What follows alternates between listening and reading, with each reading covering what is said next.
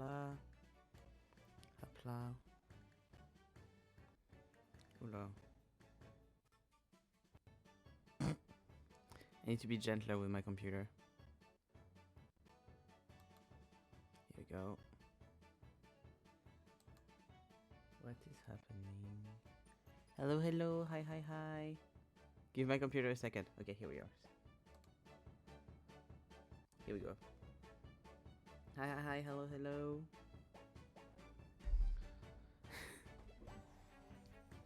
Hello, Nan, hello, Tseke. Are we all ready? Are we all packed emotionally? Do we have snacks? Do we have water? Do we have tissues?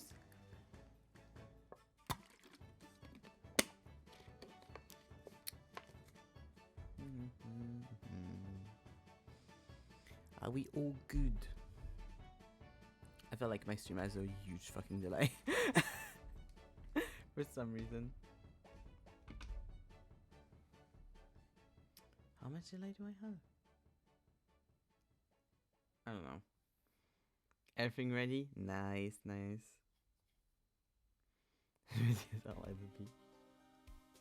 I mean, you can tell with delay with the chat on the side how much delay I have. Cause my my stream had a little bit of a panic, so I wonder if that added some delay to it.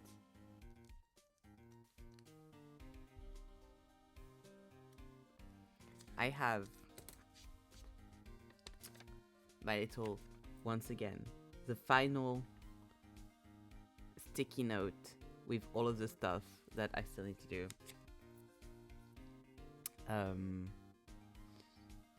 What's it called? Interfacing wise? No, the closet the closet isn't new. I just rearranged shit inside and closed all the doors. Usually they're open. Delete timer.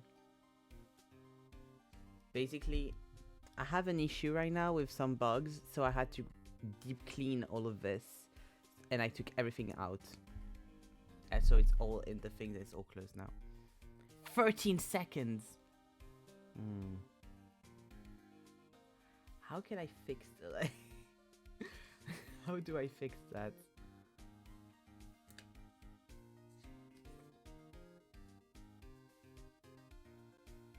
We don't have that much, like, still in here. We have the ice cream maker, the bunker door, and the Gary armor. And the Gary armor I can retry, I just need to find the dude. Still faster than average YouTube. Wow. Hopla, here we go. Hey yo, leaves almost Hello Antoine, do leave, this is the end. No spoil for you.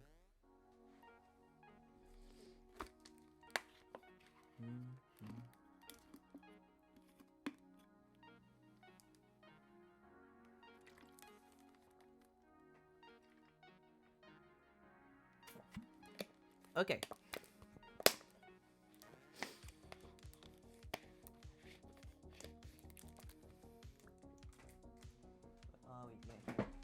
Yeah, today I did a lot of cleaning up. I spent most of today just cleaning up around and stuff. So now it's time. You are always welcome here.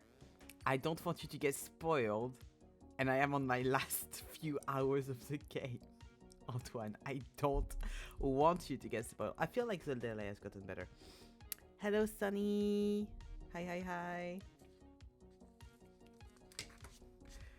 Are you ready to get emotional damage over a game you've not seen that much of?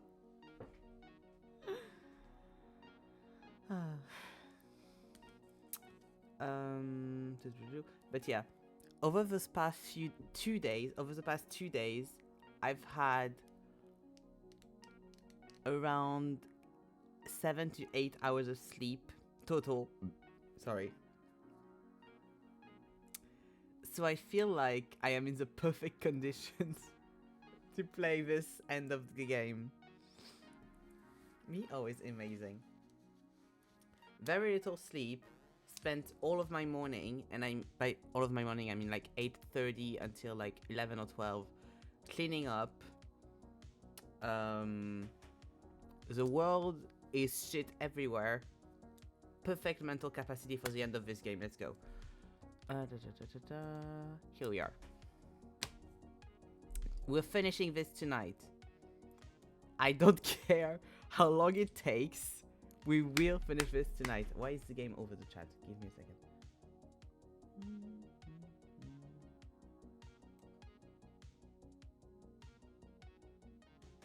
Here we go. Here we are. Perfect.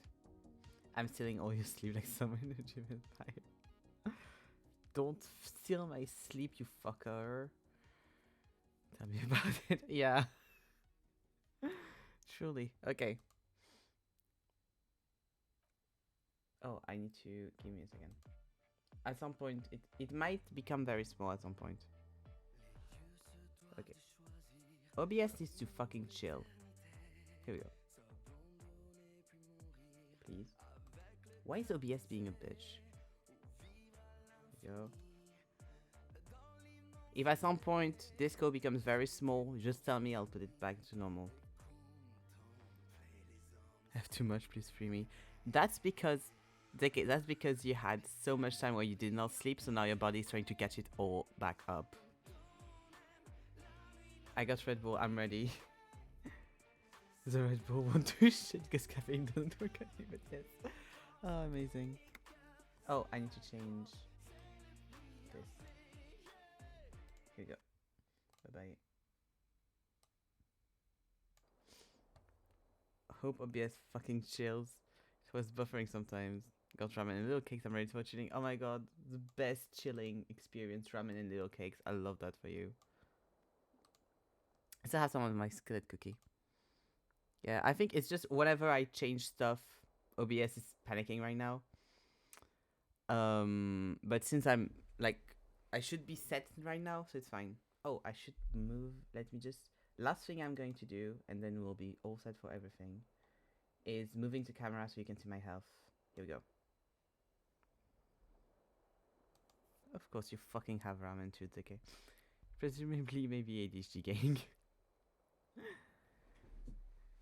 Really sweet. Okay, let me move that here so I'm not distracted. And we're ready for the end of this. The end of this adventure. So, let's summarize. I can level up something. I have a point to level up anything. It's great to have that now. Not last time. So, this is where we are right now. Per my little level up sheet thing, I should be doing interfacing for the bunker door. But I won't be doing that right now. I'll see what I do with that. Do I even have still... I can't even level up interfacing anyway, so it doesn't matter. This is our equipment. This is how we're equipped. Amazing. I'm going to put back my favorite pair of glasses in game. Oh yeah, we got the... Forgot we got that. Here we go. Dressed to the nines. I'm going to take out that so that I can have a bag instead of a gun, because I don't like carrying a gun around.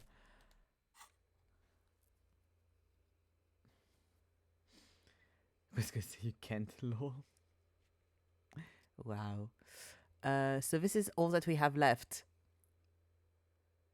That's fucking wild. So inspect the window in Clara's bathroom. Determine where the shot came from. Find booze and drink it. I want that. I have found booze that I will not drinking. And the hangman booze, like I've said multiple times, I won't be able to do. And this is all that we've done so far in this game.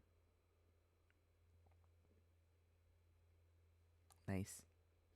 And this is where we are with this.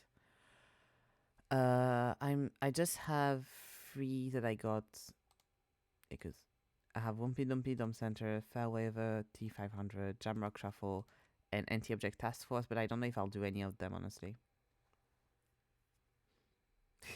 So excited for seeing that one thing super soon. So, summary of what happened last time. We got shot. We almost died. Kim healed us. like the angel he is. And we slept for 2 days, and now we gotta get back on the ground, and it's a war, basically. Newly replaced glass shining in the morning light. You hear traffic outside, back in the world again. And also, glass has been repaired, so that's nice. The stereo 8 player has been reunited with his right speaker. You see gleaming white enamel, no buttons inside. Look, the door is open. You can walk right into Kim's room.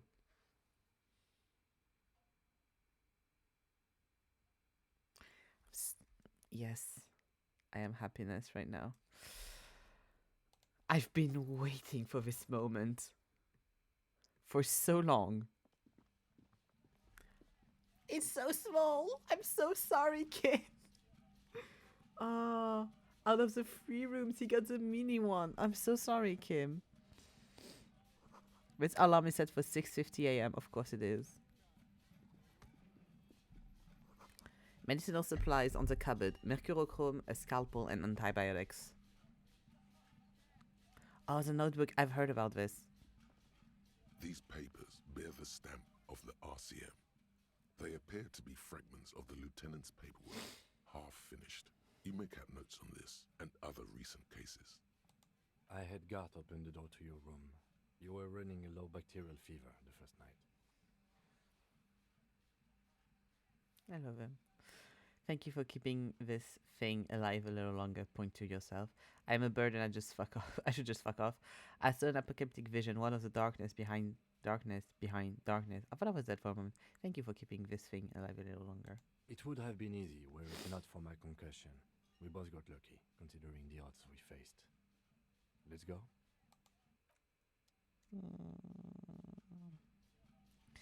I love him too strongly. It's an issue.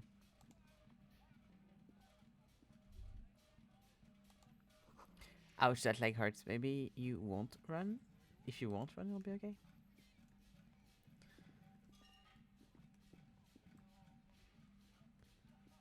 Up. Do they have anything else with the mirror? No, I don't care about this.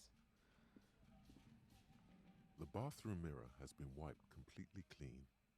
You see the reflection of your face in the mirror. Even... Yeah, I don't care about the expression. Walking Sims time. No, I will be running. I don't care. Oh yeah, Kim has a concussion. We have a broken leg. Everything is great. Is there anything new? No. We need to go to Claire's room.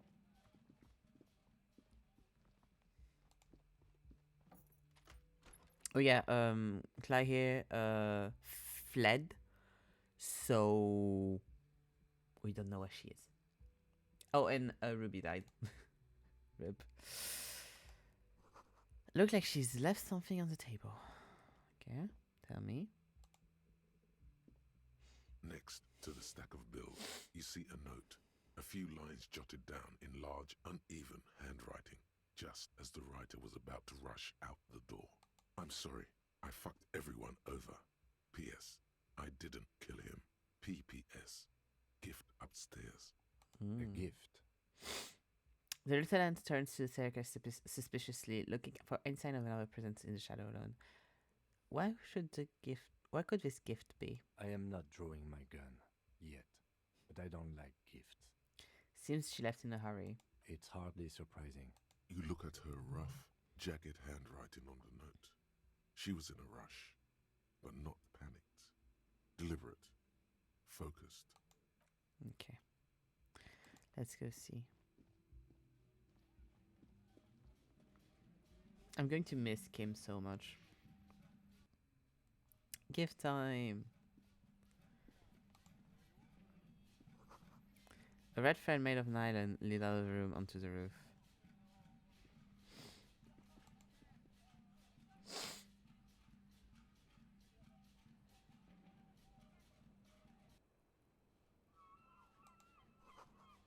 The thread is tied to the antenna. Okay. Is it unlocked? Yes. But also we've been here, so we know. You can almost see the shape of writhing inside, bathed in drug sweat and dirty linens. Bottles lie around everywhere.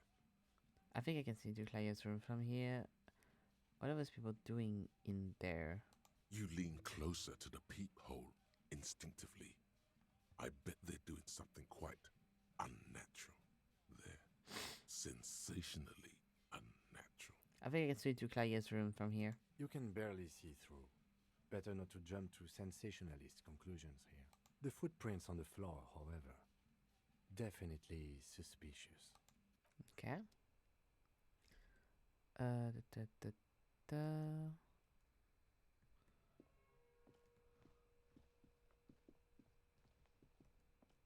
Yeah, we've been here.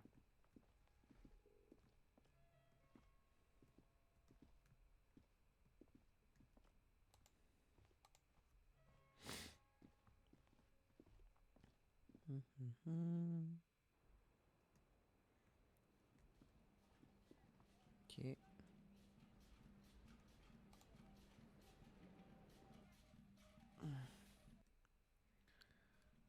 Okay.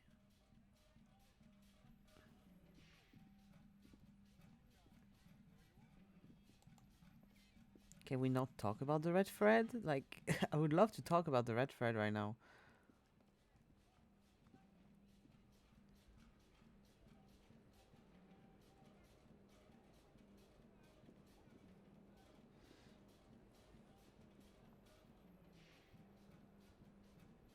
Hello.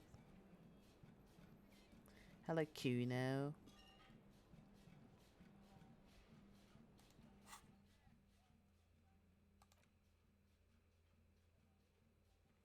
Oh, yeah. I don't remember how you talk about it at all, TBH. Okay. Yeah, the window you have to see from the inside, I forgot. There you go. You see the same two neon-lit shapes, a man and a woman, only now a red thread bisects the room, pointing from the antenna outside to the cupboard on the wall. This is ballistics. She's left a trajectory for us. The lieutenant tests the thread with his fingers. Drown taunt, it rebounds instantly. A ray of backward motion explodes from his mouth to the roof outside, A prime, to then widen into a radius of locations in Martinez, B prime, B double prime, and B triple prime. What does the thread lead? It suggests the bullet came from the extreme upper quadrant of possible angles, from a point beyond the roof. B triple prime. Yeah, that's the point we couldn't... I got spoiled a little bit when I was looking about how to explore ballistics places, and I knew it was a place that I couldn't go to yet. It's like the island. So I'm not surprised that it ends up being that. The island in the bay. Is she trying to tell us the shot came from the island? Unless she thinks the perpetrator was standing on the ring antenna. That is where the thread seems to point. He nods. Just like a guy standing up on the antenna on like a thin millimeter wide plastic metal ring, being like, pew. How did she know how to do this? She was there that night. She would have known precisely where the bullet hole was in the glass. She had a long time to think about it after, standing on that roof, staring at the glass. You would try to do that, Deke. I don't know if you would succeed, though. It also looks like there may be more to her skill set than we know. The question is, should we trust her? Is it her way of saying sorry? I just don't know. Of course we don't trust her. I don't know. At this point... He stops mid-sentence. What difference does it make? This is also the only point of origin we haven't ruled out yet. So it is. For a second he seems tired. Yeah, that's not going to work. Maybe we need to go to the island?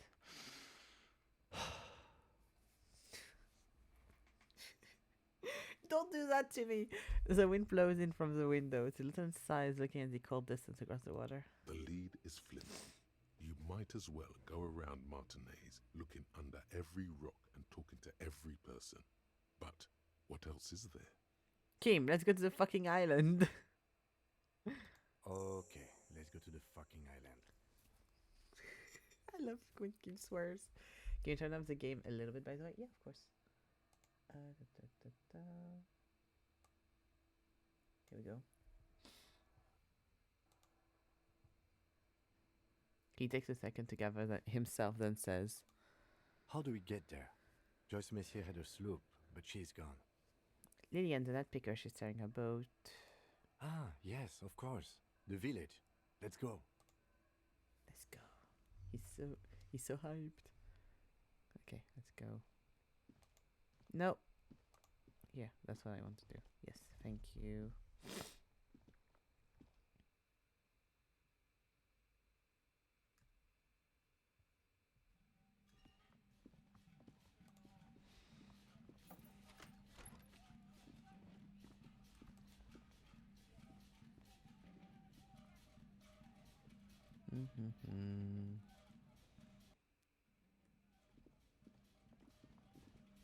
Oh, they're not here anymore.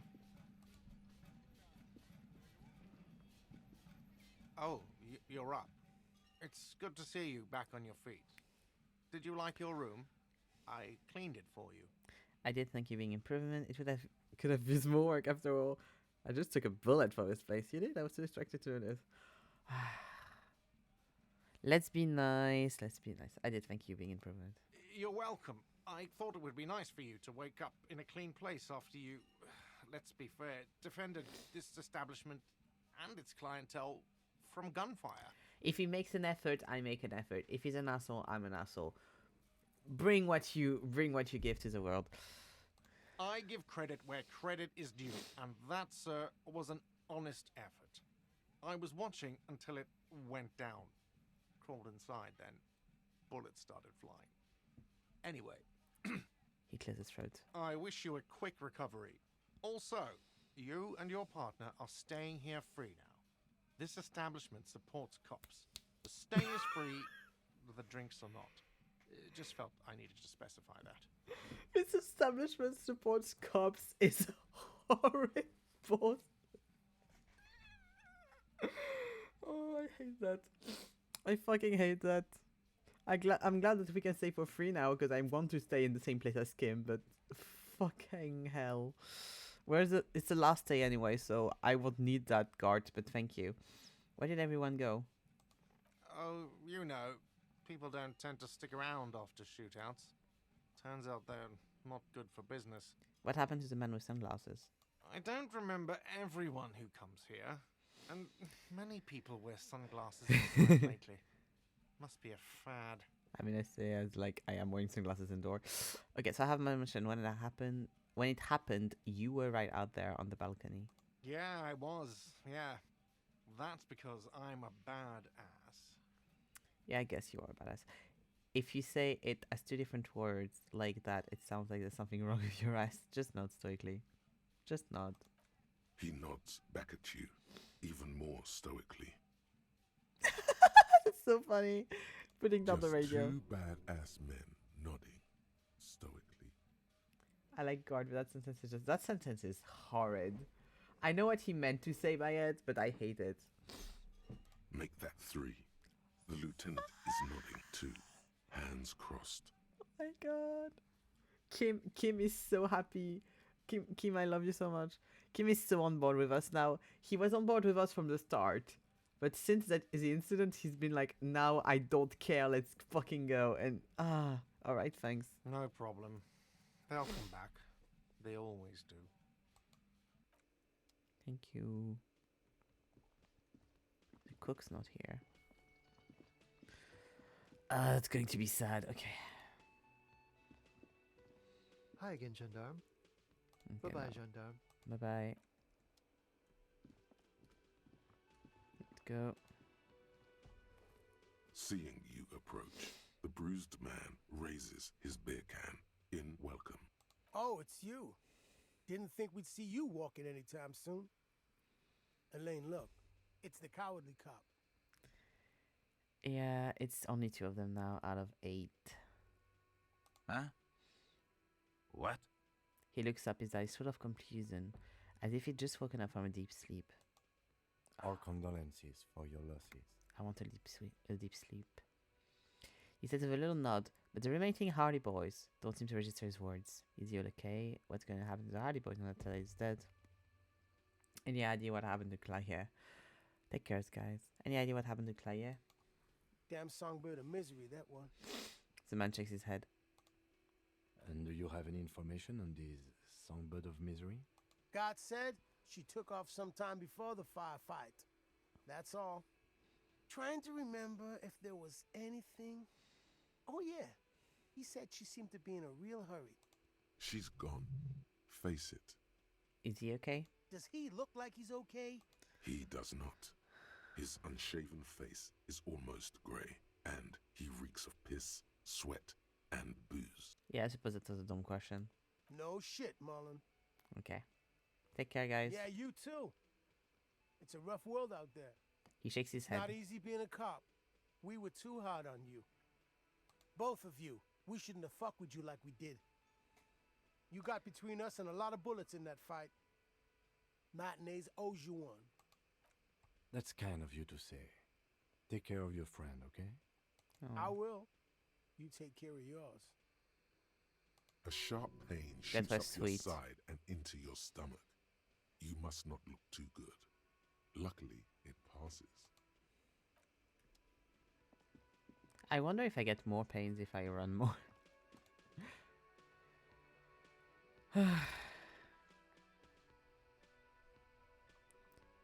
Un jour, je serai de retour. That all? Près de toi. One day, I'll be back next to you. To your side. Will work as well. The graffito has been painted over the traces of the fight that took place here. It smells of blood and heavy fuel oil. Of course you love that. This was Cindy the Sky. I was going to say, is that Cindy's? Looks like Cindy's the skull finally found her words for her masterpiece. The lieutenant crouches, touching the fuel oil with his finger. Looks like it. Yes. This is still fresh. It wasn't here yesterday. I smell heavy fuel oil. And blood. Some of it is even yours. Heavy fuel oil. Isn't that flammable? They're trying to imply fingers. You could buy some smokes, No. light up a ciggy and throw it in there. You know, just to see what happens. See if it's flammable. It's better that way. Safer.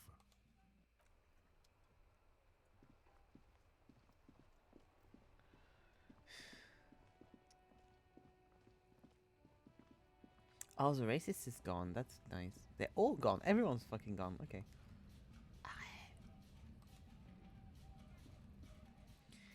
Shush, Zeke.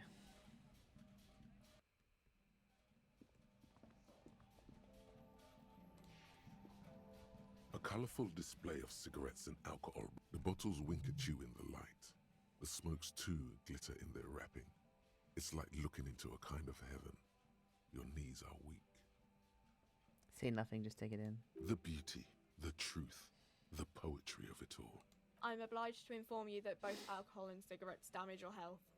But I guess you already know that. Don't ask. Don't Looks at look. us. Don't do anything here. Just go Uh. away. Get back to work. Can't we just buy a lighter? Or do we have to buy the cigarettes? With a burning cigarette, okay. Here you go, mister.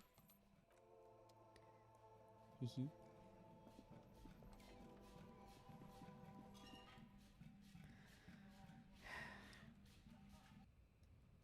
Oh, he's still here. Wait, let's check. He's the only one still here. Okay. Good to know. We'll talk to you in a minute. Well, that's good that that happened, because if not, I wouldn't have went and seen all of that. Up.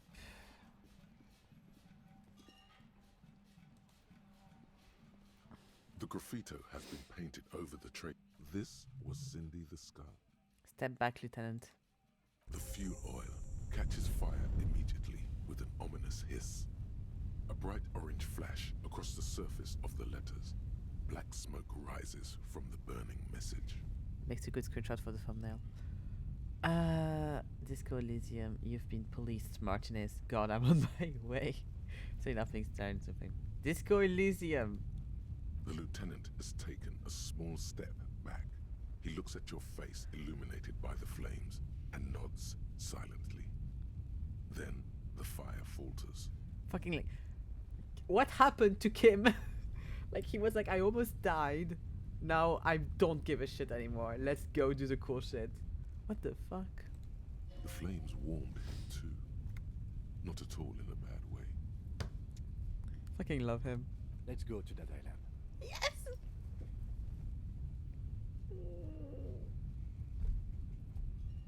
Slowly, the flames subside, the fuel burning out. The air still smells of mazout and springtime. There we go. Okay. Up-a-la. I don't know if Kuno would have anything else to say. Everyone says you started crying in the middle of a firefight and then bled like a pig. I guess that was cool. I guess that's true. Cool. That's very cool to Kuno. Just don't think because you got half your dick shot off and you're an invalid now, Kuno's gonna treat you different. Kuno doesn't reward weakness. It's business as usual with Kuno. Kuno's cold like that. Feels good for some reason. Oh, it's true. You get treated the same. Doesn't matter your disability. That's good. Okay, I'm off. Watch out, pig. It's a dangerous world out there. But Kuno's got his eyes on you. That's supposed to mean. Who knows? Okay. Thank you, Kuno. Kuno's cold like that. He is. He truly is.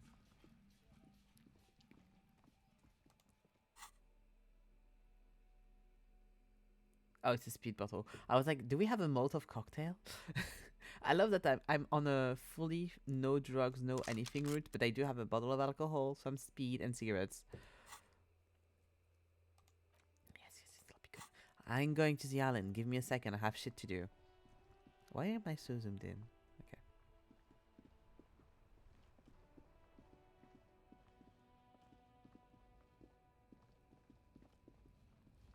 I'm so happy the racist is away. Hey, camarade. Mañana. Do we still have the assholes up there? I wonder. The boyadero stares at you with respect, then gestures towards the trickles of blood adorning your clothes. Danger comes in a boyadero last time, right? Yeah, gotcha, no big deal. Really hurts when you're in pain. That's what strikes upon upon us. This one. There are types of danger. The one I'm usually concerned with is lung cancer or getting mauled by wildlife, not bullets. It calls back to an older era where this was commonplace, though. You have a true boyadero heart. Right, so where is everyone? Hiding, gathering themselves. The harbor's in full lockdown, friend. No getting in or out, for the time being. What's going to happen next? Time will tell. I'll tell Everett you dropped by. I'm sure he'll be glad. I don't care. What will you be doing now? I'll be okay here, doing lookout. Quite the sight, aren't they? Getting to like that red I am. Don't worry about me. I live to alleviate the worries of our brothers. See if any insane killers turn up. Then I'll run. And live. I'm sure you'll do good. You know it, friend. Bye. Da, da, da, da. Da, da, da, da.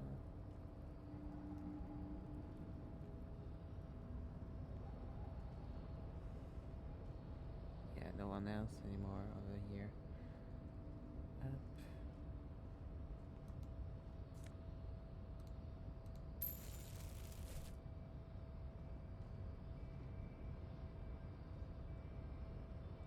Yeah, nothing to do up here. Yep. Ugh. Well, at least there's no knuckleheads here anymore.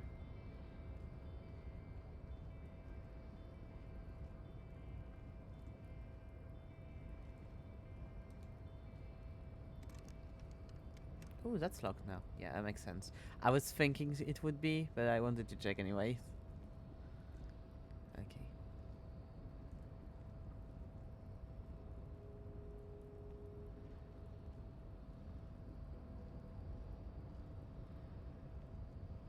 so red now.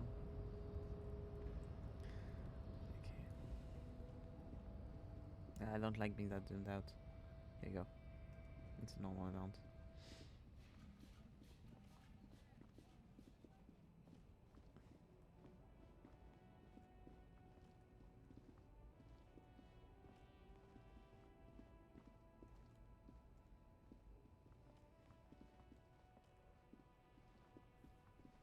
Are you going to be still an asshole to me? I mean, your friend's dead now, so. My man, you're alive. Almost. Kind of. Sort of alive? I've been better. Man, what a day. I missed out on most of the action, but I heard it was quite the encounter. Had a strong sense of finality to it. So what's next? You guys heading back to Jamrock now? Talk is local union muscle were behind it all. I'd reckon the case is closed, even if it kind of turned into a shit show. Yeah, the case seems kind of done. Gonna check on a few last things. I'm still looking around loose threads to tie up. It wasn't a local union missile, by the way. Hey, that's just what I heard. Old wives' tale. So, what next? Still looking around loose threads to tie up. Good luck with that, my man. Ain't easy being you, but hey, you're still breathing, right? By the way, you're not angry with me anymore? Fuck it. I'm a bad guy now. Okay. There's things more important than holding a grudge. It's okay. You've been through enough. Yeah, don't feel too bad about the fact that it's kind of because you sold your friend out that she's now dead. We are what we are. And you're a cop. I'll be heading off then.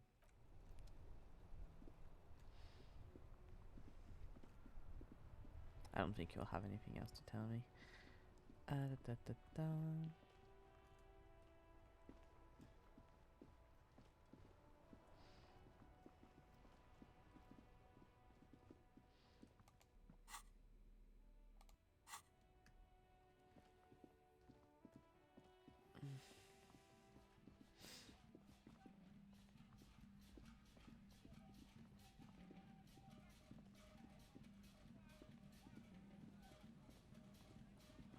There's one thing I want. Hello, auto save. Do your thing. Here you go. There's one thing I want to do before we go.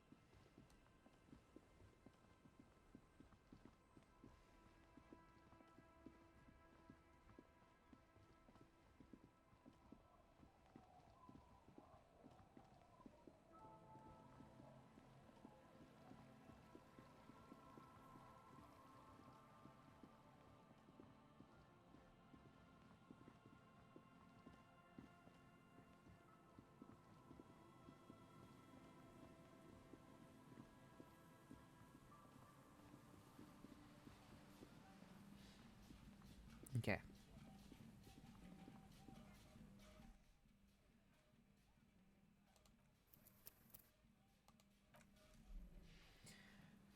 I won't save Scummit, but I do want to try once without having whatever kind of key or tool or whatever we might get later. An old door, worn by elements, guards the depot. The wind has blown a sand dune in front of it. The door hasn't been opened in a long Wait. while.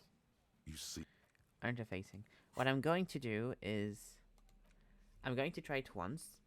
If I don't succeed, which I probably won't, I'll just reload my save, but I won't try it again. Interfacing, let's see. Those gloves have two interfacing, yeah.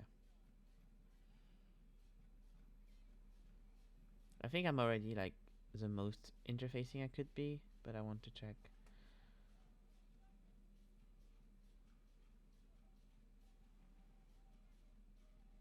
Because I don't want to fucking lock it off if I don't succeed, but also I really want to try. Okay.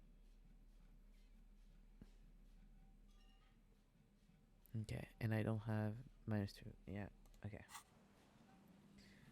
An old door, worn by elements, Guards, you rattle the handle a bit, then push on the door with all your weight. It does not budge.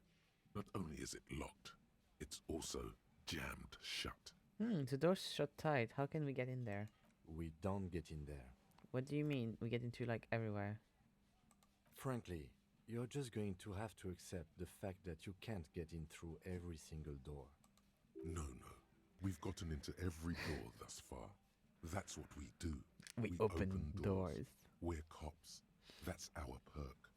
Even Everard knew that's a part of our MO.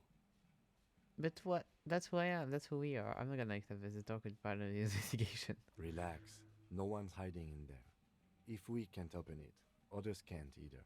And thus they can't get in. He looks at the door with a rueful smile. At least you can think about opening it. About doors in general. They are, after all, fundamental to your life. Perhaps something useful would come from this. Okay, I see. It makes a point. I'm not going to reload it. It's a good point. It's a smart point. It makes sense. I still want to open the door. I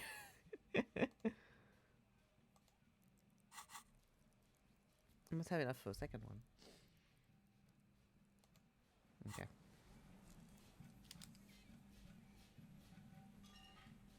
Crossing that off the to-do list. Up. You're not going to get another secret container room. I wonder what happens in like the... God, this makes me want to save scum so much. I wonder what happens in the percentage of chance that you do succeed your thing. I wonder what kind of funky thing like the container happens.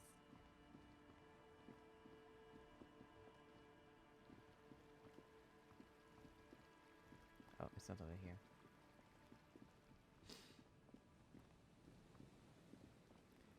I wonder too, I do not know. Because the container is kind of like a similar point of... let me go! It's kind of like a similar point of you can't go... Probably something amazing and very interesting. Than being like, do it again! Because it's kind of a similar point of you can't get anywhere and you just have to live with that. And it's fine. Except the container was very fun. I fucking loved the container.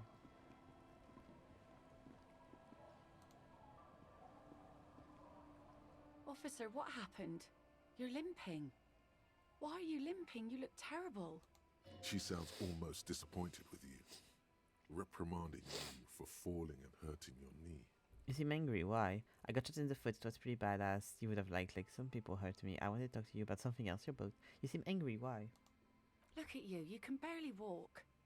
It's nothing. I got shot in the foot, it was pretty badass. You would have liked it. Some people hurt me. Is this from the shooting in town? No. We heard gunshots. Not that we don't hear gunshots all the time, but they were closer than usual. There was an exchange of fire on Rue de Saint-Guylaine. It's nothing to be worried about, madame. I have questions. You should see the other guys there all day. That's in very, very fucking bad taste. I have questions for you. Of course. Can I help you with something? We need to get to the island. That won't be a problem. It's wind still and the tar just dried. We've got 2 days of relative sunshine ahead. Can we borrow your boat? If you promise to bring it back. And no scraping the hull. I just got it nice and yellow. And no drinking on the boat. And no joyriding either. Of course, ma'am. It's only for a day or two. Official police business. Aye. She nods. Not along attentively. This is... It's okay. Not along attentively. The crow's feet disappear from the corners of her eyes as she smiles at you. What's on... Today on Sunshine? I just got bacterial infection. I'm sad to hear that. Take care of that with Isha, will you? Don't get too many RCM men round here. Be sad to lose the first one. What's on that island? We'll know that when we get there. Thank you. We'll use your skiff to get there then. Please be conservative with the fuel, will you? Just filled her up, but it's a small tank. Kim's presence makes it awkward. Ugh. I bet. He got jealous of the other guy, so.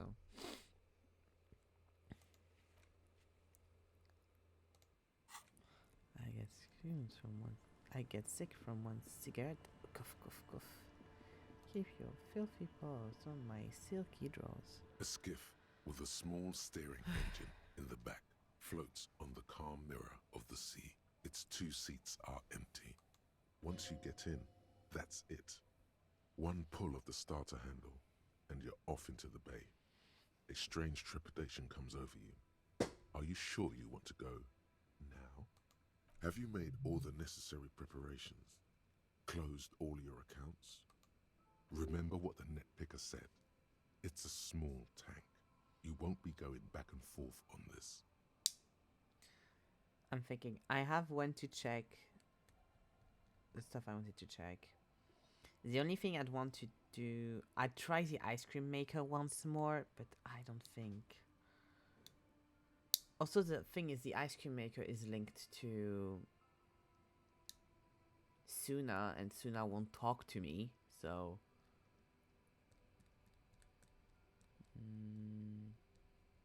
Okay, I'll try the ice cream maker. And see what happens with that.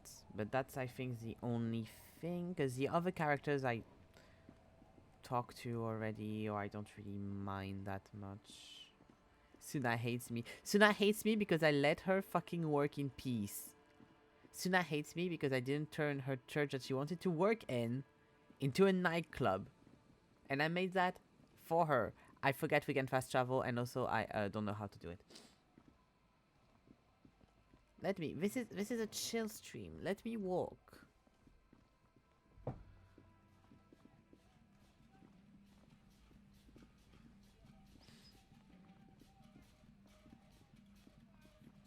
I'm running. It's fine. There we go.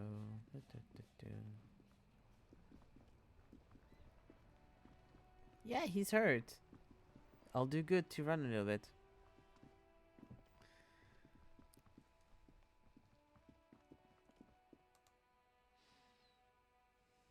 Either fast travel or not, it's getting there by foot anyway, so.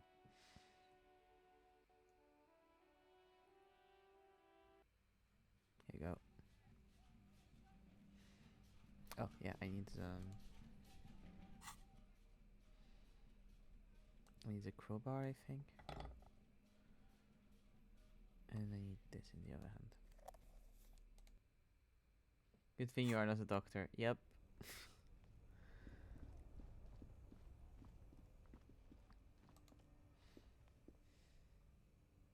This orange machine is dead still.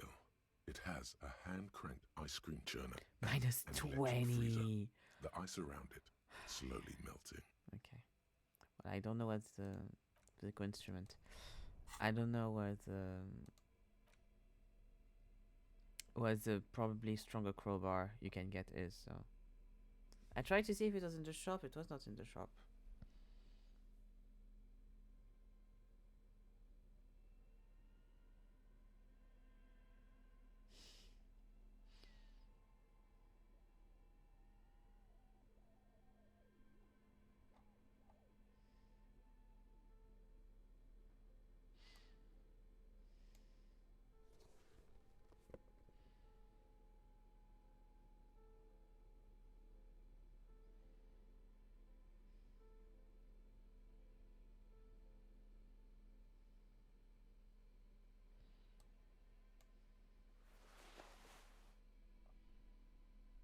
Yeah, so okay. Okay. No, I don't have the multi-tool. I don't know what that is.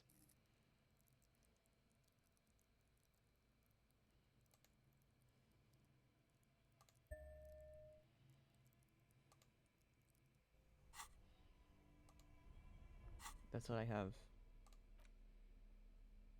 Tools wise. I have the chain cutters, tape player, the yellow plastic bat, the hatchet, alcohol spit bottle, and smokes.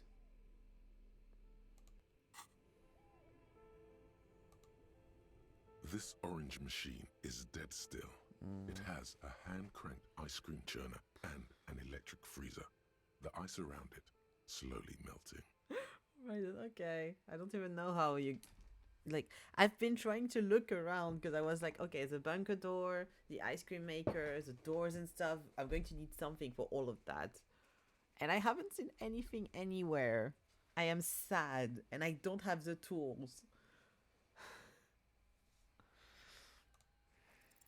The ice squeaks beneath the pry bar. You think you've got the bar jammed in there pretty well, but the lid simply won't You would budge. get that now, okay, fuck me. Maybe you get it with fucking Evra, I don't know. You see the pry bar's Yeah, well, that's a good pry bar. I'm not criticizing it. But this ice cream maker is frozen shut. It takes an advanced tool to get it open. I have no idea, officer. Sooner or later, you will stumble up. Okay. Because I had that dialogue and I tried to look for it. The thing is, this is ungenuine. This ice cream maker has been unfrosting for the past, like, 3 days now? 4 days now? This should be able to be open. That's why I unlocked it. I thought it would help me. I thought it was going to be like, oh yeah, you've unfrozen it, so now you can open it.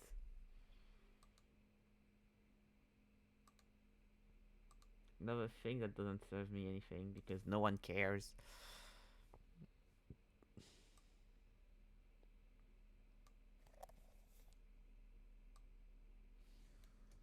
Okay.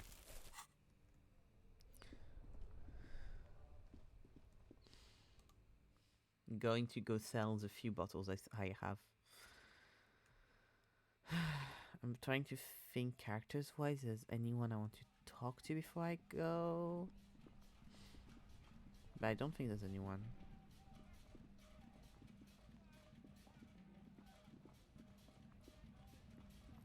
It's true, ice it does melt. It does not melt because magic. Oopsie. The tear machine stands in the corner. Your bottles clunk into... Worth it.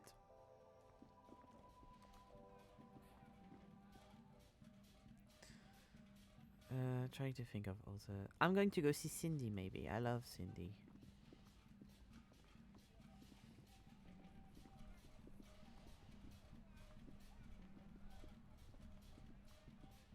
Oh, hello kiddo. You okay? Hi, Ace Detective. Okay, you don't give a shit. Bye bye. Ace Detective, huh? No comment to say on that.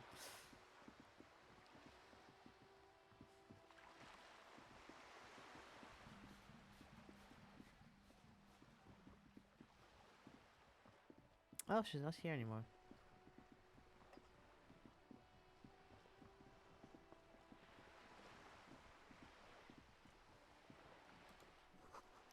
Went to the village on the coast, officer. See you there, Joyce, says the note on the post. We already commented on that. Yes, and I want to comment on it again. Is that a crime? Going to put me in prison for doing an Ace Attorney reference twice?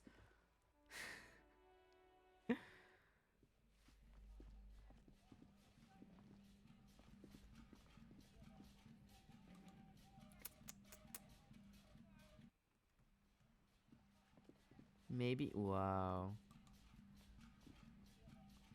You hate me. She's not here. Nope.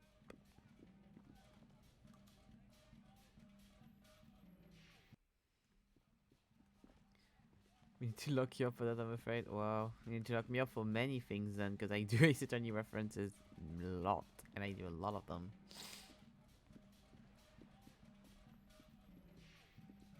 I will continue to do a lot of them.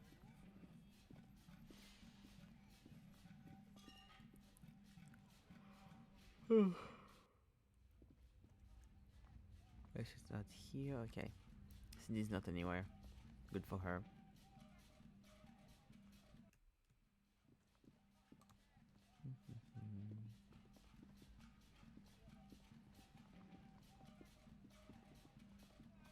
I hope, I mean, she wouldn't have, but I hope she'll at least know even though she for sure didn't see that we lit her sign on fire.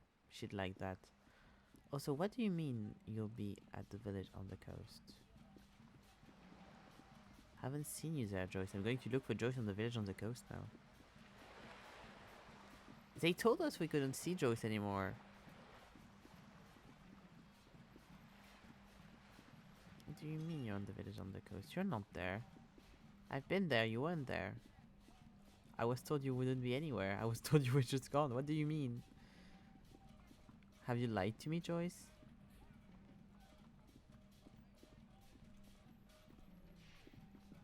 What is this?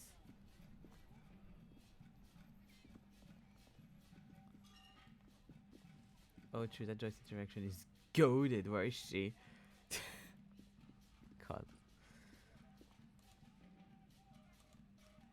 Here you go. That note might have been there a while. Yeah, but I was in the... Oula. Letting it chill for a little bit. Okay. I was in the village for a very long time. Like, I was around. I would have seen her. I would have seen her! What do you mean? Did I miss Joyce interaction? Even though I was looking for in that place. God, OBS is having a time. I am begging OBS not to crash. I don't know if he'll listen to me.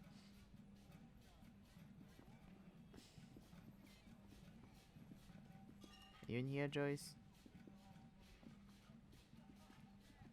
I think coding is overloading a lot more than usual. Nope, you're not. That's the worst little house I've ever seen. This is not the day to crash up. Yes, please be nice. Exactly.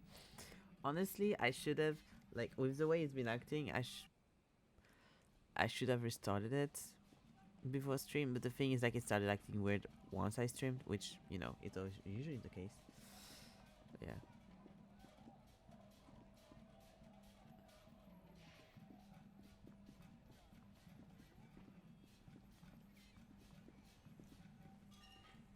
Have you seen Joy's grandma?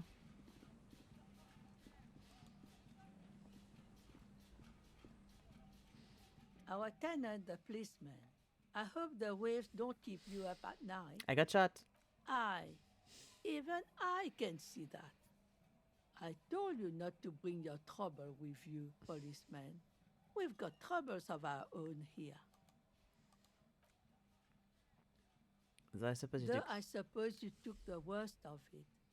Turns out you were your own ill omen. This is no time for jokes. Can't you see I'm in pain? I guess you're right. The men with the guns were coming for me after all. I'm not sure those were the last of the men with guns either. There are always more coming for your kind, officer. Goodbye, I'm off. Okay.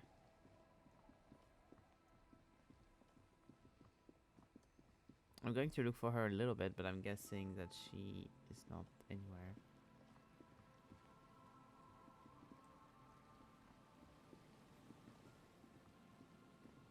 Anymore.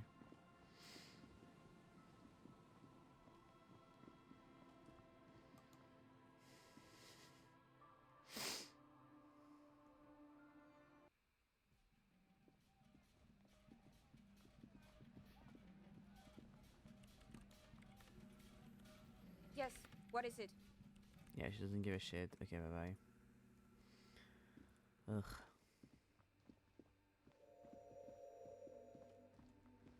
Yeah, he won't be back either.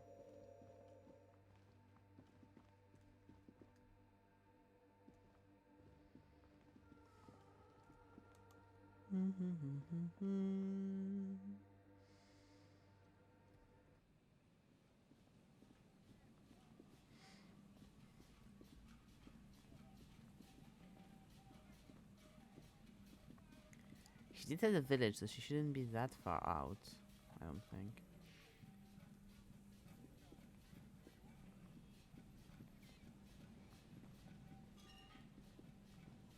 don't really want to go back in here, to be honest.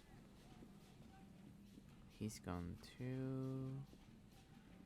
No wonder you were with your kid.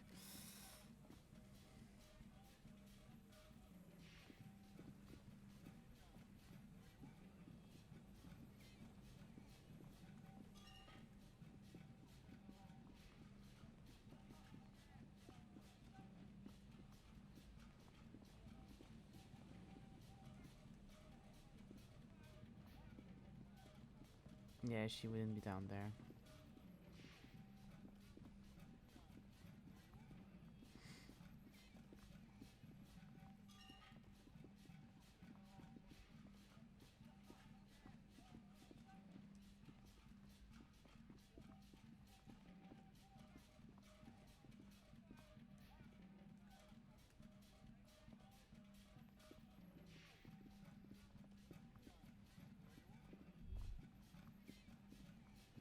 Yep. There's no way the perp is in here, officer. Look how scarred the boards are. All attempts to pry them off have failed. Kim, you think she's in there? Pointed to Billy. What do you mean she? Oh, Claudia, maybe? The suspect? God, I hope not. I can't see a way in, though many have tried. They mean Ruby, but Ruby's dead now. Hopla. There's certainly no way to get through this door.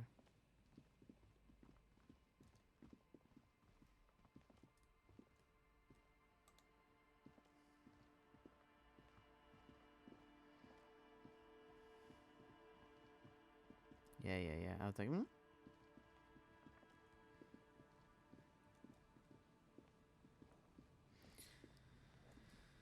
Okay. Let's go back to the village.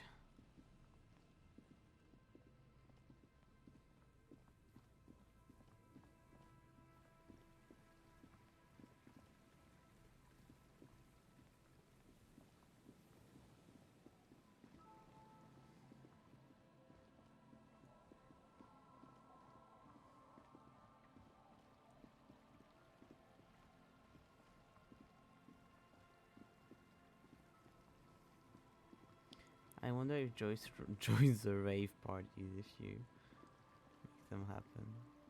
That'd be funny. Shouldn't be anything else out here, but you know. What's that? Oh, it's just rocks.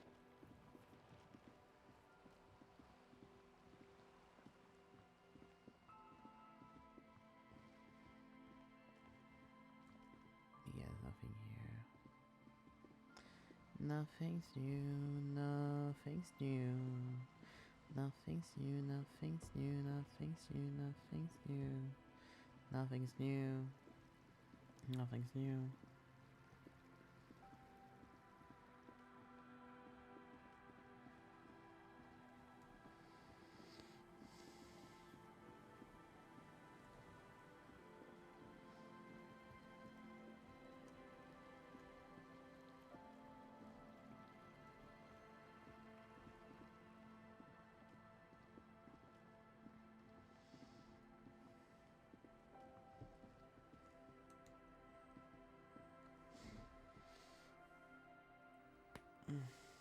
No.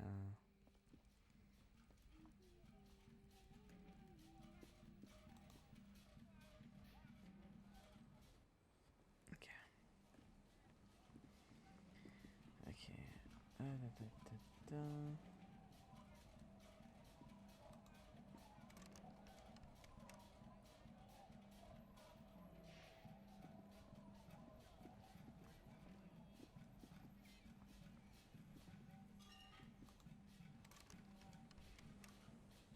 Okay.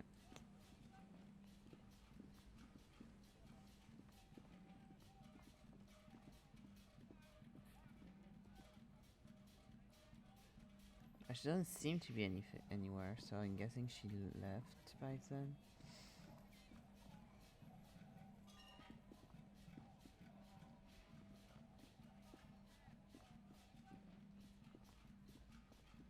Since then, rather.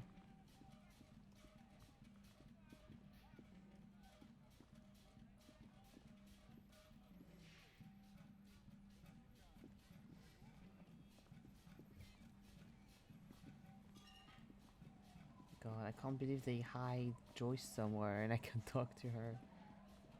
I guess he missed her somehow. I don't remember when I met her in the village.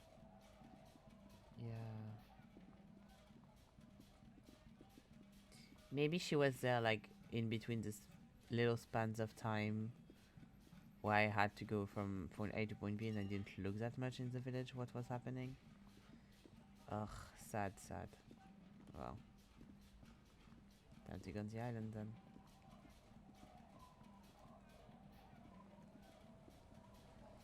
That's why I was like, oh, I don't care. Yeah, I've talked enough to Joyce and stuff, because I didn't know she'd be here. Oh. The skiff floats on the calm mirror of the sea. Once you get in, have you made all the... Remember what the net picker said? It's a small tank. You won't be going back and forth on this. You take the engine, Kim. I'll hold the boombox. What? What's what? Who else will bet the sad FM on our way to the island? Fine. Let's blast Sad FM then. Sad FM is a radio station specializing in sad, slow rock songs. You seem to know its frequency by heart. You get in and right to the island. God, I'm so sad I missed the little Joyce talk. Ooh.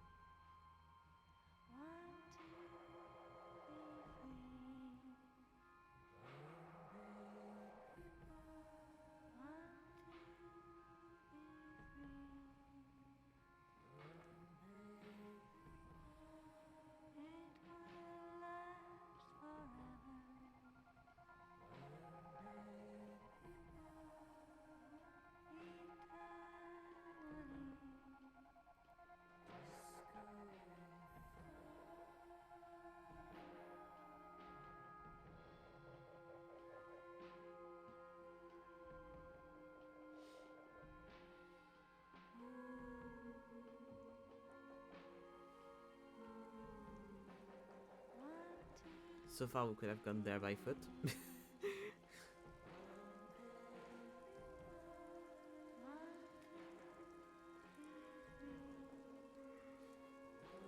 Sorry.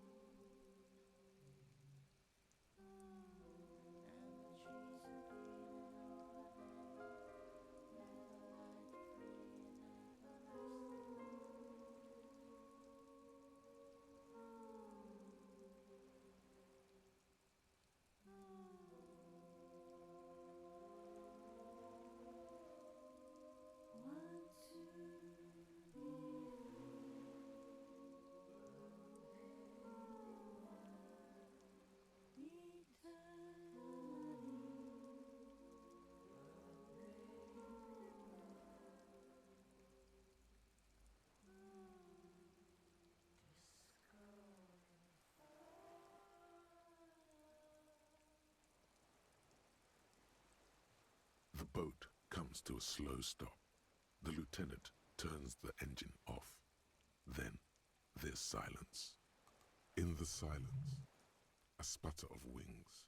A flock of quails takes off in the distance. Let's go. He whispers.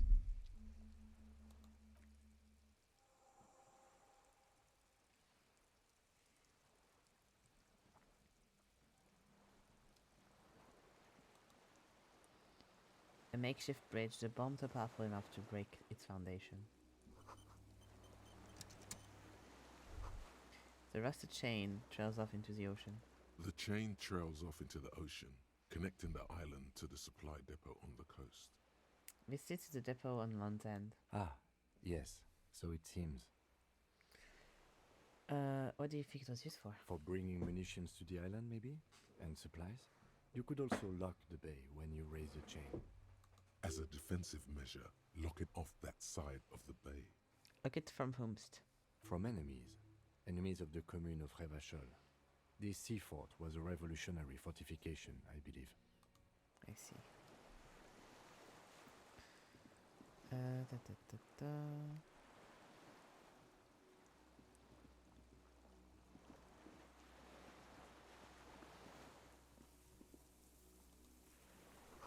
These tires are falling apart, they're at least 50 years old.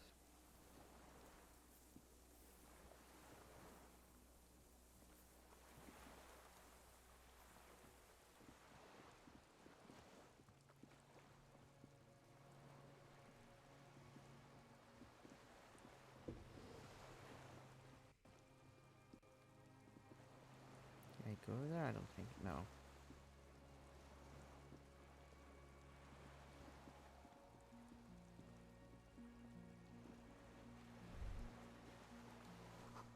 There's a lingering trace of mazout in the air. Attention, inflammable! Some fuel has leaked out of the barrel. Black viscous.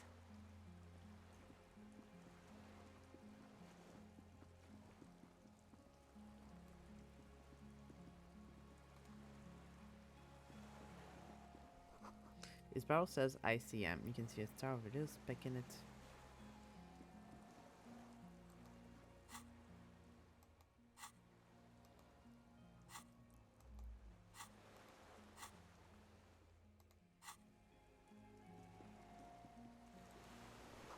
No way to get up here, the stairs are gone.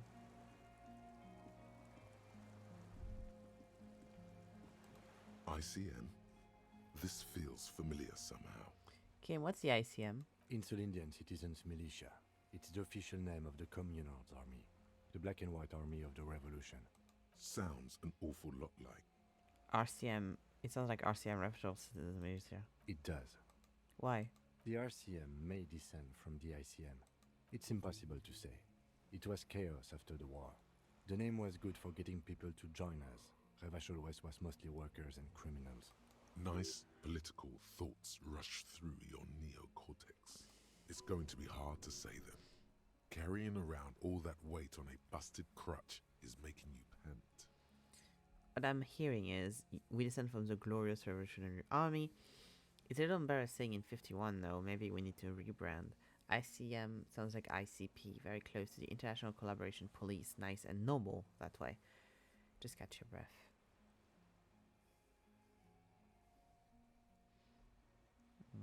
This is better preserved than the others. You can still read the sign. He bows to inspect the barrel. White star?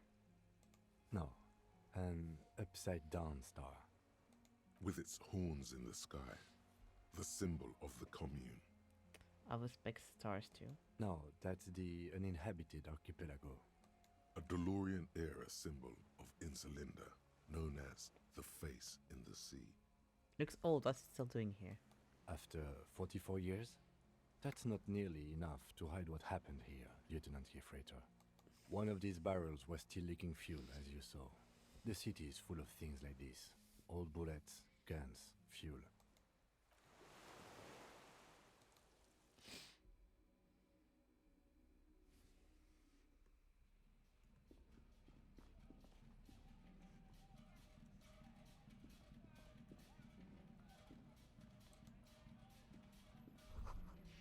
This was once an armament rest. Twin cannons were attached here. Medium distance, large caliber. Careful, the stairs have collapsed.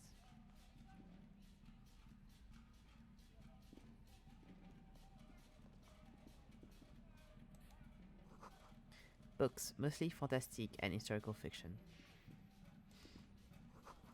Dishes stained with sauce and fire. A survivor's kitchen.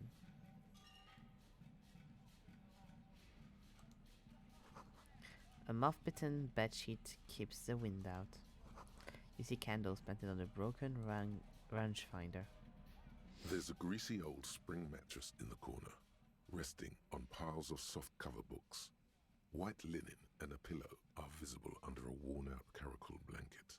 Someone has been squatting here. The linen is fresh, recently washed. How recently?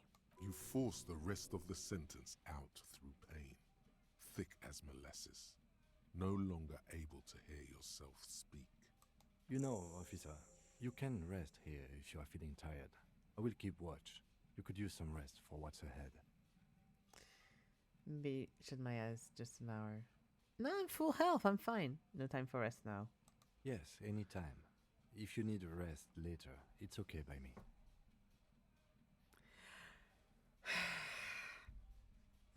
Fucking love Kim. You don't have to be a hero. The greasy old... The offer still stands. Take it. You don't look so good. I wanted to do the other talking options. I'm fine. Kim, you're so fucking sweet. Books and magazines lie scattered on the floor and on a makeshift cupboard. They are not particularly well organized. 5 of them snuggled up together here. Yes, give me. Shift through them. Most are soft covers, serialized fantastique and detective stories from the 20s and 30s. This disparate digest includes the classic Animal Adventures, popular depictions of man versus nature by amateur naturalists T&T Harpin, husband and wife, widely read by people from all walks of life. Who doesn't like nature? Who doesn't want to survive? Make it. I thought you meant that you've seen some. Ugh. Among what is mostly commercial fiction and serialized stories, you find a magazine cathodique for electrical engineering. Then it's back to pulp. Light erotica, an international thriller about circuit benders. Someone's made themselves a home. The lieutenant inspects the front cover. Do anything stand out any unusual? All things communist. Now I have conceptualized it in my super mega brain right now. Ugh. Oh yes, under the bed, there is a rather extensive collection of critical theory, that is, dour, life non-affirming left-wing literature, published by small imprints such as Abattoir Firm and Ouzia. It's not exactly like reading. Look, Kim, powerful communist theory, rigorous and truthful. Look, Kim, deranged commie renting. Look, Kim, downbeat dribble of people who can't get shit done. Look, Kim, a book left wing. I have no comment. Do you? Powerful communist theory. Ouzia. I agree. Humanitarian sciences. It stands out. Not a lot of critical theory around in Ravachol West. Your incendiary remark has failed to provoke him. Exactly, Nan. Exactly. Then maybe you should make it, Zeke. What about that? Wasn't there some in the communist students' room? A student in an apartment building seemed to have some as well. Well, yes. That one student did. The little books seem inconsequential next to the big pile of frivolous entertainment covering them. Critical theory books. What do you think this means? Whoever has lived here, they have some education and a certain set of interests. Interesting.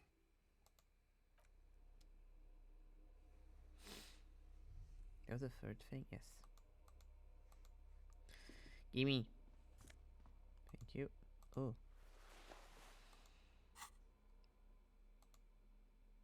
Oh, I forgot to change.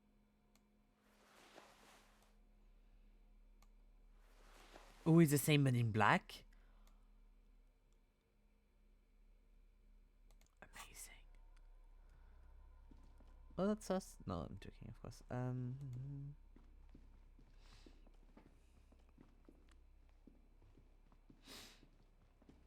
An old cylindrical generator is nested above the ammo lift, with makeshift electrical wiring running out of its side and across the floor. The cables disappear into the wall to your right. The lieutenant puts his hand on the metal barrel, checking for warmth. It's cold now. But someone has been maintaining it. The wiring has been repaired. Where do these wires lead? Downstairs, somewhere? What kind of generator is this?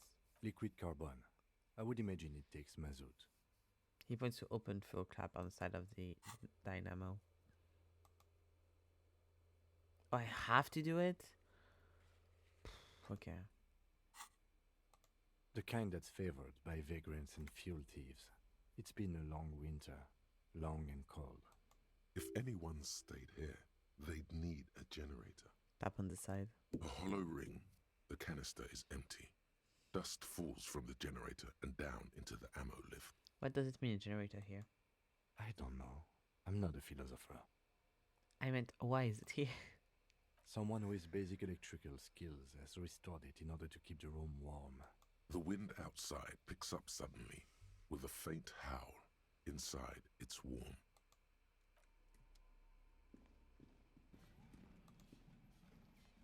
The greasy old... The offer still stands. Take it. You don't look so good. Maybe a little shut eye, just an hour. You face the concrete wall. There's less light there, in the dark corner. Like a dog, you lie there. Okay. Crawl up to your knees and close to your chest. The blanket feels cold. The entire room does. Concrete and cold. Minutes pass. Half an hour maybe. The sounds of the sea beyond grow distant. Your eyelids close. Until you feel yourself standing up in the darkness, right next to the mattress. Slowly, the world begins to hatch from the blackness. It's evening. He let us sleep until evening? Sleep. Please tell me I haven't skipped until... Kim?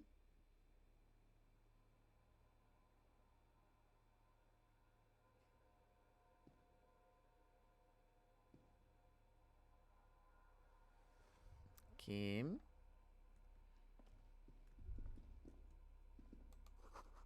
Lieutenant is no longer here. Go outside to the beach. Kim?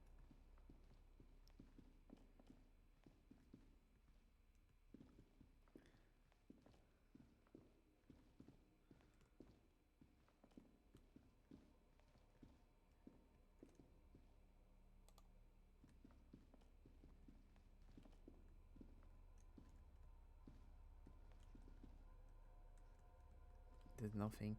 Is this a dream? I think this is a dream. Door still here closed. Feels strange somehow. You can't get in. Also, I don't have... Tab doesn't work anymore. Yes, it's fully a dream.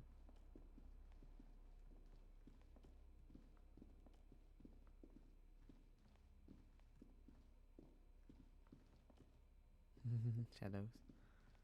Where's that door?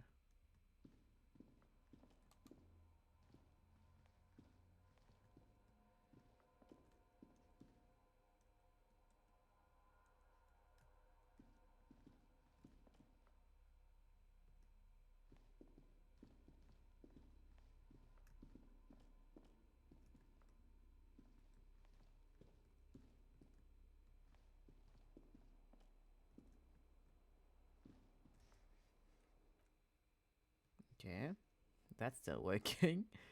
They don't have anything else here right now.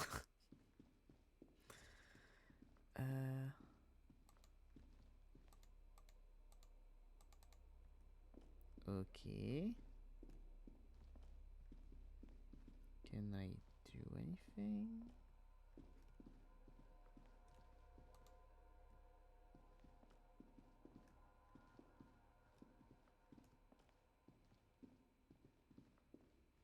Oh, okay. The door's here. I hadn't gone this way, so...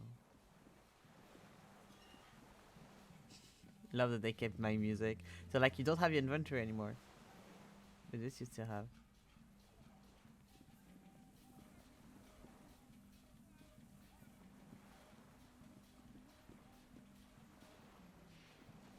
Okay.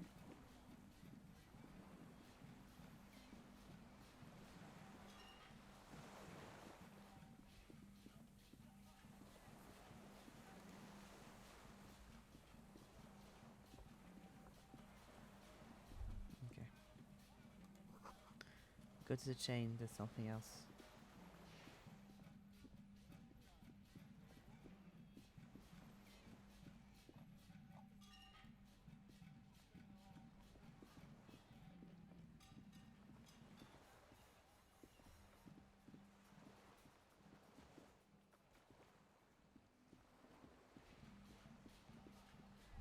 Oh, here's the chain. Walk into the water now. Did they make... Jesus!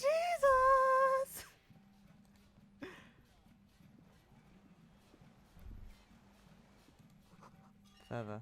Wait, give me a second. I have that to check first. See her footprints on the water. Okay. Is it time for the dead wife? Oh. Yep, it's time. Okay, let's go. Dolores Day, the innocence of humanism, internationalism, and the welfare state turns around to face you.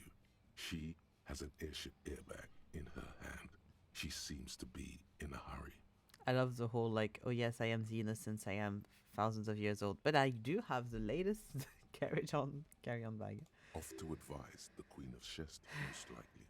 This is the Holy Suzerain of Mwindi and Insulinda.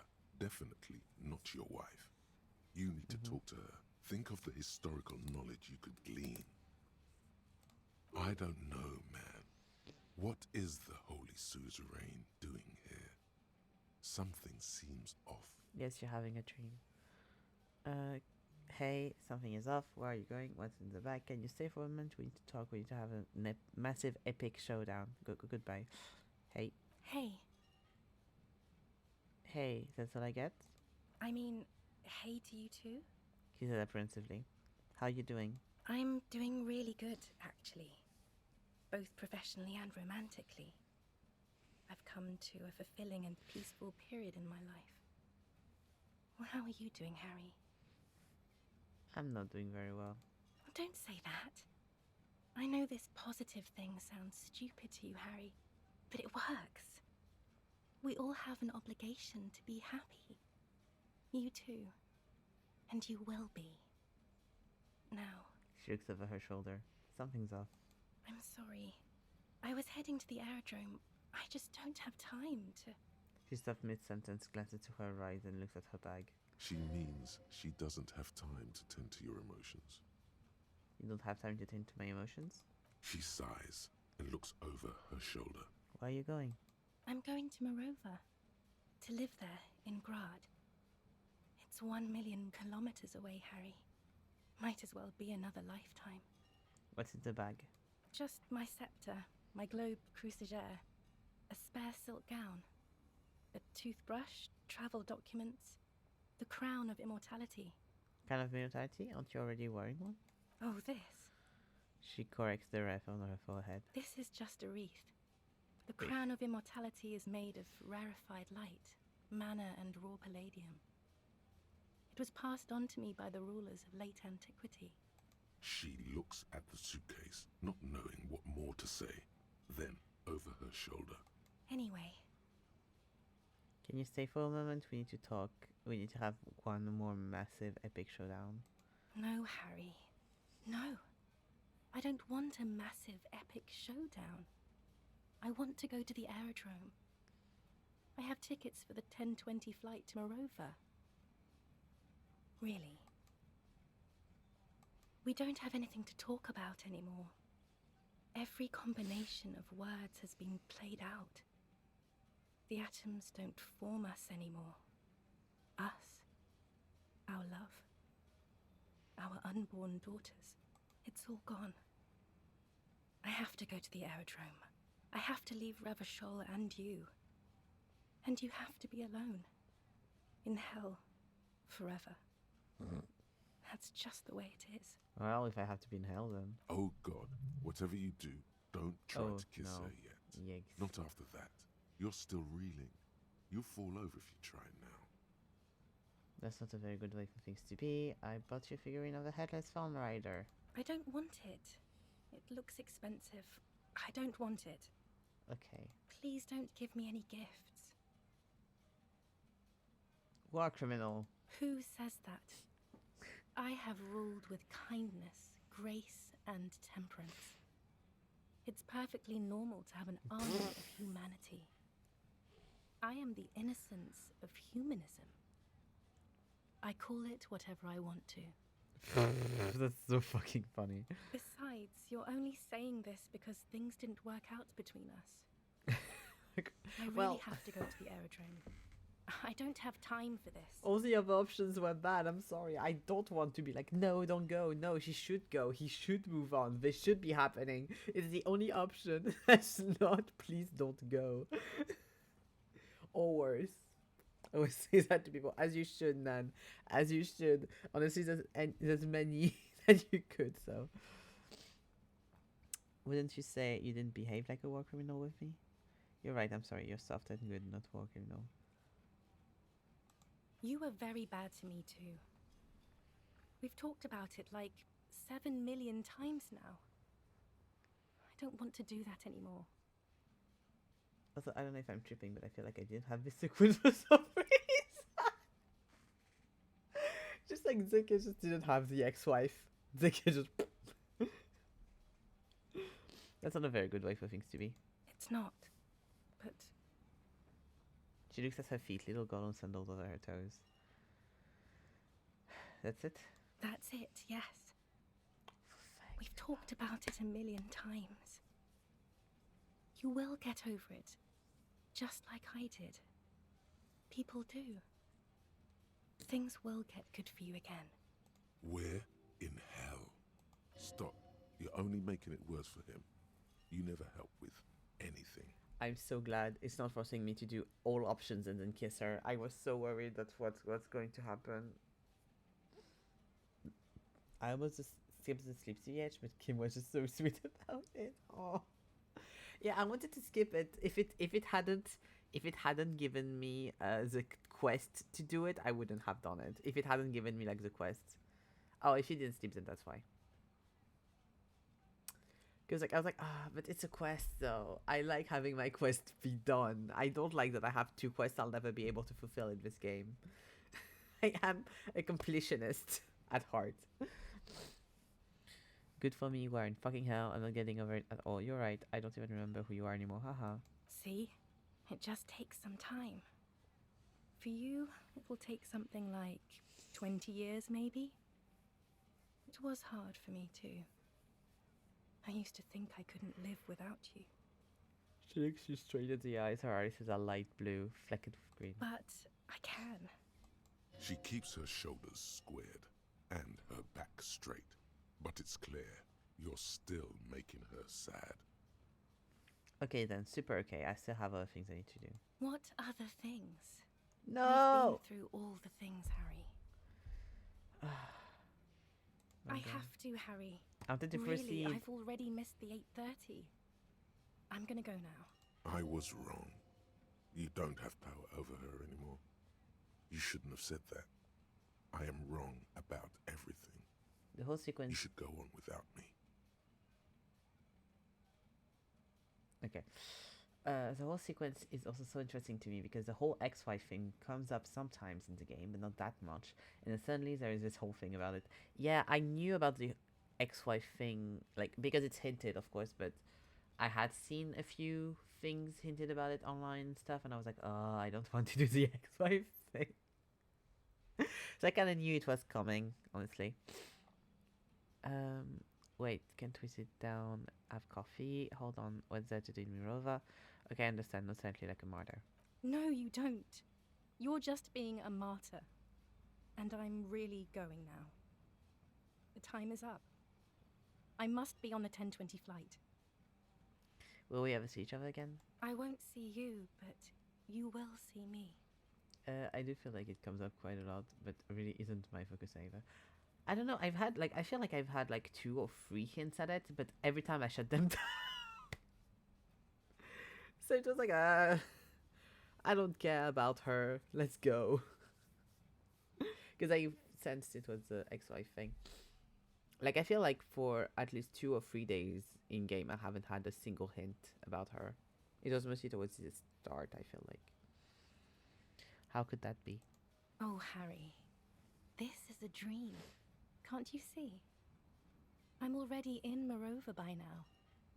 Who knows how long ago this happened? A year? 2? 5 years ago? Like all the four cores, of course, the mural and everything, the apricots as well. Many dreams too. Yeah, but not in my playthrough. Like, I don't... It's more like a little comment here and there than really a focus. It comes up quite a few times, but I feel like it's never really the focus. Like Harry being a drunk is much more in the spotlight. I agree. How will I see you again then? Right here, tomorrow night. Once this dream starts happening, it keeps happening. 3 times a week, at least. And Harry, it really, really looks like it started happening again. There's the video rental. I'm suffocatingly beautiful. And young. And I smell of tutti frutti chewing gum. Like I did that time when I asked you for forgiveness. After leaving you the first time. So long ago. I like this. Oh yes. This is real darkness. It's not death or war or child molestation. Real darkness has love for a face. The first death is in the heart, Harry. See you tomorrow. Thank fuck I didn't have to go kiss her. I'm so happy I didn't have to go kiss her.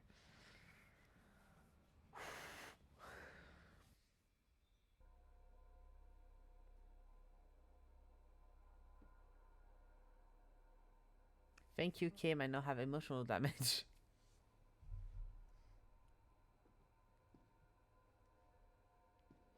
You're up quick.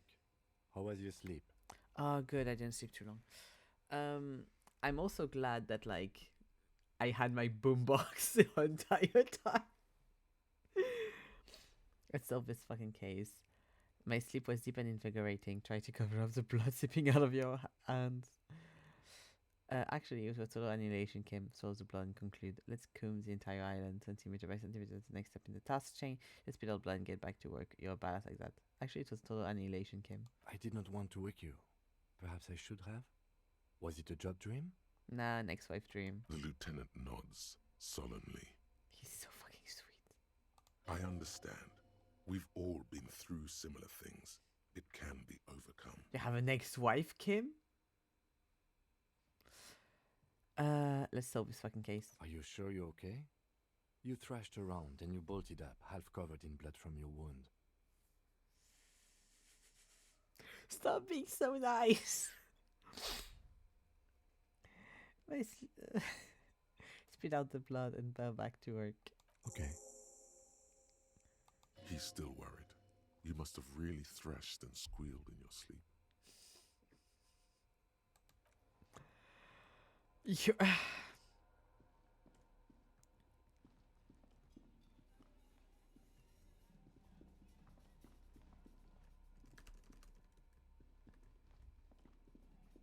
Stop being so cute. Stop being so concerned.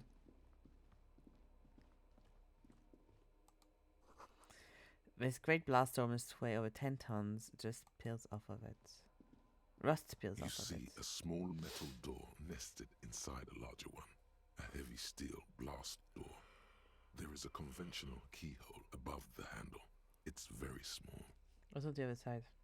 Another part of the island, probably. The lock looks like it could still be usable.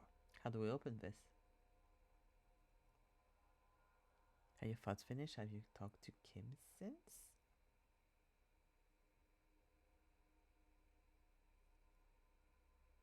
I don't understand. Maybe this is one of the doors we don't open? He looks at the door like it's a bigger brother than it's a lock. He's right. It would be better to open its big brother. A powerful engine hangs under the ceiling. It must control the blast door. You're right. You're right. You must open the big one. Do you see controls anywhere? I think there's a console just southeast. Let's look around. Getting the blast door open seems like the best plan. Yes? The only one I haven't done is you seem to be following me.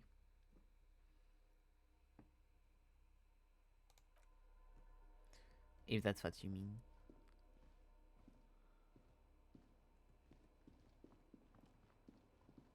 Oh. No, I wanted to go around the other way.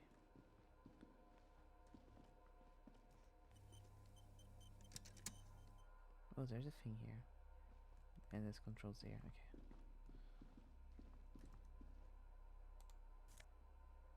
Oh, fashion.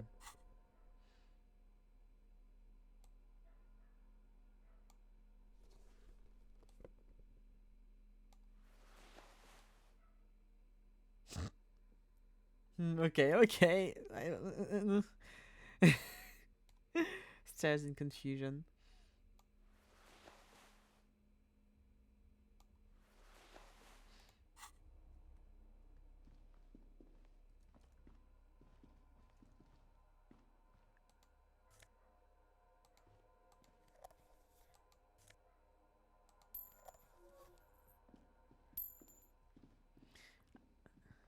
Don't worry about it. Okay.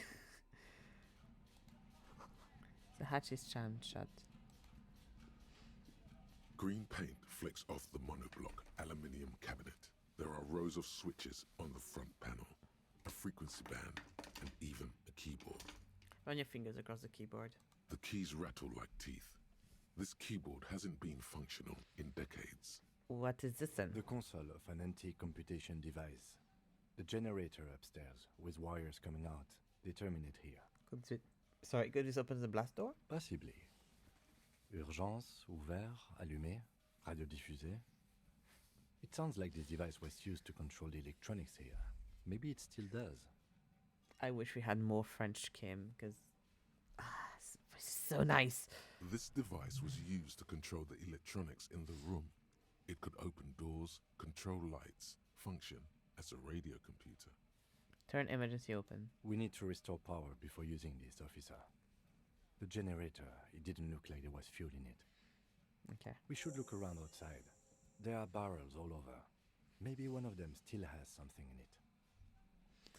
He looks to the dim light to the right. The boat engine.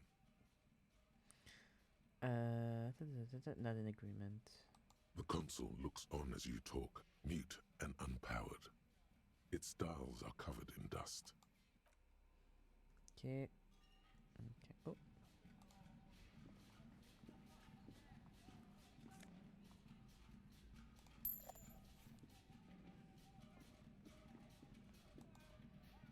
Have so much fucking magnesium.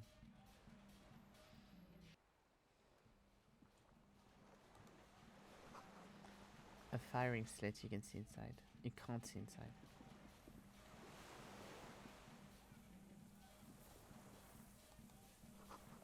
It must have been a direct hit to take such a huge chunk.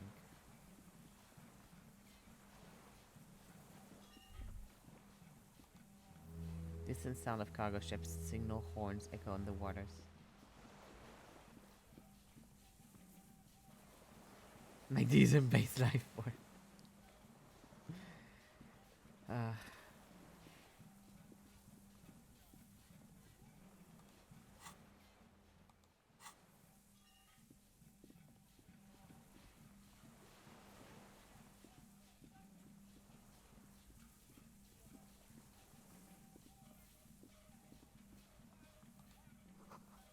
The winch is broken, rust has eaten at the remains of the chain. A strange feeling, looking at the water. Maybe you should just wander off into the sea. Leave it all and walk in. Raise your sight. In the still mirror of the bay, you see Martinez, reflected. Tall edifices of ruins reach into the water, like shimmering towers. And the shacks too. Pine trees and motor lorries, upside down. Islets and posts, like stepping stones, lead into the water in front of you. Go. Step in. It's been too long. But it's cold. Yes, cold and still. But love is warm, like the inside of her mouth. And she's back again. No, no, no. Yes, yes, yes, yes. No, no, no. We're not starting with that. Not now. Not this time. This thought is over. Shake your head. Thank you, Volition. I understand why so many people love Volition. Volition's the best. That's very pretty. Just have kin. It's all I need. I don't need anything else. Can I go over there?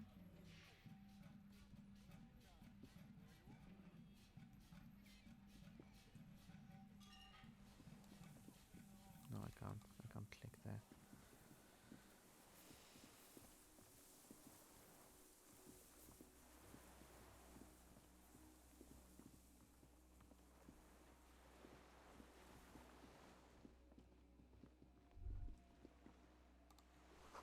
The ice cracks under your feet. Be careful not to fall through. Yeah, I don't think there's much on this side of the island.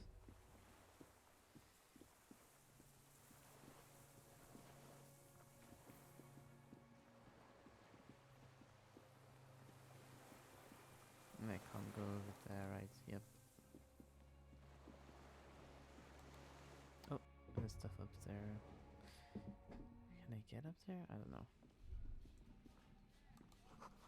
Water rushes below, far down below.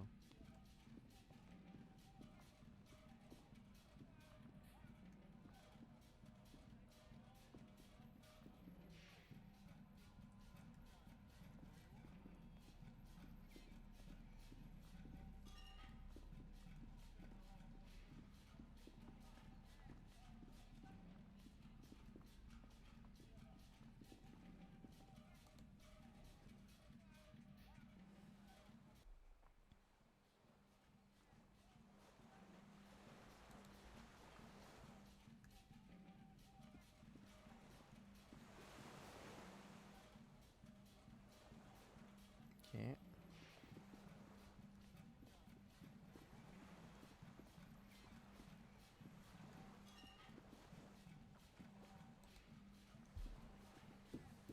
This barrel has run empty, there's almost nothing inside.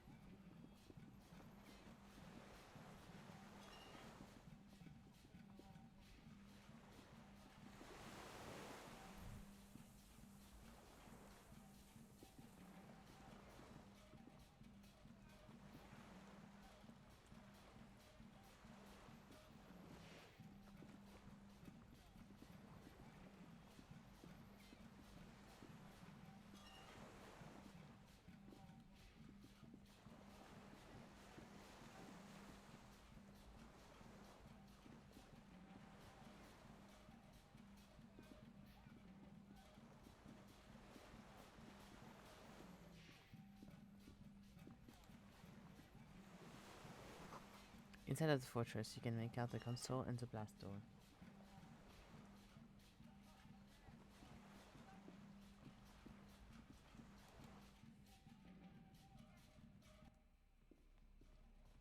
Oh, I can't find anything.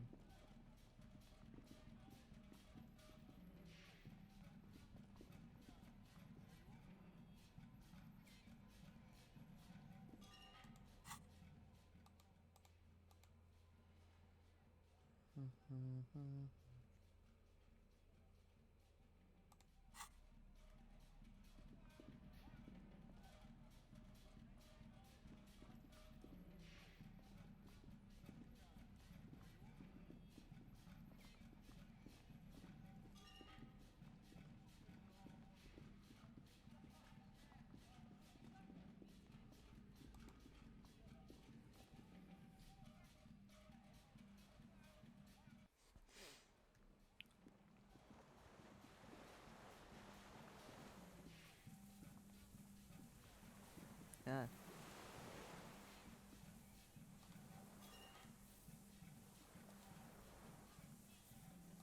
Please. There you go.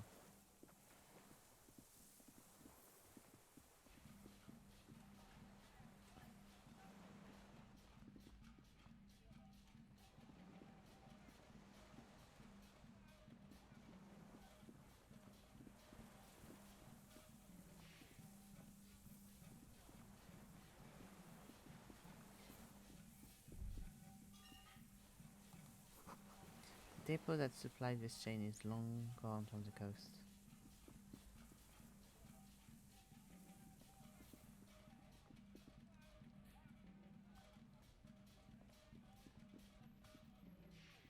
It's so hard to be able to tell what I can go for and what I can't go for.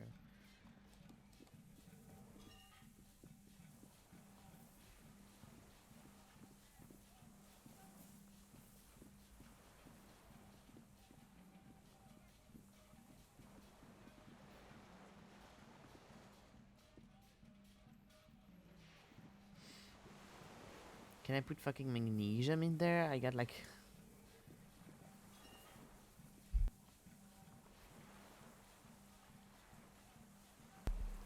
I got enough to cure everyone for like a while.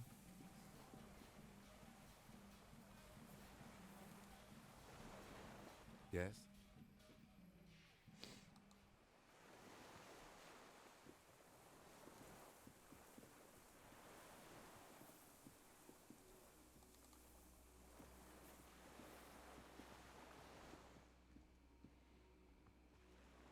Can't find any fucking fuel.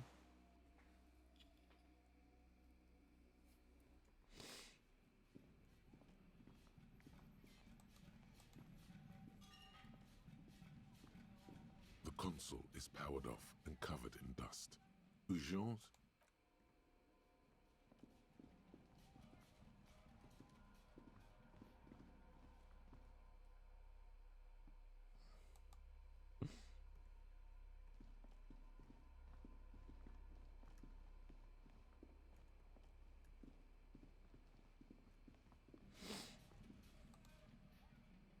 This old cylindrical generator waits with its...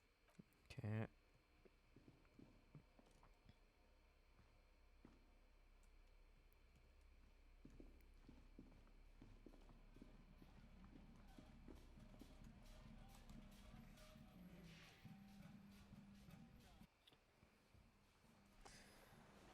Oopsie.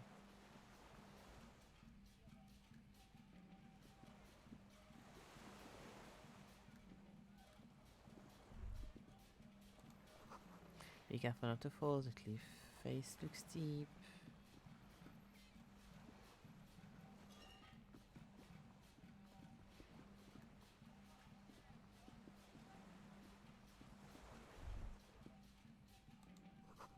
Not enough fuel, you have to look elsewhere.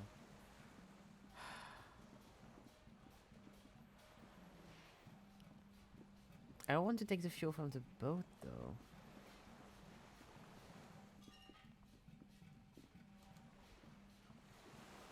The skiff is swaying on the waves by the dock.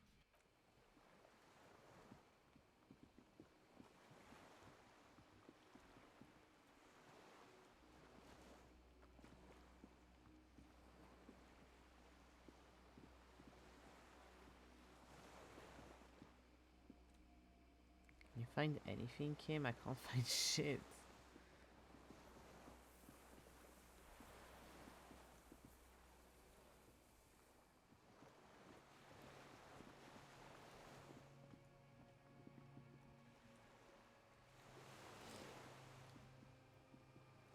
Did I miss a door or something? Like...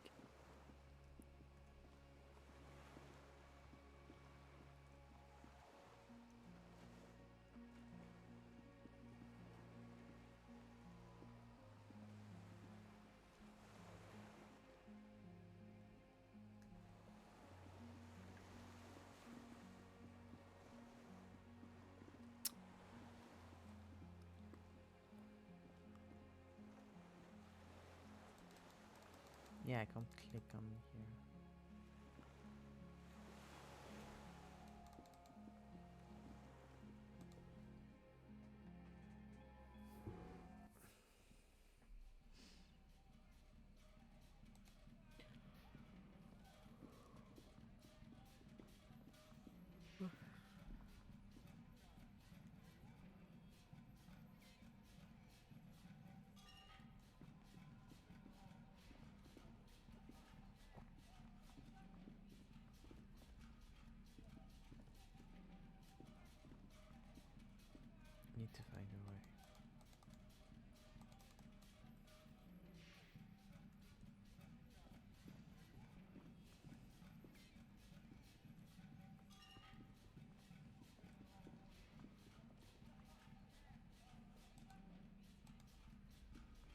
soft covers, serious.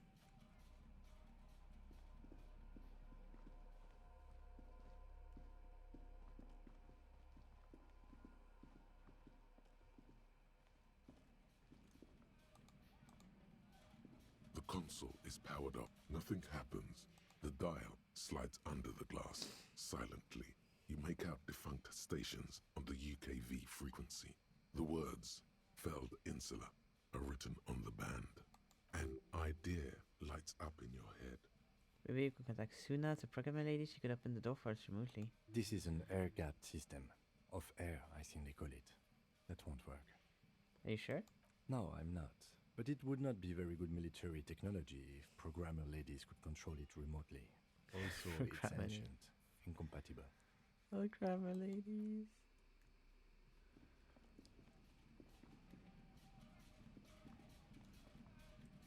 Can I just go through here? Okay, jump! Jump! I would like help, yes, please. Because this is shut and I can't touch it anymore.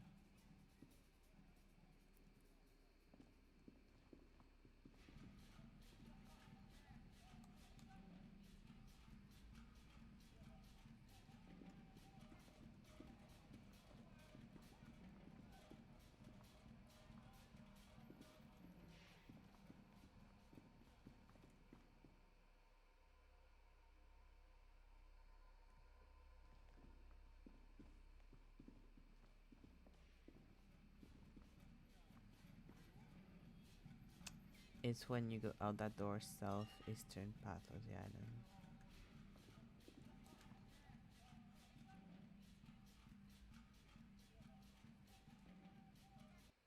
They gotta go more northwesternish.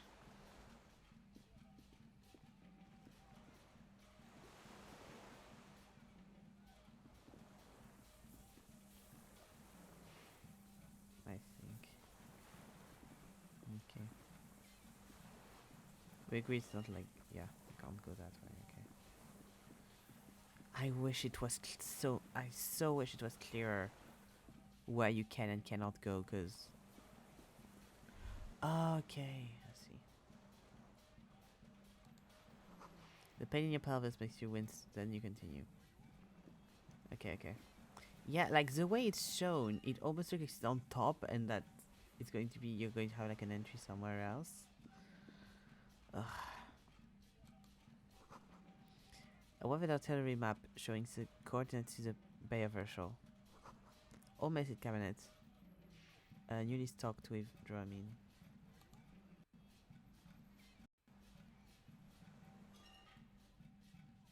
Okay, computer. Okay. I think I had troubles there too. Yeah, I bet. Can I get the Dramine? Gods, okay.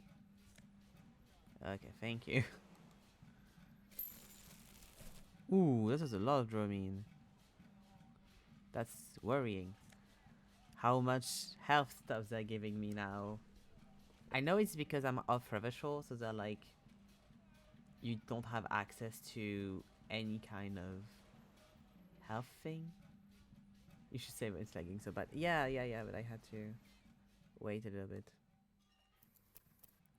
It lagged because my second screen tried to go out and then it was like, no, actually I won't.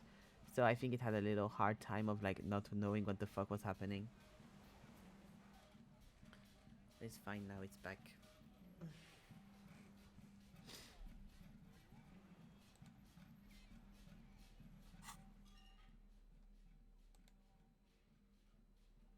Nice.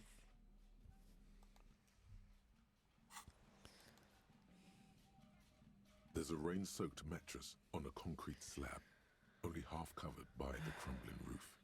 At the head of it, double embrasures, firing slits like two eyes in the wall. B triple prime. This looks like a good place to shoot from. Inspect the mattress. A single-person mattress, modern, civilian use. Brand name, Marjorie.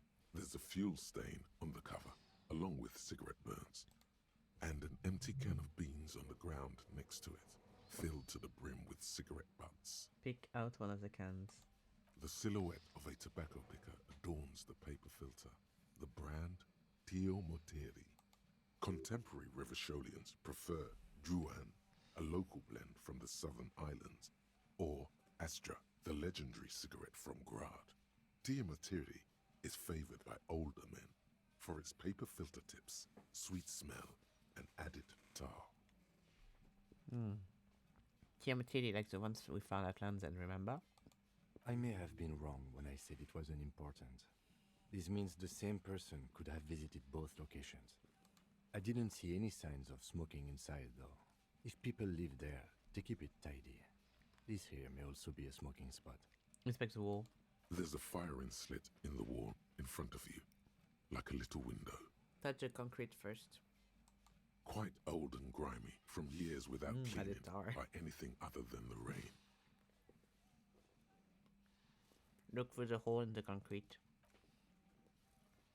The springs screech as you lean on the mattress and crane your neck to look out.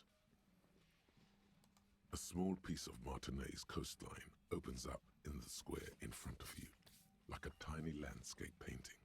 1 kilometer across the water. The ruins look familiar. On the left. A towering skyscraper, its top floors shaved off by artillery fire. Capeside apartments. Rue de Saint-Ghislain, 33A and 33B. On the right. The red chimney and collapsed back of the 4-story tenement in front of the Whirling in Rags. Rue de Saint-Ghislain, 10. The doomed commercial area. In between the two. The box-shaped silhouette of the Whirling in Rags. Its sloped roof, a tiny fleck of light catches your eye on the rooftop. Sunlight reflecting off the upstairs window of Clausia's room. There it is. Do you have a line of sight to the window? There's an opening between 33A and 10. I can see to the roof. I can see it. Through the scope of a rifle. The shooter would be prone, lying on the mattress, barrel resting on the embrasure. I think we have it. The origin of the shot. This is the sniper's nest. He pats you on the back. 3 small pats in a row. Affirmative. Finally. Booyah, master cop work. It's only moderately effective cop work until we have the weapon. It will not be, how do you say it? Booyah? Until we have that. Booyah! Will the shooter still be here? Where? He looks behind his back. In Martinez. I have always assumed it's someone local. He nods. We should move now. Okay. Don't worry.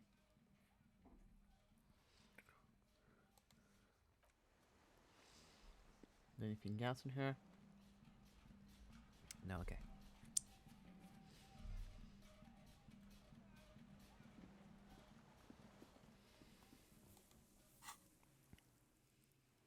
Nice, I have 2 skill points waiting for me. Oh. Sorry, Kim.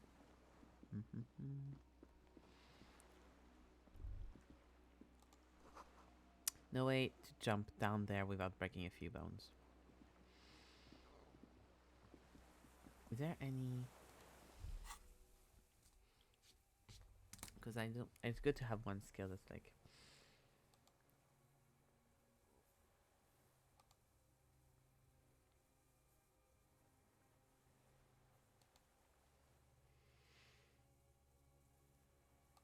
I haven't even finished Homosexual Underground because I was dead for so long.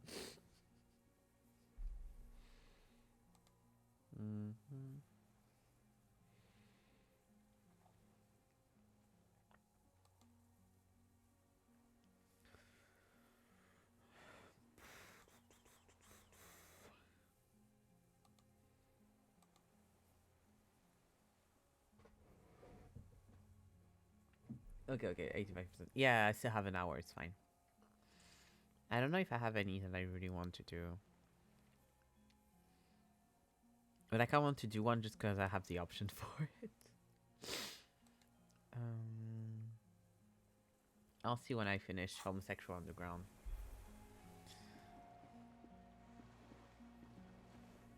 Yeah, like, how is that clear that you can go like this? Like,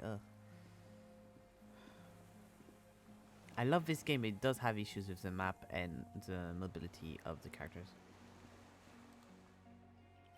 I think that's like the biggest issue with this game, honestly. It's probably one of the only ones. Let's go. The console is powered I up. have to go to the generator first. Hopla.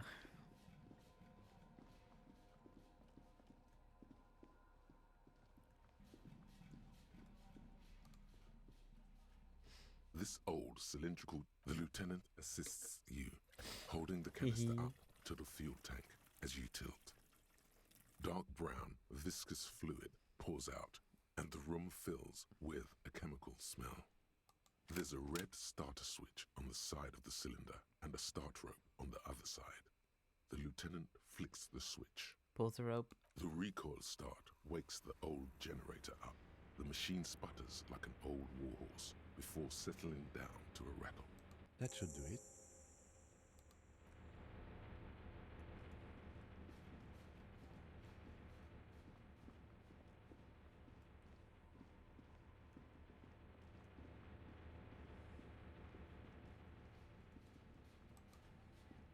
A dim golden glow animates the console. Faint. It's on.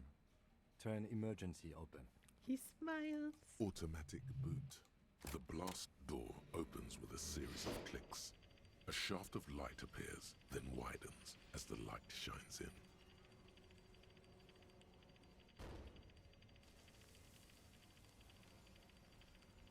Nice.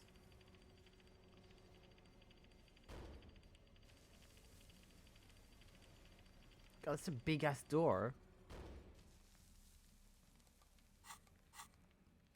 After you. Lieutenant gestures at the opening. What's there? I don't know. What if we get into another fight? Don't worry. I have a gun. He takes out his sidearm, checks the barrels, and holsters the gun. My gun is out of bullet, by the way. Then it's extra good that mine is not. Let's go. Oh, fuck, I love him. He's hilarious. Oh, that's pretty.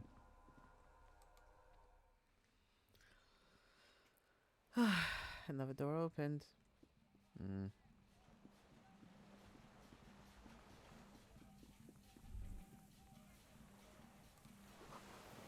Yeah, small white flower blossoms all around you. If we weren't sure.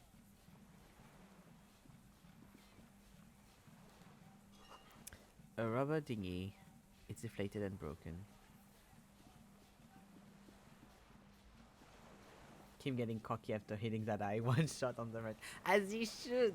As he should. He's allowed to have more confidence. Oh, hello. Hello, old man. Is there someone here?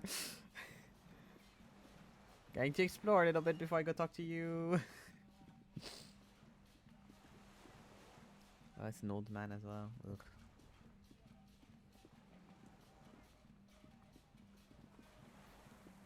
Okay. An old man wearing tracksuit trousers leans on the frame stock of his rifle. He gathers a big ball of spit in his mouth. Not you running into him, literally. Yeah, I was like, here you are. Then spits it out into the extinguished fire before him. He raises his black eyes, hooded by creased eyelids, to meet yours. I do really like his portrait. Unclouded by cataracts, his eyesight is sharp. He's practically tearing up from spite. Hatred got the best of him a long time ago. This man hates everything. That's a mood. You've retained your eyesight. My eyesight? Yes. Helps me see all the shit. Did you close the blast door? I did. And you opened it. How? How did you know I was coming? Reactionary rock and roll music. Playing on the water. Yeah, and just in general, because I have the thing with me everywhere. Told you we shouldn't play sad FM. Kim is like, ah! But you didn't say that, Kim. It wasn't rock and roll, it was sad FM. Sad FM, huh? I always hated that station. Phlegmatic, counter-revolutionary dirges. Sadness is a mental illness, a weapon of the bourgeoisie. The fascists were right about rock and roll. It is degenerate, hip gyrating, mental illness music. Nice gun you got there. It's not nice. It's a piece of shit. But it gets the job done. Is it the Belle Magrave? It's a Triangong 446. Southeast Samarin made. Exotic. Must be defunct too. No modern rifle manufacturer of that name springs to mind. A Samaran rifle. How did you get hold of one? Kim wants one too. It was sent to us by our brothers in the Signal commune. Military aid. Keep at the rifle. The Hinsyal commune? You heard me. It's good now. Like chalk, white from the board. His gaze turns inward.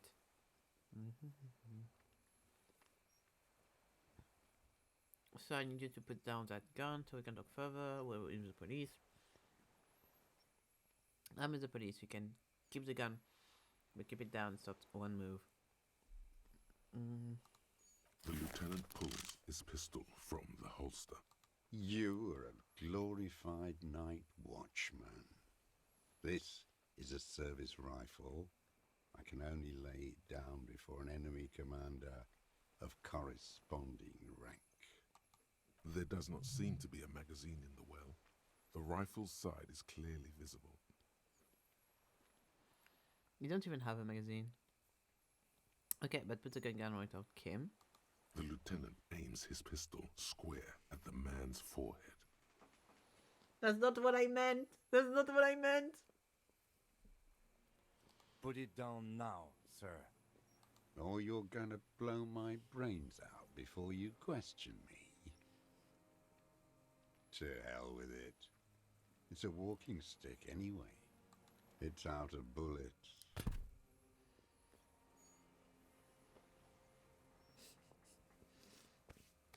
The old man lays the rifle down carelessly and looks at it lying there.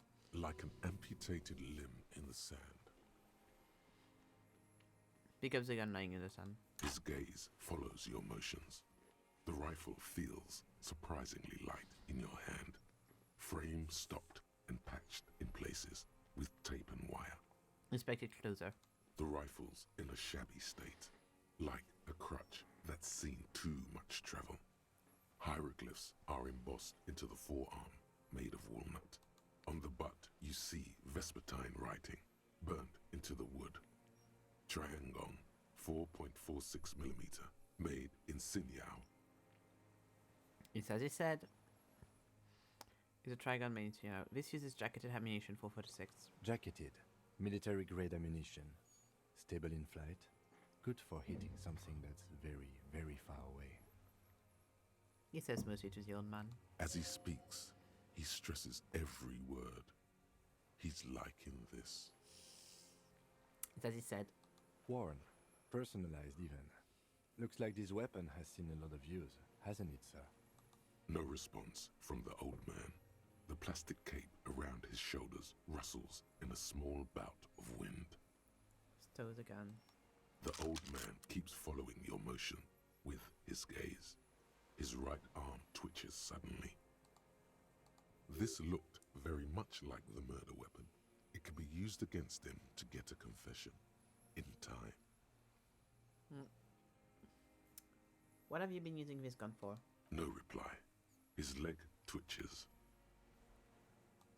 You went in too fast. Over-eager. He sounds like he hasn't gotten to speak to another human being in a long time. Especially about politics.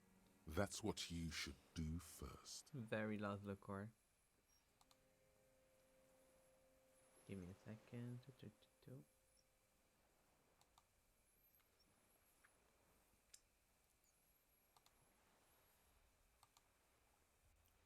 Does it, who are you? My name is Josef Lilianovich Dross, Political Commissar of the 114th Anti-Aircraft Division of the 4th Army of the Commune of Revachol. I am a deserter, a partisan, and a prisoner of war. This is my termless surrender. His eyes turn to the reeds again, dead and dull. The commune of Revachol? Do you mean the ICM? Your holdover from the... From the Insular Indian Citizens Militia, the army of the revolution. I was recruited in Jamrock in '07, trained in the École de Contrôle Orient, and consigned to emergency defense duties in '08. I left my unit on the eve of the landing. When I returned here on May 14th, the commune had fallen.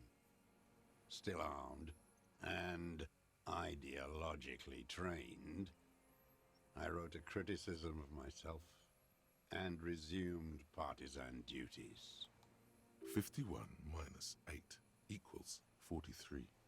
You've been on this island for 43 years? No. I've been on other islands too. I was in Resurrection until they turned it into a spa in 18. Then I was an E48, a nameless sound, until the sea washed over it. Then I came back here. That was 22 years ago. You said you deserted your unit? I was just 16 years old. 15 when I volunteered. I had a lapse of faith. And of courage, too. Lapse of faith? You could say I misunderstood the historic role of the proletariat and thought Mazovian socioeconomics were fallible. For a second, I doubted the irreducible laws of historic materialism. A second is all it took. For what? For reaction to take hold. What's reaction? Yes, we all have a tiny bourgeois person in us trying to run away. Petty bourgeois terror. It's in all men. Yes, we all have a tiny bourgeois. He does not seemingly react to what you said. Only his right brow moves a little. He does not believe a police officer is genuinely revolutionary. And this was when? The lieutenant instinctively looks to his notebook but does not take it out. May the 13th, '08, 44 years ago. The horizon was black with coalition airships. Their petroleum rose to the sky and it looked like it formed the clouds. Storm clouds. When they started shelling, it was dark magic. Dark magic? The combined might of international capital. All at once, all the greed and terror in the world tore into Revachol.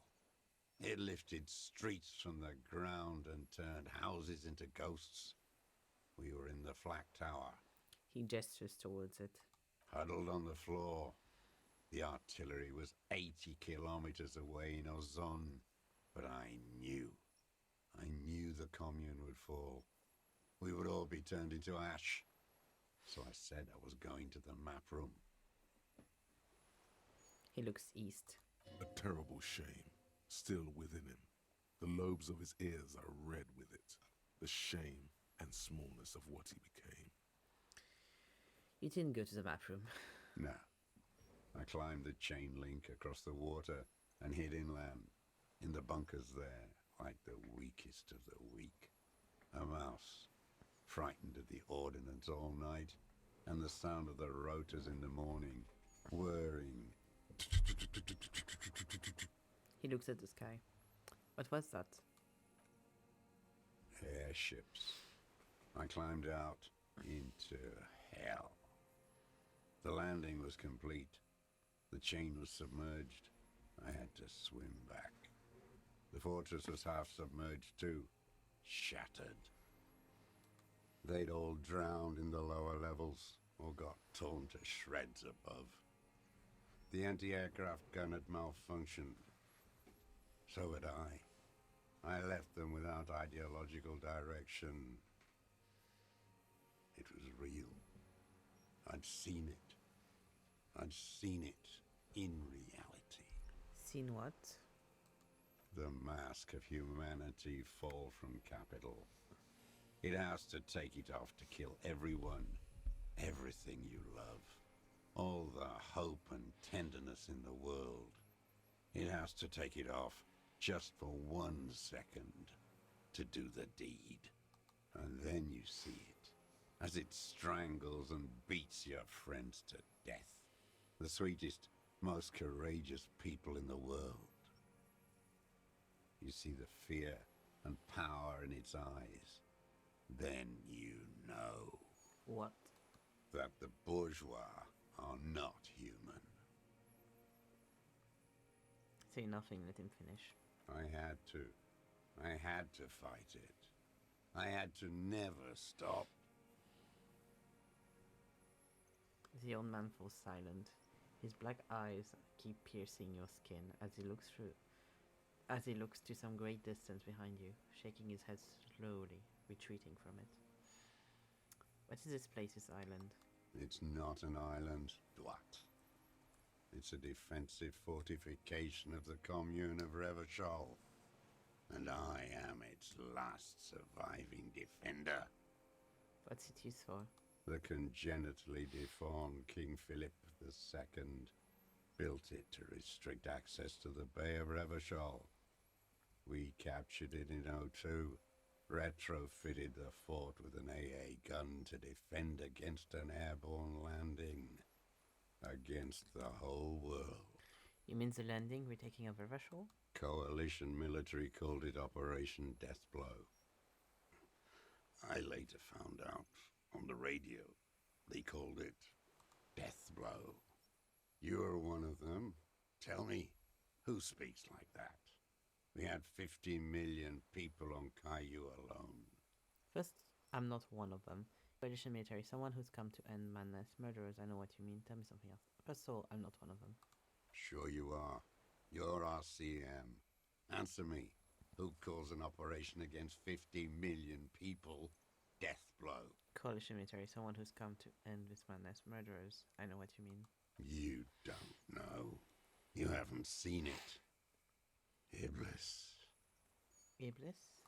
The black-eyed angel. He nods. I think I've seen characters called that before. How have you survived all this time?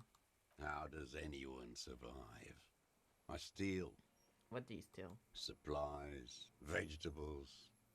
I collect rainwater. It's the life of a dog, not a human being. He coughs once more and then puts his hand on his belly. How is your health, Mr. Dross? I've been throwing up blood since winter. Red, like beetroot. Been passing it in stool, too. He does seem frail.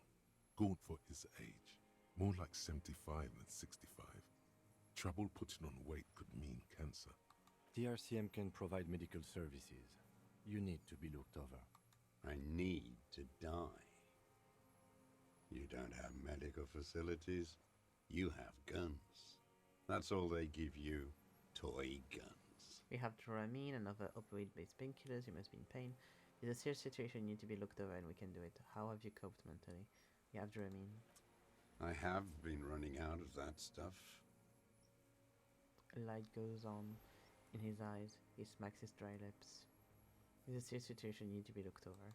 There's nothing to look over. The triage is in, and it's black. Administer morphine. moribund. How have you coped mentally? I haven't. I have holes in my brain. Years missing. Others filled with pain only. A decade of... His eyes rolls into his skull and back. I don't even know what. Inferno? No, I appreciate I also live in hell. I have holes in my brain. Point to your head. I have holes in my brain. You notice the lieutenant is about to say something. I would imagine it gets tremendously difficult mentally to live in isolation. Traitors. It's better alone. I watch the people of this city turn the lights back on more and more each year. Ruins glimmering in the dark like a fucking merry-go-round. It's disgusting. He looks down at his shoes, his face parched from the sun and wind. There's a wince of pain in there somewhere. Are they not heartbroken? How could they have moved on? How have you considered yourself all these years? It was hard in the Thames. I didn't have partisan training. They were searching for stragglers, those bloodhounds. Floodlights on the water at night. There were posters, campaigns. We communards still hoped, and they needed to snuff that hope out. The East capitulated. Martinez and Cold City were turned to dust. But Jamrock, Forburg, even Coron, and Boogie Street, of course.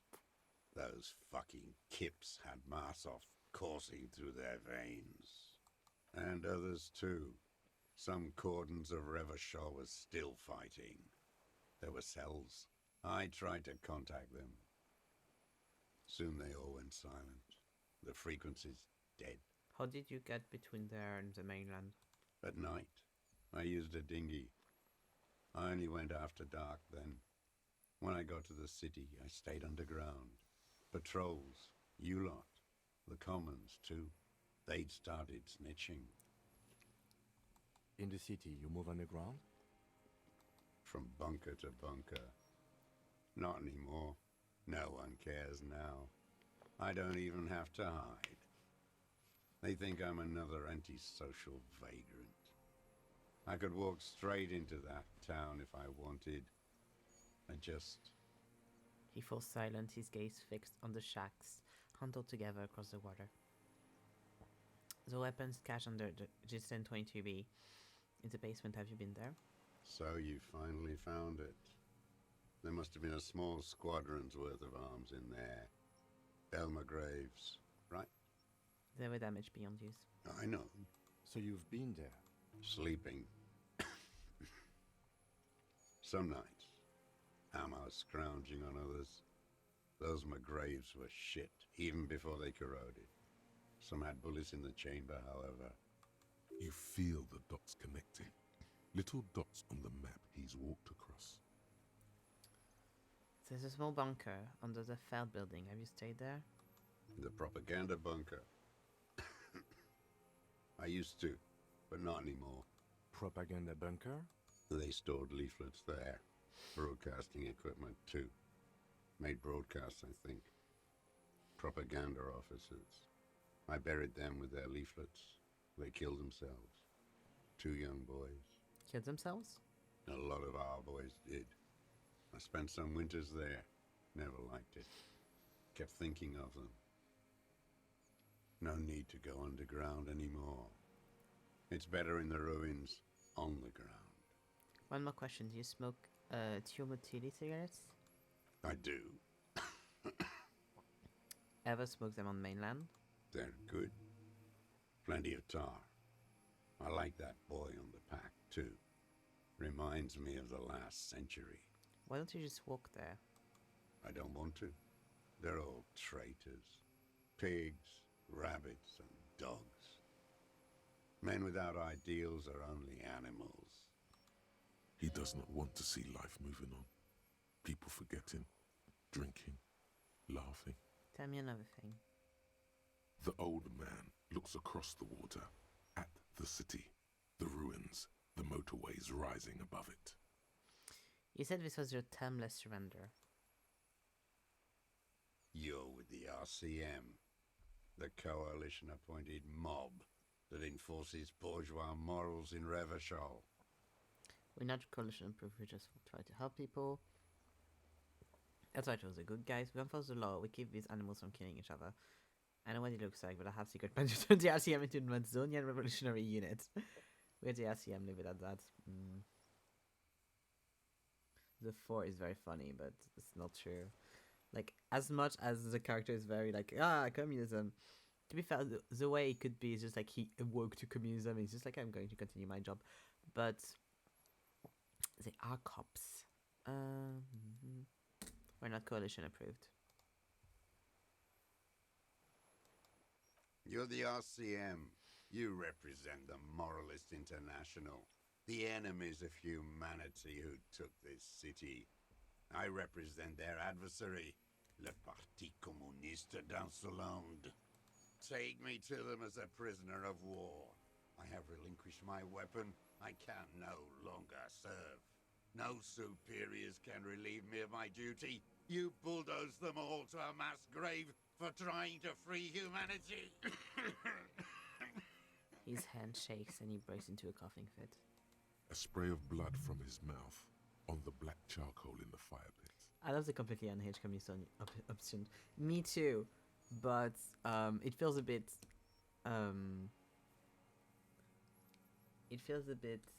disrespectful in front of him. When you're a cop and you've been serving as a cop for so long and you've been doing cop shit and you've killed people, like, you know that, and you're like, I'm a communist too. I take let's see, read the room. That's why I haven't done the option when I usually take them though. Rene, the royalist on the coast, said, You never signed the Revachol instrument of surrender. Liberal reactionaries signed that instrument.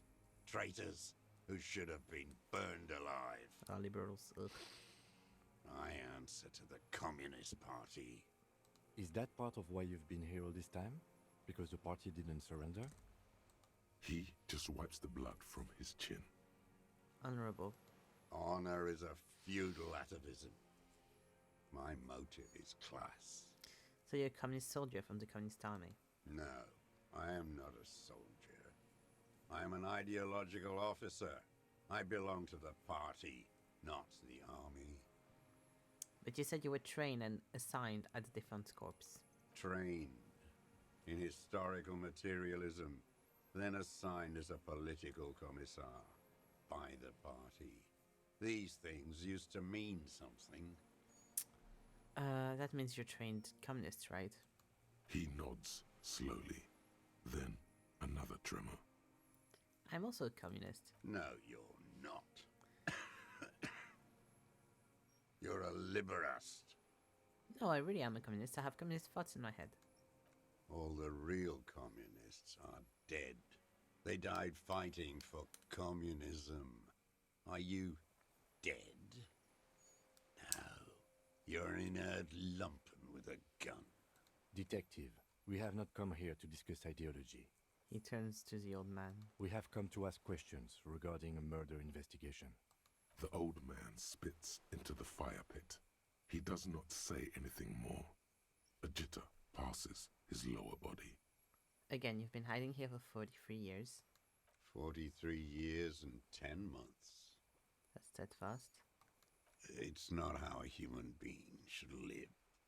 But I had to. I couldn't just forget. I couldn't just forget what I saw.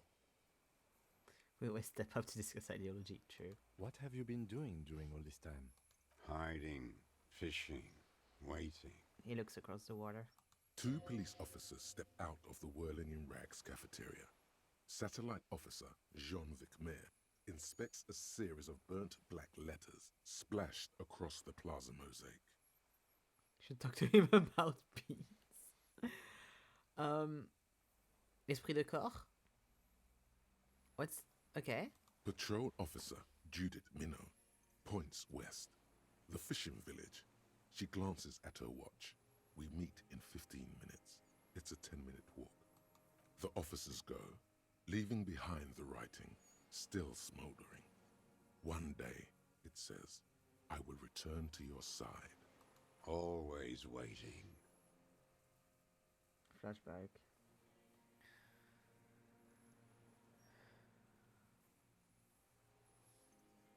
If we look at my baby. The old man turns his eyes from the shore and back to you. For what? For her to return. Her who? Girl child. Revolution. Girl child revolution and French is gone. She better come. I too have given my life to Mazovian socioeconomics. I dare not dream anymore. Nothing in history is guaranteed, but revolution is still a possibility. Girl child revolution? Always. Nothing is guaranteed, but revolution is still a possibility. No. The material base for an uprising has eroded. The working class has betrayed mankind and themselves. The historic opportunity for a revolution has passed.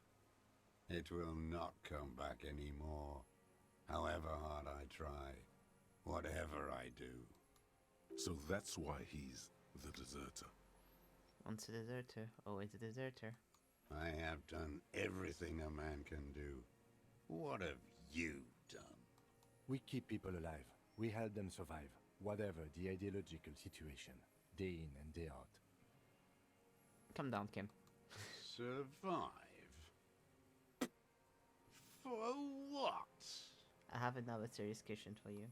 There's nothing serious in this world. It's a farce. Composure? I think I have all I need for composure. Let me check. I ain't going. Okay.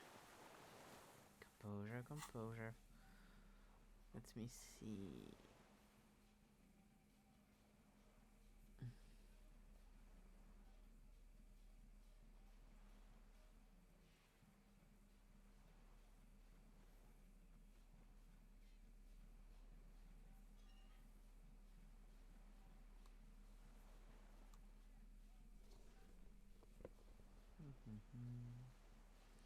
I love the visual of having this extremely dramatic and like deep talk, and then you're like, "Give me a second," and you start changing your shoes and changing your coat, and putting on a fucking bow. It's like, now I'm ready to have this conversation.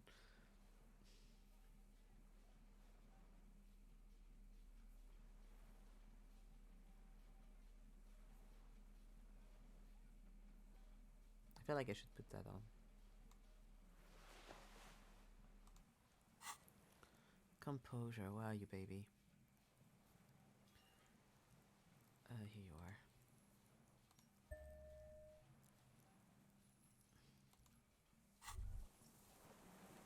This hat is so soft, so warm. It wraps around your head, and your mind tingles with all manner of socio-economic theory.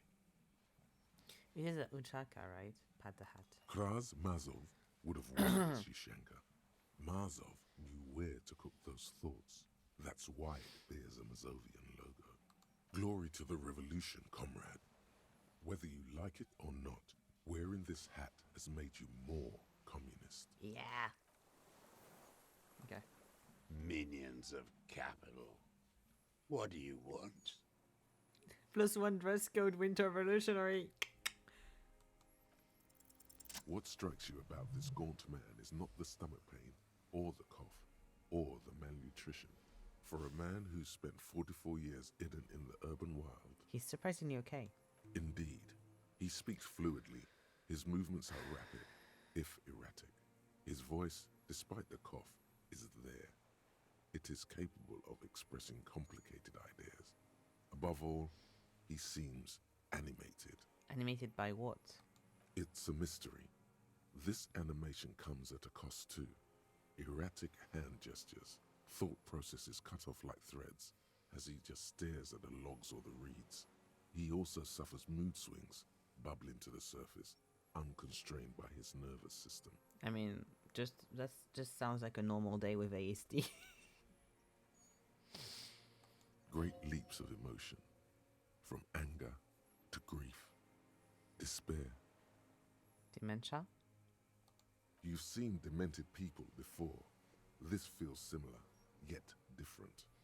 When his thoughts move, they are lucid, keen even, not senile. Wouldn't a full temper be a byproduct of his life?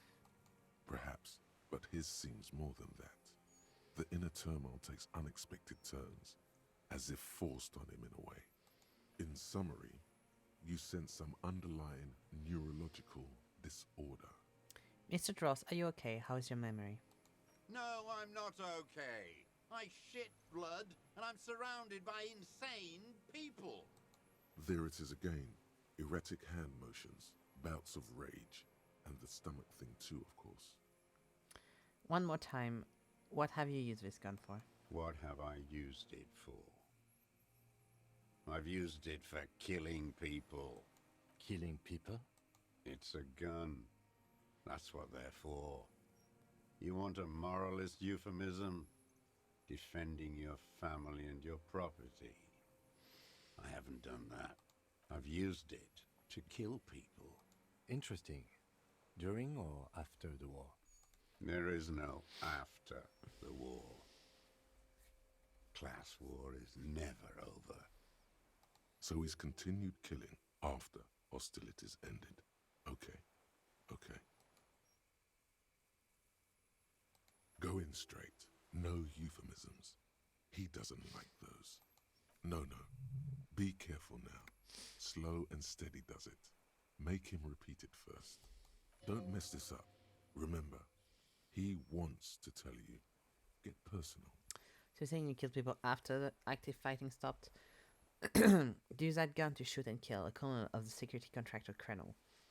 I know you want to tell me. Have you killed anyone with that gun the last week or so? Wait, which one do I say then? Did you use the gun to shoot the colonel? The who now?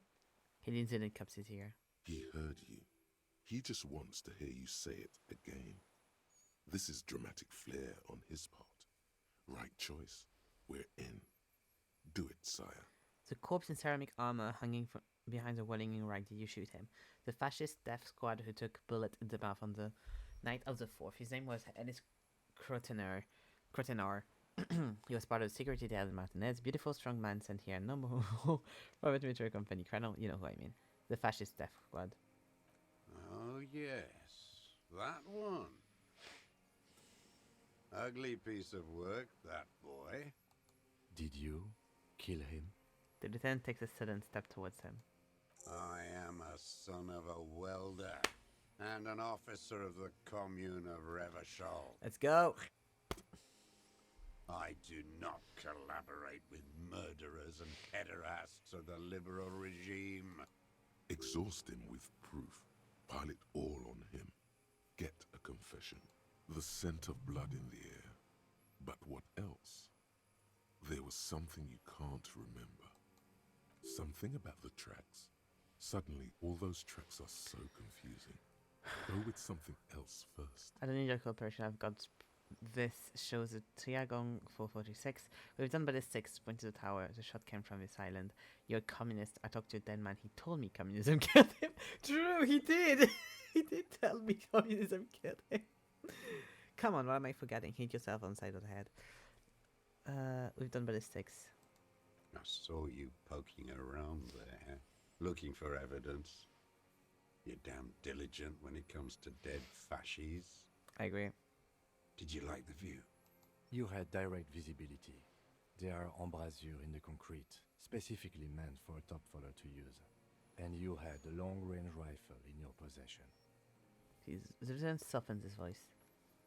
You've been here a long time, Mr. Dross. Too long. You clearly need medical aid. You can imagine how fun it is to watch someone play this when you know all these things now, huh? Yeah. I'm ready to die. I've done my part. He's practically admitting to it. Dead fascists for fascists. Done his part. You said fascists. You're admitting to kill him? It's the best interpreted line of sight that window in all of Martinez. Because it's a sniper's nest, you stupid fuck. Radio Gosh is right. You have worms in your brain. No, it's a twitch, then one more in his right eye.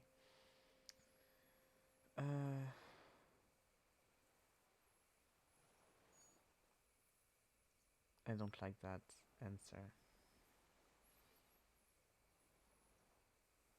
Okay, it's back off for a moment. You're lost, Dwat. You're lost.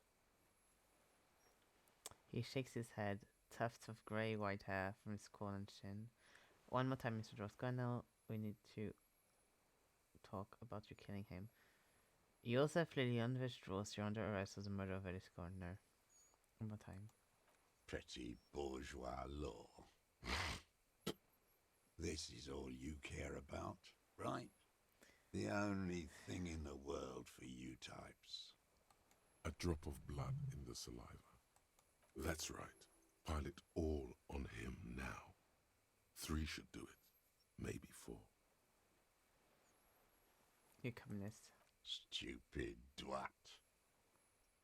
The lieutenant looks at you with worry in his eyes. Sorry, I listened to my thoughts. Not this, he seems to say. Anything but this. You fucked with the wrong person, so I have paranatural abilities. It was intuition. Had he spoken, he would have said communism killed him. I held a seance of his soul, has shown me the way, and the way leads to you. That's... Intuition is an aberrant psychologism. It reeks of crypto-fascism. Well, if you want crypto-fascist, I know one. The parasite class use intuition to justify their rank in life. It's all just palmistry and magic, Earl creatures. Your brain is rotting from the radio waves. He looks at the airs and turns to the lieutenant. He does not answer the provocation. It does not look like he thinks this approach worked. But still, somehow you knew it was a communist. Turn back to him. Standing there, slack-jawed, brain festering. What am I forgetting? Wait, here it comes. The goddamn Maybells. The dried Maybells on Clausia's roof. Oh, yes. There were Maybells in the grass when you got here. They're revolutionary symbols from the war. Wait, don't forget the footprints. The diagonal prints in the dust in the secret space behind Clausia's bedroom. Now, they're gonna come up. Of course, thank you, Head, thank you. You got it. Remember, the boot prints were like no modern soul. I wonder what kind of boots you're wearing. Everything is brands with you individualists. Who cares what brand my shoes are? Sansa. He looks at his running shoes covered Some in mud. shit. Show me the souls, please, Mr. Duras. Fucking imbecile. The old man stretches out his leg. A black and white spiral pattern covers the sole of the worn-out old running shoes on his feet. The maker is called Sensory. You see their V-shaped logo, but can't make out the size. These are not the unusual horizontal pattern soles you saw in the dust on the floor of the hidden room. They do, however, seem to be about the same size. The size fits, but not the sole. Maybe it's simpler than that. Sire, he doesn't have to be wearing them right now. People change his shoes. It doesn't mean they weren't there. Near the room the victim died in, sneaking around. Racking those brains, are you? Desperate to report something back to your masters? They must have really loved that dead fuck. The lieutenant gives you a quick sideways glance and nods to acknowledge. The prints were his. You can see it in those eyes. He can't keep them from flickering, looking for something. The old man stares at his own prints in the ash around the fire. Silent suddenly, some strange process within him. A gush of wind. Seagulls in the distance. There were Maybells behind the victim's window. Damn Maybells. The whole island is turning white with them. He seems tender suddenly, nostalgic even. A strange mood swing. So many this year, too? The spring is coming. No, it's already here. Wash the filth away. I haven't seen these flowers anywhere else in Martinez, only here. They blossom on the islets before. We fertilize them with our blood. Resurrection was snow white in May, before they ruined it. The coast, too. before they piled their containers on top of it, filled with broken, useless trash for fat-fingered bourgeois children to play with.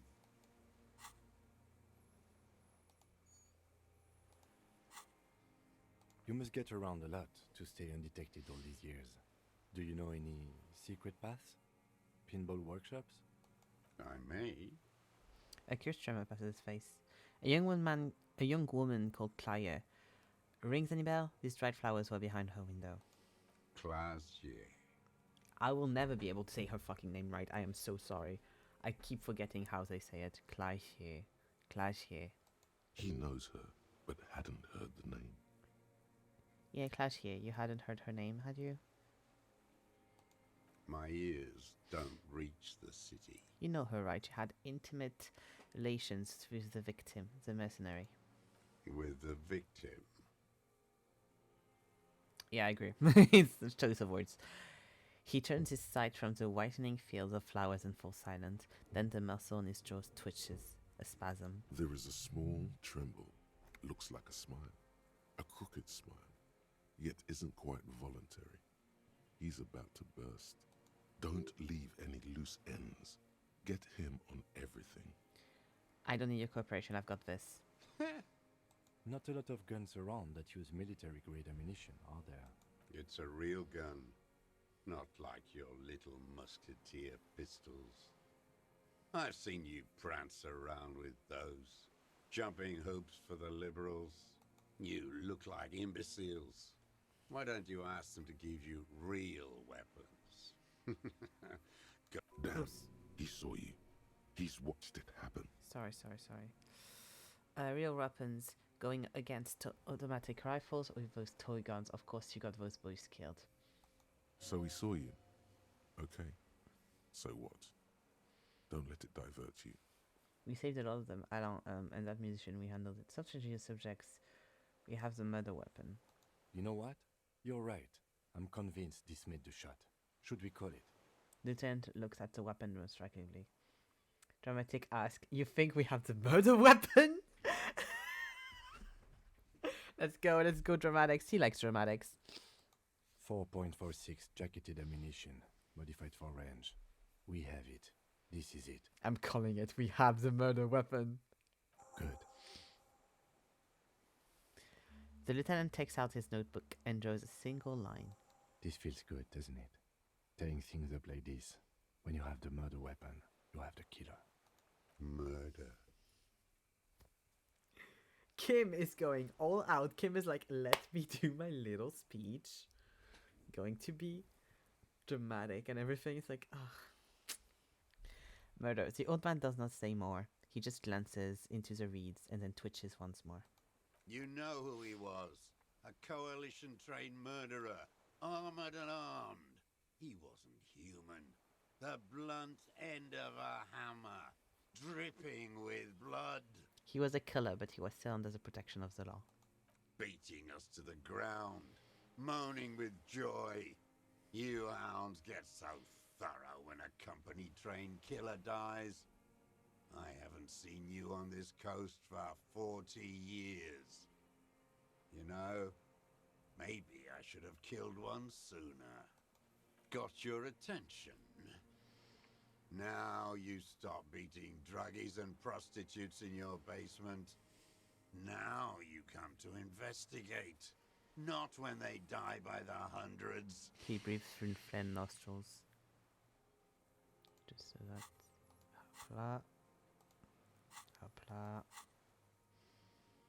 This is it. Shot him. Shot him. Say shot him, not killed him. So you shot him? Oh, the inhumanity. One paramilitary less in Revachol. You can almost see he squeeze a tear for his eye. His fists begin to tremble from the anger. The lieutenant raises his right arm to hush you. Hush. He does not need to be pushed anymore. The ball is rolling. While the lieutenant listens, holding his breath. Hold your breath. I had them in my sights. Both of them. Him and the whore. I was breathing with them. in phase, and I pulled the trigger and flew on the air until I landed in his mouth. He began to smile. I didn't think I had a shot like that in me anymore. I did. I saw him kneel there with his mouth full of death, and that stupid look on his face. And his dick still in her. Then what? Nothing. I went to sleep. Next morning there were Maybells everywhere. The world was white, or what's left of it anyway. My last spring here. I knew the fascists would come to avenge their own. And so they did. Mr. Dross, are you aware you're confessing to murder? The lieutenant asked after a second of silence. Yes. A single word in all he gives. God, I have so many skill points. Look at that. I literally have done everything now. GG to me.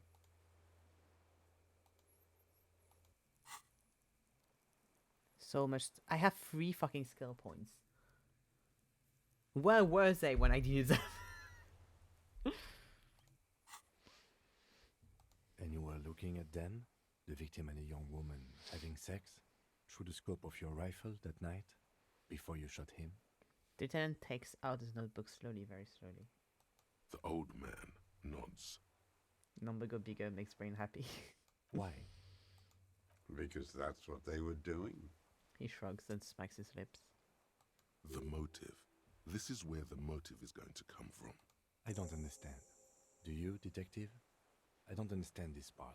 Why were you looking at them that night? I'm always looking. He cocks his head to the side and turns his eyes to the city. Another tremor passes in his right side, lower in intensity. Are you always looking through the scope of a rifle? I'm just trying to understand. A rifle scope has the best magnification. And if you don't like it? You pull the trigger? Yes.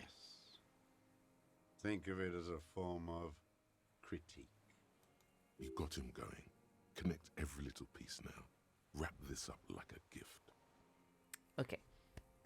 We are kind of in the middle of the thing, but I really need to go to the bathroom. I'll be right back. Because I think if I wait, it's just going to get more and more and more. So I don't think I'll get a good time to go in a while.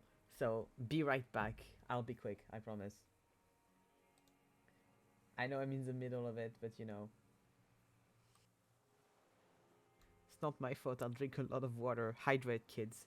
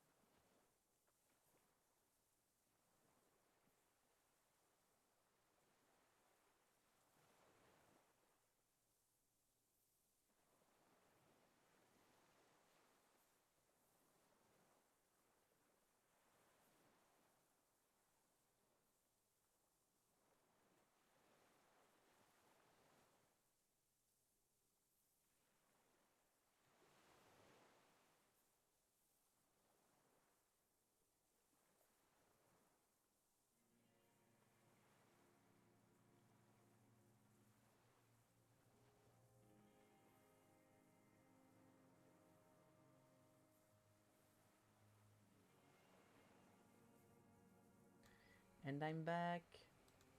I'm back. Here we go.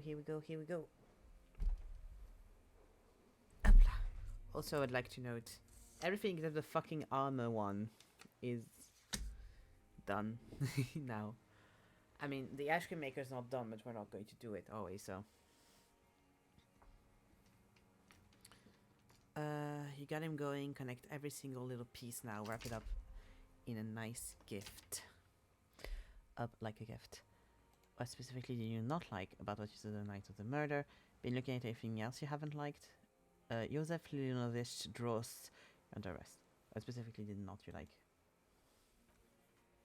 Them. Fucking. I didn't like that. So, you were jealous? Jealousy is a reactionary concept. I didn't like the Reaver enjoying himself. Drugged out, soothed in the arms of a young woman. I wanted him to die so he could not enjoy life anymore.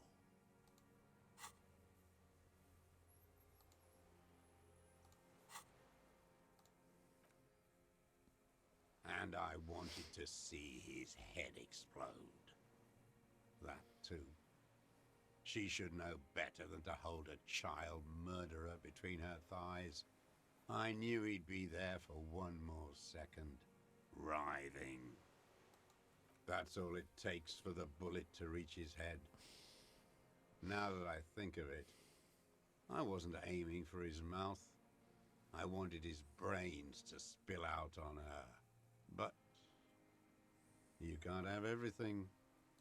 This man has seen past her, like you did. How long had you been watching her? Since she came to Martinez. I saw her sneaking in the reeds early in the morning, behind the Fell building. It was dark, still winter. She didn't have a skimpy outfit on then, just a spot in the night, moving. Past the Fell building on the coast? What was she doing there? Hiding something in the water. She had a fag after she'd done it. I was up in the ruins there. She couldn't see me, but I could see her, smoking. She was nervous, but not scared. What do you think she hid there? Her passport and tickets to Villiers. And from there to Cachet Brut. In the free state of Seminine, hidden away at the edge of the earth, near the Pale. This is the hidden boy she told us about. You looked into it? After she was gone. He nods. Did you keep what was in it? When we found the submersible, it was empty. No. Why would I do that? I didn't need tickets to Villiers. I put them back. If I wanted to extort someone, I'd do better. This implies that he's thought about extorting her. Also, a little inconsistency here. He was surprised to hear her name Clausia before. Would he not have seen it on the documents?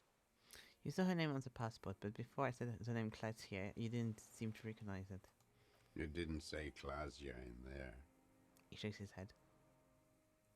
What did her name was in the passport? It was something. I don't remember. It was dark that morning. I only remember her face on the photo.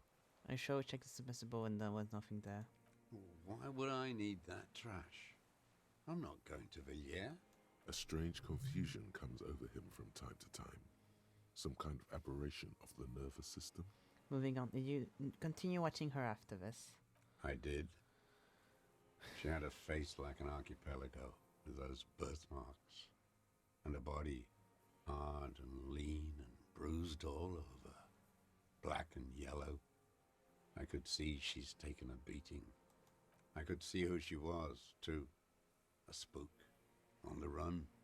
Revachol's the cloaca of capital now. All the bagmen and arms dealers end up here to do drugs and have sex like animals. You could tell she was a spook from the documents? She had different color hair on the photo and glasses. Forged. Some sordid bourgeois affair.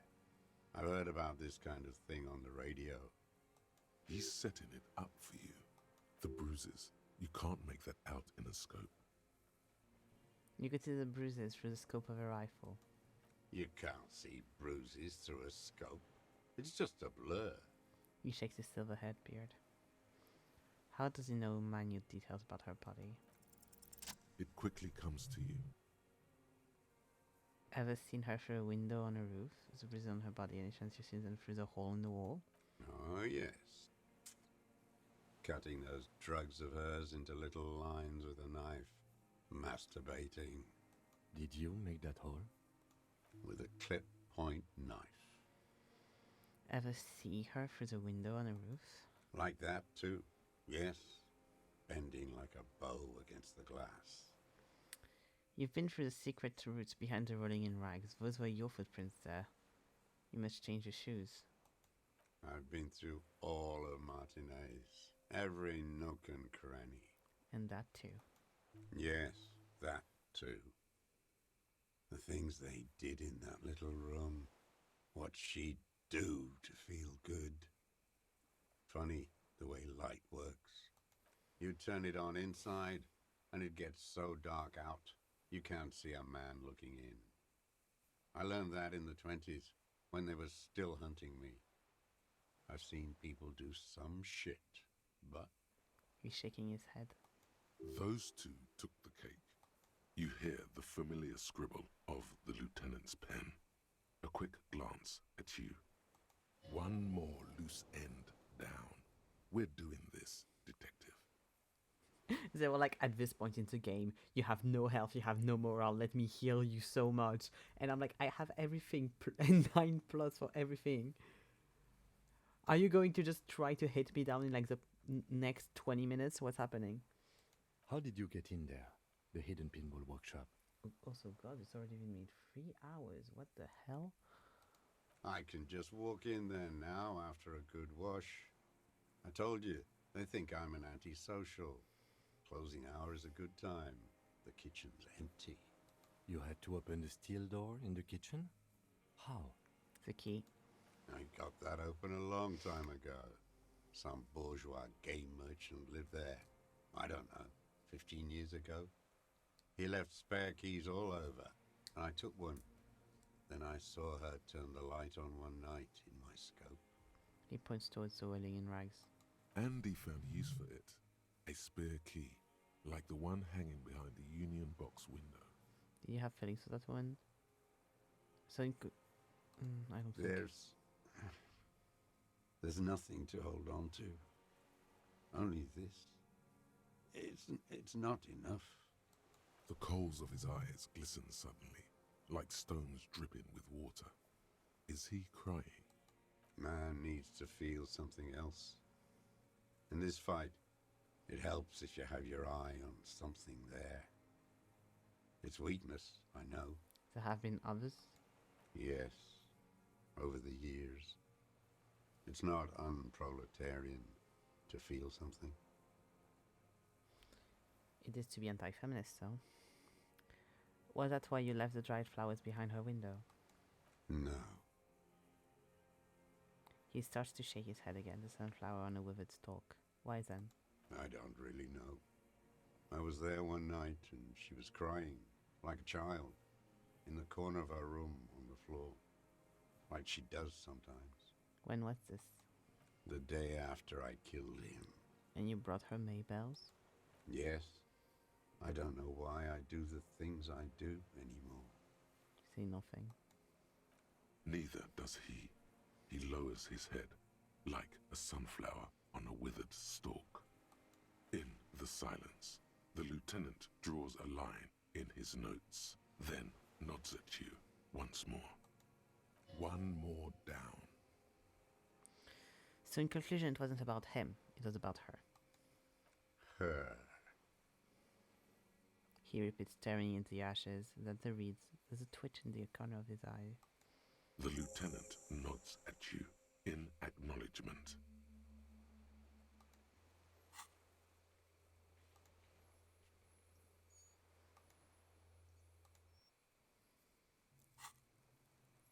You can do it. Okay, here we go. Got fucking 4 skill points. I can just level up anything I want now. It's kind of funny that I've never once leveled up Encyclopedia. I never had to level it up once.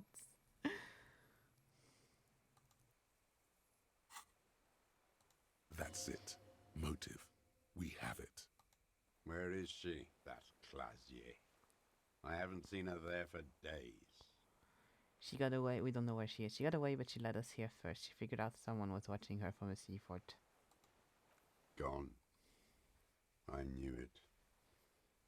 She kept staring into the scope this last week at the island, like she knew. He sighed. She'd look at night, crying or smoking on the roof, staring right into me. It doesn't matter. Across the water, on a dilapidated jetty in a nameless village, made of grey cinder block houses with Eternite roofs, 2 police officers and 1 special consultant look across a narrow strip of sea. He's there, doing what exactly, I don't know. Satellite Officer Vic Mayer points at the ruins. Behind that anti-aircraft something. That's why we can't see him. Special Consultant Heidelstein is optimistic. We'll see the boat when he comes. Let's go get a coffee until then. I know this interesting little place. Where? His voice trails off as the 3 walk down the jetty. As the men go, Patrol Officer Minnow looks back over her shoulder at the crumbling fortification like a rotten tooth rising out of the water. Good luck, Harry, she thinks. You need something good for this. We could get more. We've got him talking. Who knows what he's seen and done over the years? Enough. Take him in. Bend his arms behind his back and end this. Been looking at anything else you haven't liked? A tragic comedy. Druggies, prostitutes, and rentiers. A strange little engine seems to fire up in him again. It straightens his back. More specifically? Specifically, the whole city is a charnel house. Stripped clean and draped in neon. But Martinez is the worst. How come? Because of the racists.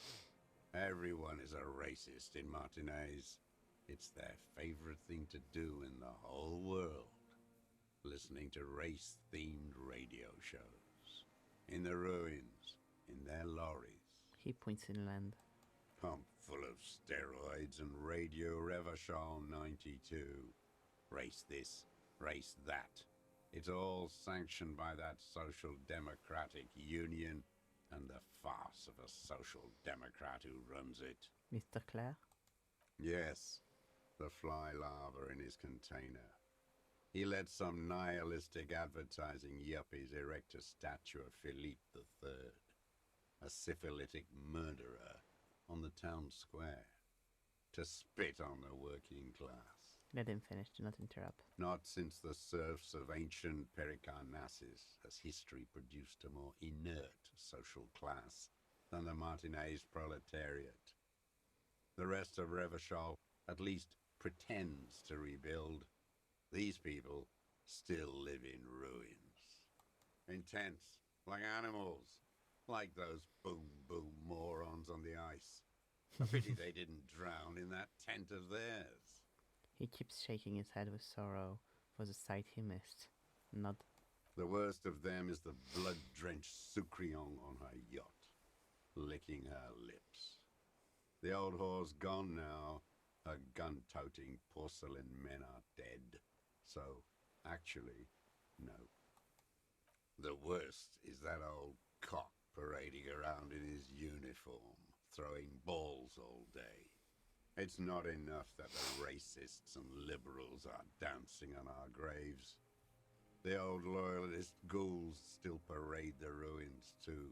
Every morning he's there, while the parasites he fought to protect are off in Ozon, or Coyamoran, or some other island they built their palaces on, feeding on drugs and having sex with their own children. Say nothing. That's all the rich really want. Sex with their own children.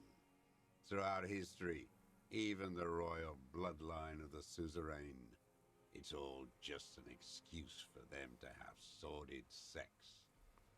At least that old cunt, Frisell, is now dead. Just nod. We did good when we pushed him under that horse car. If only, in the 30s, those disco whores... What follows is ominous grumbling. You cannot make out a single word. Wants to recheck what he said. If you don't bring ball day. Oh yeah, he meant Renee, yes. The disco whores are too much. Hatred shuts down his brain's language center, leaving only a nonsensical sputter. You mentioned the Union's Social Democratic and Mr. Clare, farce of a Social Democrat. Another hideous disappointment. Unions are the real enemy. The true enemy of the proletariat. Placating the masses.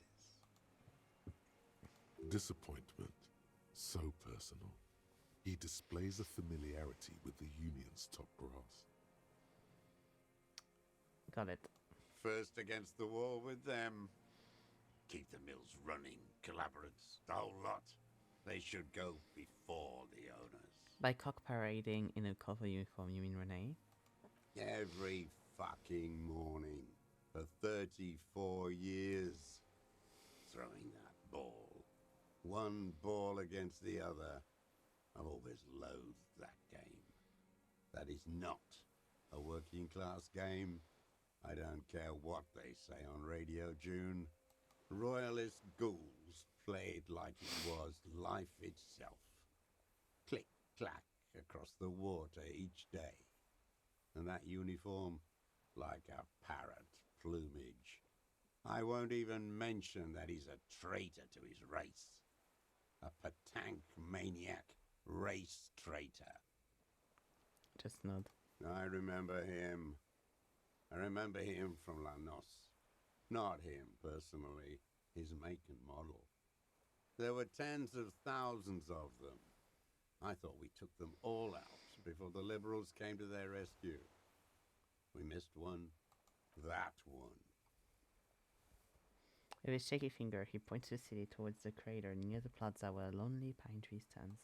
Fat and plump, like a pheasant, just begging to be popped off.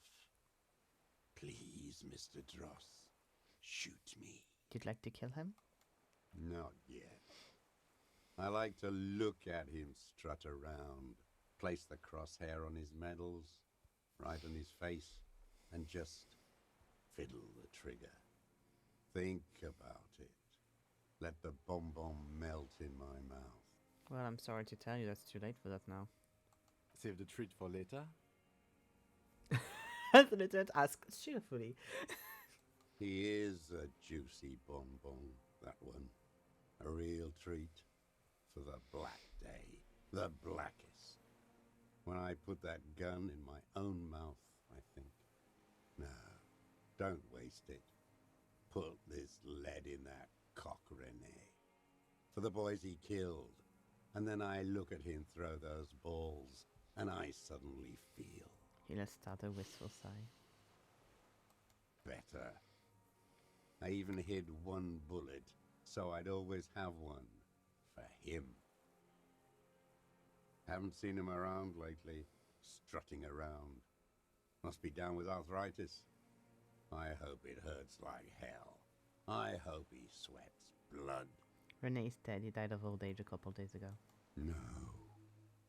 Yes. I waited too long.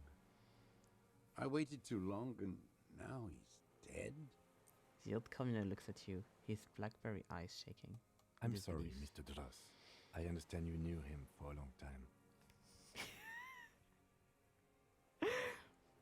Such a weird situation to be doing. I'm sorry for your loss. They're all dead now. Fuck it. If he really wanted to kill him so bad, he would have done. There must have been 1,000 black days on these islands. His health ailing. You cared about him? All human beings care about each other. I cared for seeing his head explode. Now, God damn this one. He reminded him of himself. The same hatred. The same. You try to think of something else, but no. It's just hatred. I'm sorry. Fuck you. The outcome note says, staring at the ground, seemingly the island you're on. Are you okay, Mr. Ross, to go on? You think I haven't seen people die? It's all I've seen them do. Fuck and die. All the other plans we had. To love. To colonize the Pale. It's all fucked. He's not okay. This is just another black day in a row of black days. Something strange is keeping him together, making him endure. Disco whores? I don't even care about those whores anymore. Get it over with. Take me in. I'm glad we talked about this now. Glad we talked about what? Josef Lilianovich Dross, you're under arrest for the murder of Elis Kolteneyer. What? But you said I would be taken to the... This terror is the sum of all the uncontrollable movements and mood swings he's been exhibiting. Your Wayfarer rights have been suspended. Information provided to the officers on the scene will be used against you by the prosecution. You will be given legal counsel within 1 week and must face court in 44 days. Do you understand? Do you understand? But... Kim, he's afraid. No, I don't want to. I have to stay here. He looks at the reeds, eyes submerged in growing terror. He's sweating. Beads are forming on his forehead. Your confirmation is not required, sir. Now on to the boat.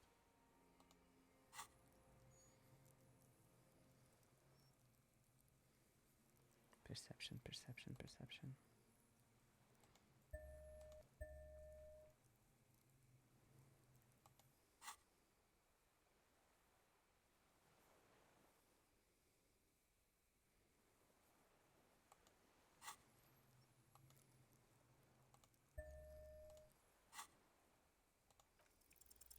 There it is again, to your north, as it has been since you came to the coast.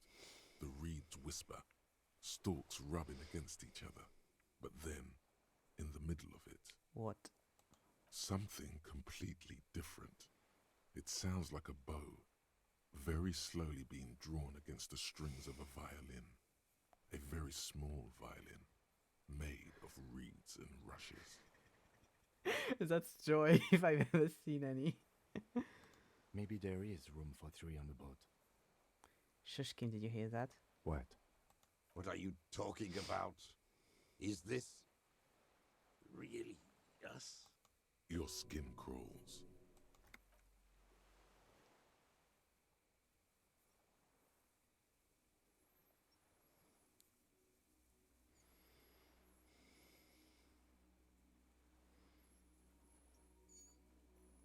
Oh, I see. That's fun. Oh, I love that. Hello. A delicate tangle of arms and legs unfolds from the reeds, limb by limb. We got easily investment. Moving its scythe-like arms in ghostly silence. I hate to tell the cryptozoologists that their traps were a little too small. We all love that a lot. Blink. It's still there. An unfolding mechanism of reed-like chitin. Hello, baby. Oh, what is that? What are you talking about? The old man looks at the reeds and at you. A giant bug, watch out. There's nothing there. He looks confused. I love that we're in the middle of an arrestation when this happens. The stick insect is over 3 meters tall. His little head. It looks straight at you with its tiny pinprick eyes and its grotesquely small head. Kim, you see it too. I know you see it. There she is. Oh,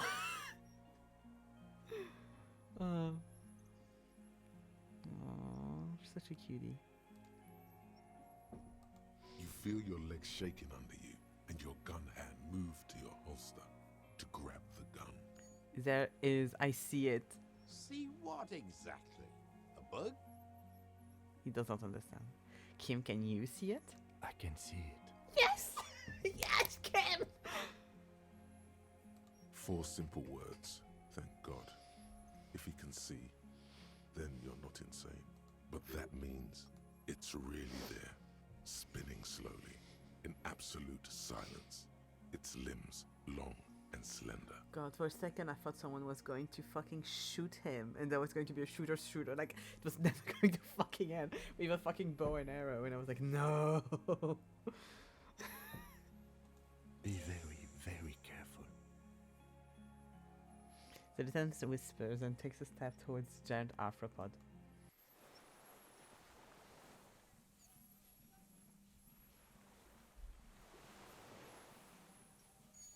Love your brave facade on the wheel. I mean, it makes more sense than the arthropod actually being real and seeing it. Where am I going? What is happening? Okay. Hello, baby. The creature stands on long stilt-like legs, antennae hanging from its head like a woman's hair, white and curled at the tips. It is no more than 5 steps away from you. Reed-like tufts stick out of its joints. As the insect moves its forearms, it produces a faint hiss, like a reel-to-reel machine spinning after the tape breaks. God, I should have taken that fucking task. The hiss is different from the strings you heard before. It says something else in a lower pitch.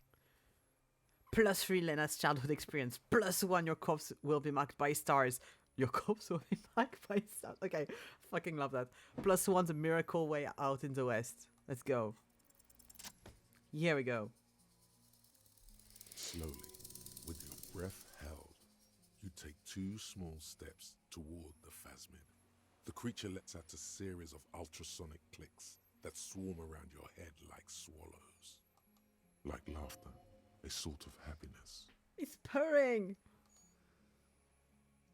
Hissing and clicking, it extends its mandible-like antennae to greet you. You're right below it now, looking up at the colossal chitin of its white limbs. The head of the creature is crowned by reeds, and its eyes are like small droplets of water. I think you don't miss much from that quest line if I remember right. Yeah, it's just like the satisfaction of having the like check mark on the quest. That I love. Okay, Tim, takes a picture. Okay.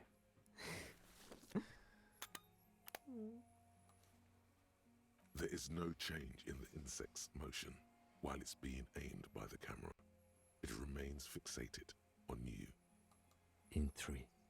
If it moves, you jump back. I'll shoot. No! Here we go. 3, 2, 1. The shrill flash of the camera cuts the air like the blade of a sword. The phasmid freezes in its bright light. Head turned toward the lieutenant, hypnotized by the flash. It stands frozen before you. Look at the pretty baby. I got it. Kim whispering is one of the softest things in the fucking universe.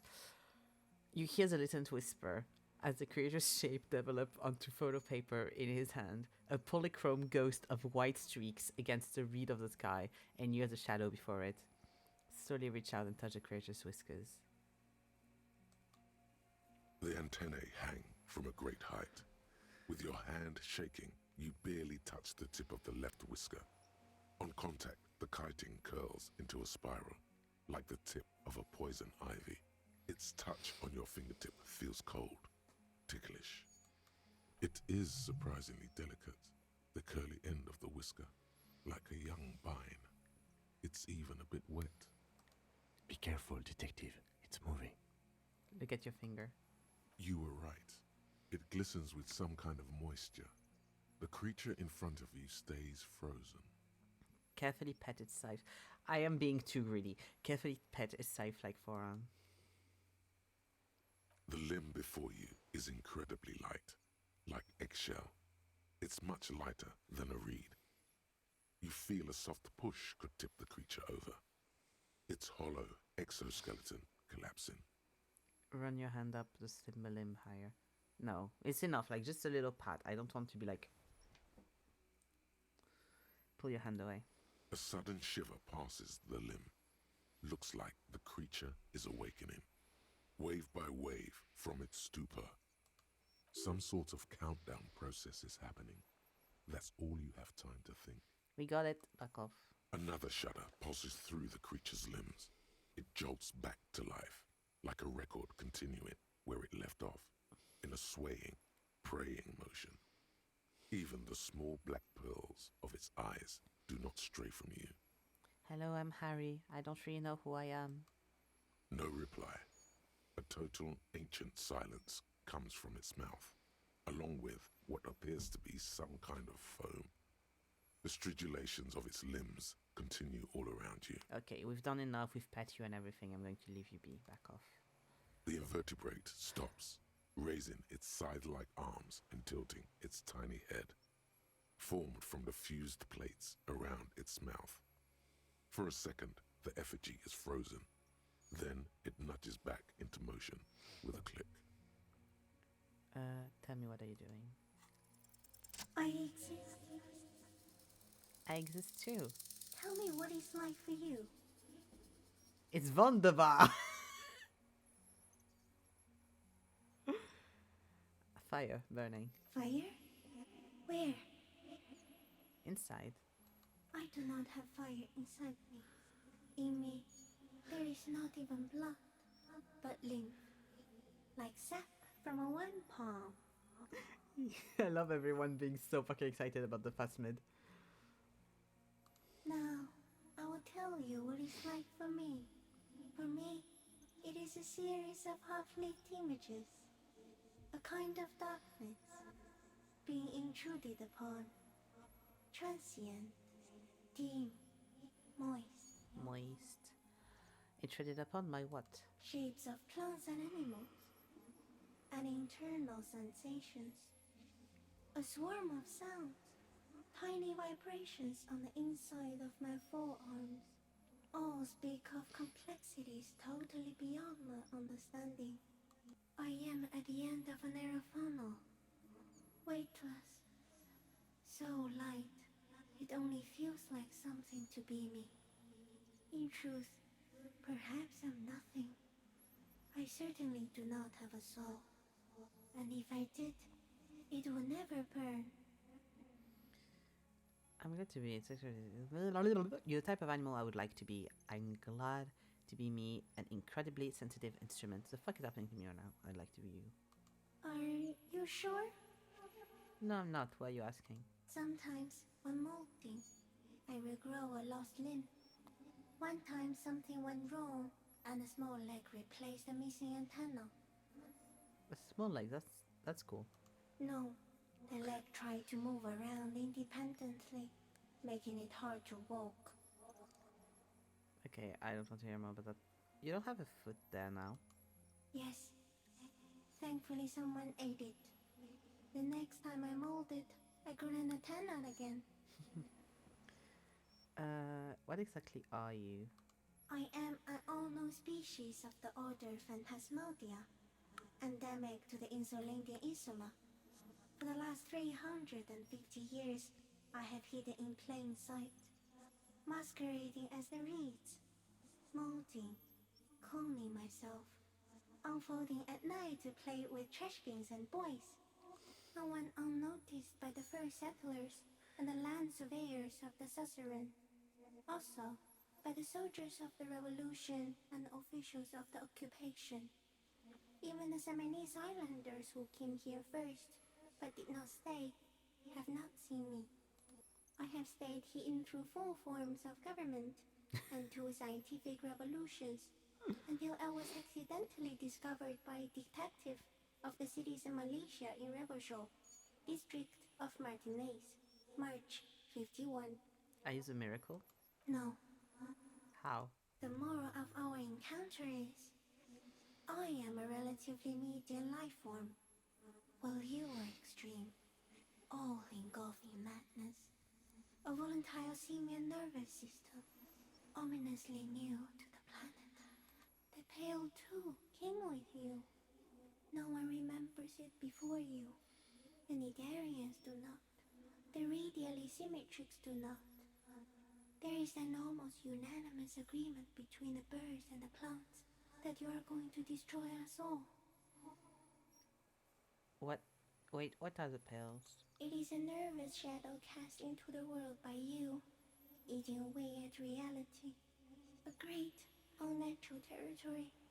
Its advent coincides with the arrival of the human mind. I don't have that kind of power. You're a violent and irrepressible miracle. The vacuum of cosmos and the stars burning in it are afraid of you. Give me enough time, you will wipe us all out and replace us with nothing. Just by accident. How? We suspect it will be something like the oxygen holocaust that wiped out anaerobic life 2.6 billion years ago, when organisms first started breathing. Only much worse. Instead of air, you exhale thoughts. There are no trees that eat thoughts. I don't want to know. Also, very, very dangerous. Keep my man having a violent epileptic seizure. I have to say goodbye now. I have no more thought, that is all. No, there is one more. All the creatures I've met, you are the kindest. Thank you. I also have one more thing to say to you. That woman, turn from the ruin. Turn and go forward. Do it for the working class. I will try. She was middle class. It doesn't take a 3-meter stick insect to tell you that. She was middle class. It does. Ah, that's incredible. She was middle class. It doesn't take a 3-meter stick insect to tell you that. He's engaged slowly. As you're turning away, the phasmid mirrors your movements, stepping on the water, the long limbs carrying its feather weight without breaking its surface. For the working class.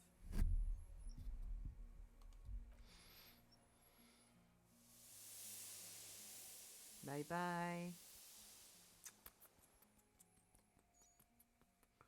Makes me think of the wishing flowers, you know, where you have and you go and it blows into the wind. And just like that, it's gone, skating away across the sea's calm mirror like a skipping stone, leaving nothing but circles on the water.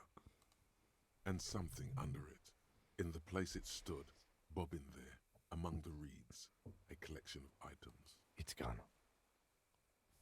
The lieutenant looks north, in his hand raised to his brow. What's that in the reeds? Looks like a nest of some sort. We should have a look. It can walk on water? Apparently, yes. Like a water strider. Only, I've never seen anything like that in my life. What now?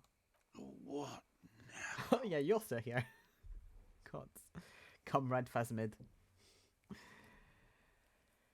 The old man behind you repeats suddenly. He's put his head into the ashes, dirty and In black. some kind of strange, semi-catatonic state. Hey, hello. Our suspect is not looking so good. We need to check on him. Yeah. After the nest. It's fine. Take all. What the fuck is that? Oh, we got Claudia's passport. Hello. How are you? Dr. Jaggy. This well-traveled passport with visa stamped in it is issued by the Republic of Oranje. You found it in the Phasmid's nest on the island. You can open it for more details. This passport, issued by the Sovereign Republic of Oranje, is issued to a black-haired woman called Katarzyna Alazier. Classia's hidden documents from the MT boy. Look at the photo. It's Claudia, with short black hair and glasses. She looks boyish, younger somehow. An old photo, before life came and did what it does. What is it doing in the Phasmid's nest? Maybe our man, Mr. Dross, took it from Classia's, or whatever her name was. Hiding place, or... I think the Phasmid took it. Like a magpie? What a coincidence. Then it would also have collected the other objects, which would be highly unusual. It says Katarzyna Alazier. She said it would be for Anouk Meyer-Smith. Anouk Meyer-Smith. Katarzyna Alazia was supposed to be her real name, where Klazia comes from. Remember? God damn it. I told you she kept lying to you. She's probably lying to someone else right now, in another city. Katarzyna Alazia is not supposed to be her real name. She lied to us. Maybe this is a real passport, not a fake. Yes, somehow she managed to lie to us one more time. In a way, she's still lying to us right now. Dulcin smiles. What's her real name then? I don't know, but it's not Katarzyna Alazia or Klasia or Anouk Meyer-Smith. We didn't even scratch the surface with her, detective. Perhaps it's better that we didn't arrest her. Who knows what hell she'd be raising in my district by now. Put the passport away. Nice. Is there anything else? Here. Oh, nice. Okay, nice, nice. I'm not putting it on, but I want to see what it does. Okay, we got 2 more guns. Amazing. What does it look like on? Horrible. No wonder it's +1 half-light. What did it say? +1... a fighter, not a lover. Yeah, no. Chekhov on the deserter now. Yeah. We had a little interlude. A little fast-mid interlude. Now we need to go back to our mission of arresting this dude. No, Kim. Yes? No, Kim. You're in front of... okay. What is it? What do you want from me? I can't go. Something is very wrong with him now. Sir, how could you not see the phasmid? See. He said as the reeds and falls silent. Mr. Dras? The man does not respond. He keeps staring, black eyes glazed over and bulging from their sockets. His gap-toothed mouth shaking, with fear and longing. Slide your finger under his nose. Wave a hand in front of his eyes. A light shiver passes him, followed by nothing. His hands are trembling, and he breathes slowly. He's going into some kind of psychomotor immobility. The good news is, this solves our transportation problem, doesn't it, Mr. Dras? The trembling mouth appears to sigh. Between this and the broken tire he's used for a boat, I think it's safe to leave him here, while we go and get help. It will need to be medical first, I'm afraid. What has happened to this man? Old age and shock. He looked at him, then you. Old age and shock, yes. The appearance of the phasmid, in conjunction with the stress of the arrest. He spent his entire life here. For him to leave would be... He shakes his head. You found some things in the phasmid's net, Mr. Dross. He stares into the reeds. Your words don't stir anything in him. Perhaps you should. Is this ceramic helmet? Nothing. Just dull staring. Not even rage left, wherever he is. I think if Kuno kicked it into the sea, as he said he did, the ebb would put it back here. This makes sense. Mr. Dross could have picked it up. Or the phasmid even. If it did, this is incredible. He's so in love with the phasmid, it makes me so happy. Show him the Oranier's passport. No reaction. His breathing is slow, and he appears very old all of a sudden. Around 80. This is an old man, at last. No longer a tin soldier, but the broken down remains of a man. Did you take this passport and other papers from a boy on the coast? The spirit. He hears us. The spirit? No reply. He's gone again. Yeah, Try something else? We got him back for a moment. The detached scope? I lost. You lost it, Mr. Dross? He turns his eyes to the reeds again, as he's done so many times. Beige and white stripes. He lost the scope. Then it somehow made its way over there. With the help of a magpie phasmid. The lieutenant observes the lens back on your hand. This sight is a T9, Mr. Dross. Was it attached to the rifle when you made the shot? Silence. Not even a sigh. You've gotten all you will out of this poor being. Yeah, letting him rest would have been the best option, honestly. Going to let you rest now, Mr. Dross. The plastic cape flaps around his face in a gust of wind. His back is slouched and his mouth open. The blacks of his eyes are receding. His pupils are returning to normal. Hang tight. We should think about getting back to the mainland to get help. He'll be safe here if we don't take too long.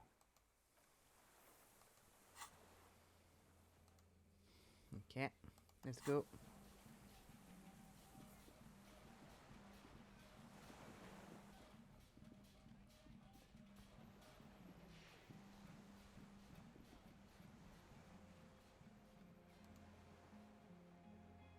I'd like to. Here we go.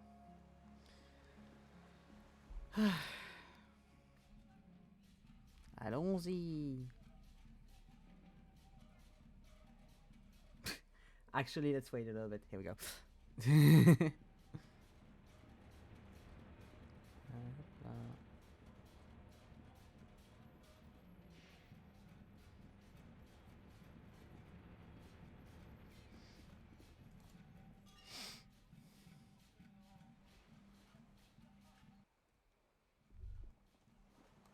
The dry grass crackles under your feet as you stop. Far away, birds' wings touch the still surface of the sea. Was that the flutter? The flock of quail departs. Now more than 100 meters away. 102, 105. Underneath the flutter. On the islet, there is almost no wind, just the light movement of air through the reeds. Bulrushes swaying on the waterline. Long dried leaves chafing against each other, like a silent orchestra tuning at the beginning of some major work. Kim. Yes? It's very silent. Have you noticed how quiet it is? I have. Is that why we're stopping? I need to listen to one more thing. The lieutenant nods in silence. For that. Beyond that, further north. Air flows out of a pillbox window. There is very little there. The air cossets flowers on a meadow. Absolute silence. Reeds motionless. Bulrushes motionless. Below the silence? A jitter. A sound impatient to happen, but not yet in this world. Ahead. A low hum. The air slowly moves through a concrete box, through its ancient slits and cracks, resonating, hollow. A big building. Yeah, it's the church. Open your eyes, stop listening. If we didn't have the guy half doing a stroke on there, I would take my time, but like, yeah.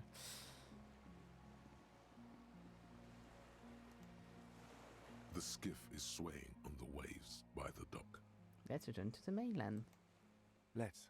We are done here. He says, adjusting glasses as he looks out over the water. The skiff rocks gently under your weight as you get in. The ride back is uneventful and quiet. How far is homosexual underground water? It should be done by now. I don't know why I haven't had it since. It says 92%. Still 34 minutes. I thought it would have been done by the time we finished talking to the guy. But for the sound of conversation on the water, there is someone inland waiting for you. 2 men and a woman stand on the concrete square of a nameless village, looking at a small yellow boat.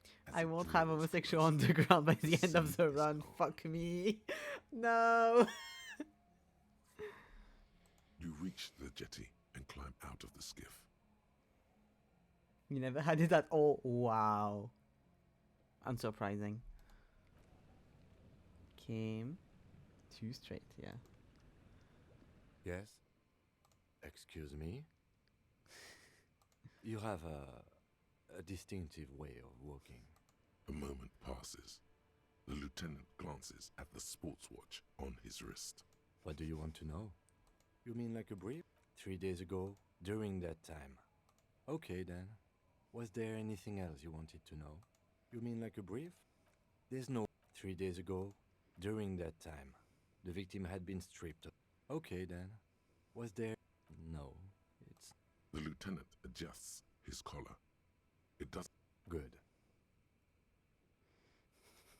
I'm trying to pass a few minutes, but I won't get the 30 minutes out of that. 8. Ugh, sad.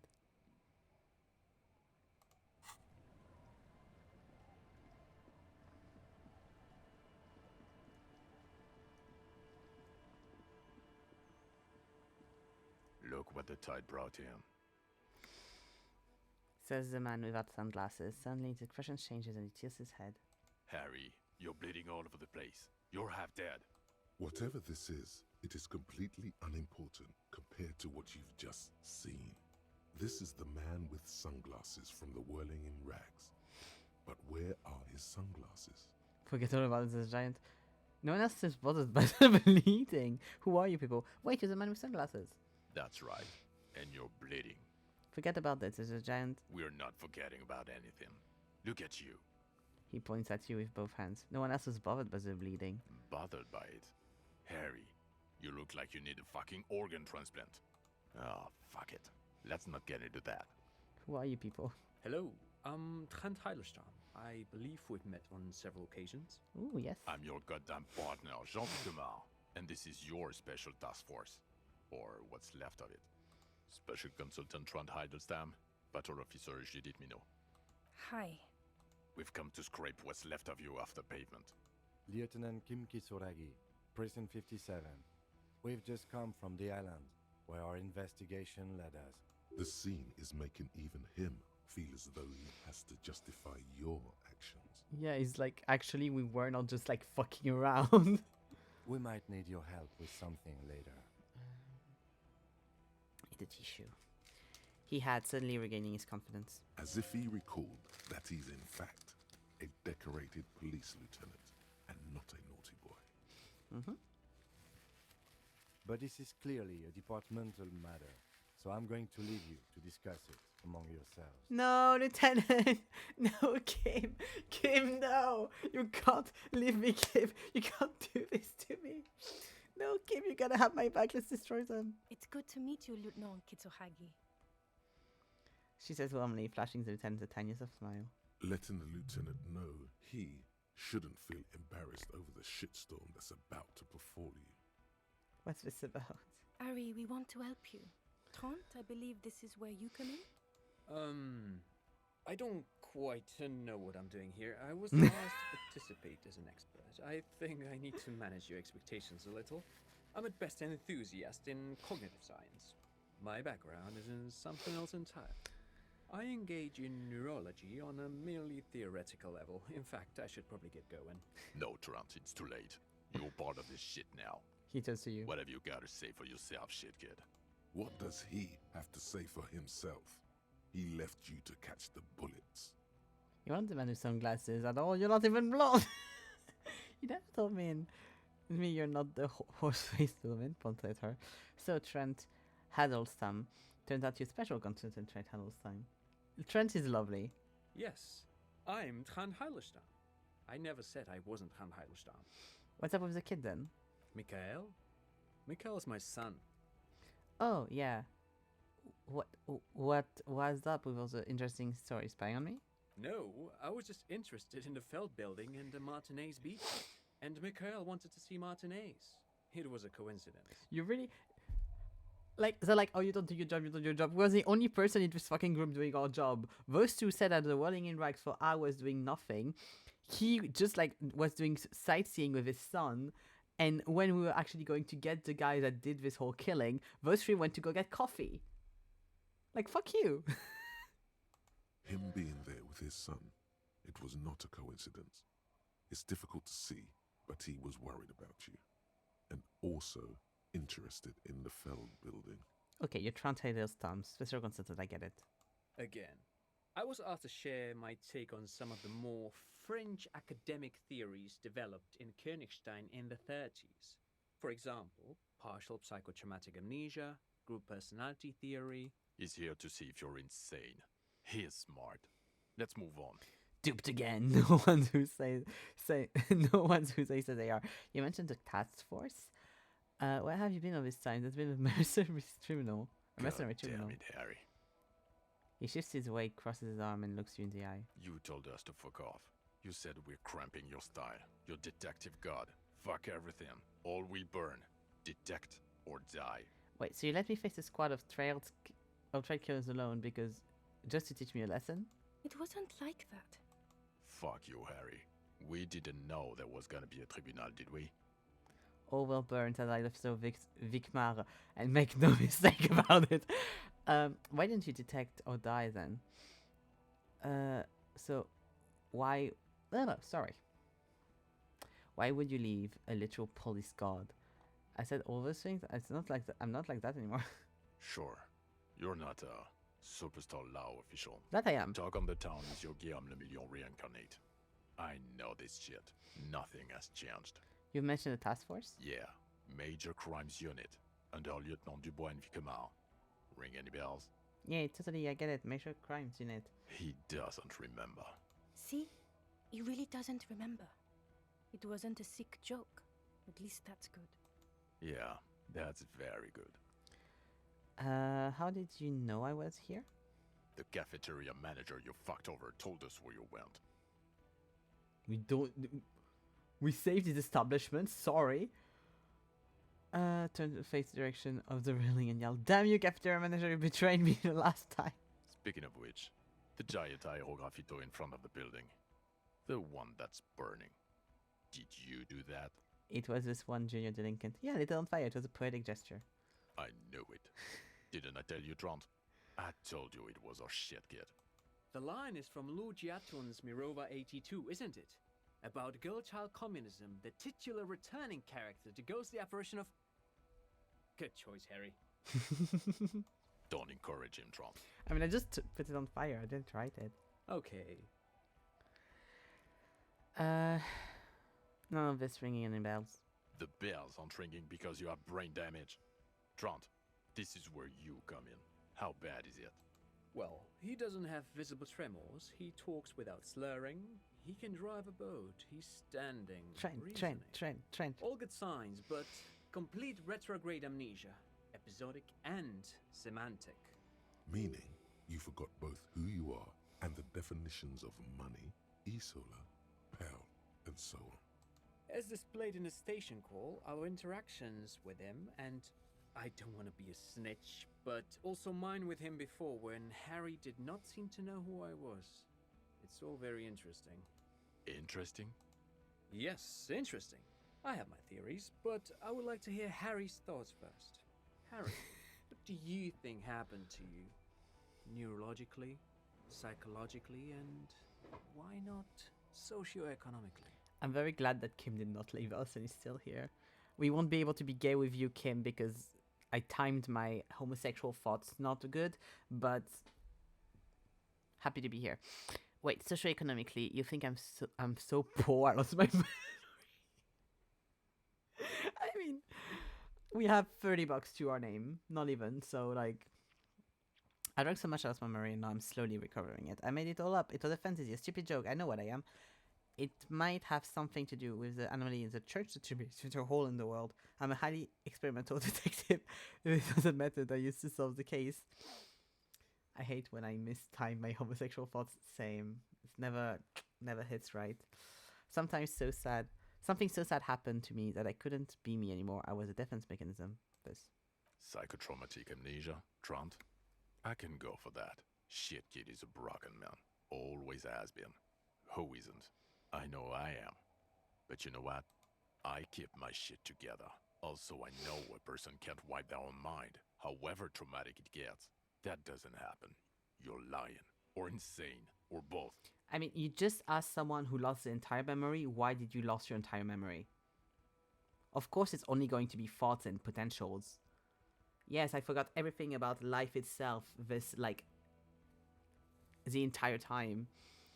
This past few days, and I've been slowly regaining it and asking everything about anything because I forgot absolutely everything that has happened in this world. Sorry, I don't have the answer to your question.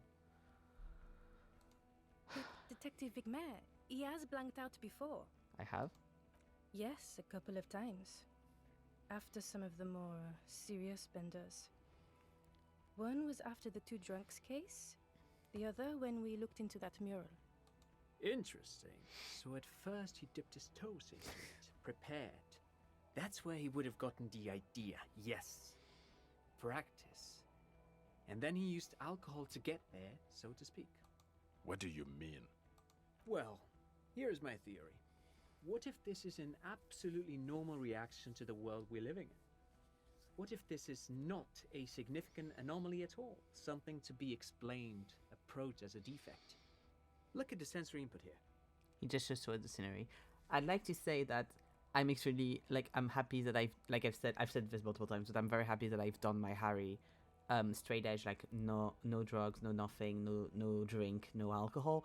But I hate that if they do look onto me right now, I do have speed, alcohol, and cigarettes. Cigarettes is fine. For like that kind of thing, I don't think it would be seen as too bad.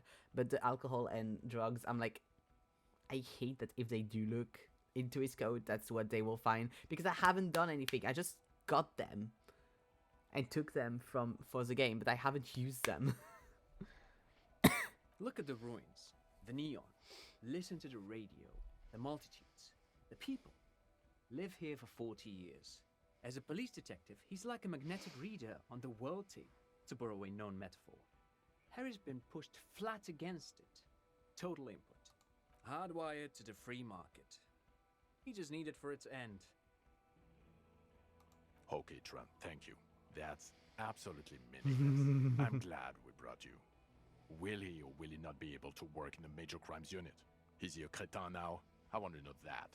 I just got a slight heart, like, fucking stopping, because on OBS you have on one side the amount of time you've been streaming, and on the other side, if you're recording, the amount of time you've been recording something. And I was looking out of interest how much time I've been streaming, and I looked at the recording one, and I was like, fuck, have I been offline? Oh, so good. They're just next to each other. Because of course the recording one is on 0000 because I'm not recording anything. He's not a cretin, and he is able to do work. If not in his previous leadership role, then as a line detective. I'm ready to do it again. Line detective is good for now. He's wrong. I'm too far gone for work. Fuck all of you. I don't want to be in your unit. No, Harry. Fuck you. You already fucked us. I've already explained this shit to Price twice. Price? To Berdyaeva 4 times. I'm your partner. I answer for you when you're not there. When you clocked out, I became responsible for your cases and your special task force. What now? Oh yeah, you became so fucking responsible that we solved the case without you. Now nothing. Now we're just going to stand here. Really? No. Now we discuss that. What the fuck did you do to a motor carriage? Why is it there, Harry? Hold on, in the ocean? Feigning ignorance? It was stolen by Jacob. I drove it into the ocean when I was drunk. I thought the killer would be underwater. He wasn't. Tequila sunset. I also jumped the canal by the way. Ha ha ha. Ho ho ho. Tequila sunset. Jump the canal. So funny, Harry. Thank you for fucking me. Thank you for destroying 45,000 real of police property that's coming out of my payslip. You know that, right? You're gonna get fired. And I'm gonna pay till I die. It doesn't matter. Your badge, Harry. Show me your badge. What do... wait, my badge? I got my badge right here. Show it to them. I don't want him to have my badge. It's my badge. I'm keeping it. Unless I haven't found it yet. What do I have to... This futuristic armor. Can I show me? What I do have is futuristic armor. We're not armor cops. We're cops.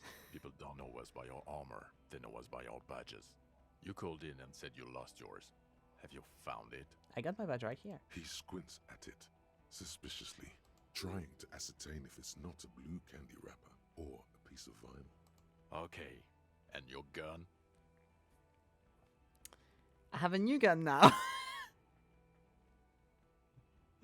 I've pawned it. Anyway, it's gone now. I thought the gun we got on Ruby was our old gun. I misunderstood that, I guess. I thought it was our gun, well. I don't care if you have a new gun. I only care about your old gun. Your official sidearm. You lost it, didn't you? I don't have that. I don't have a sidearm. It's a great gun. Maybe it's not a flashy sidearm, but still. I knew it. I told you wouldn't have it. This isn't cause for celebration. It's bad. I would say it's very bad, yes. You're drunk like an asshole, Harry. Please put the stolen firearm away before you kill someone. I'm not drunk. Harry has not drank in 7 days. He's not fucking drunk. Pay your respects. Also, I went to the field with 1 gun. I found 3 now. I think it's... Nope, you never got the quest to get your gun back. It's not that I haven't found it, it's that I haven't even gotten the fucking quest. Because I'm guessing it's with Evrard. It is very hinted at with Evrard, and I fully sidelined Evrard. I decided to just not do anything for him. I'm not drunk, I haven't started drinking again. So you forgot to drink? I don't buy it. Why do you smell like a corpse then? I have the homosexual on the ground.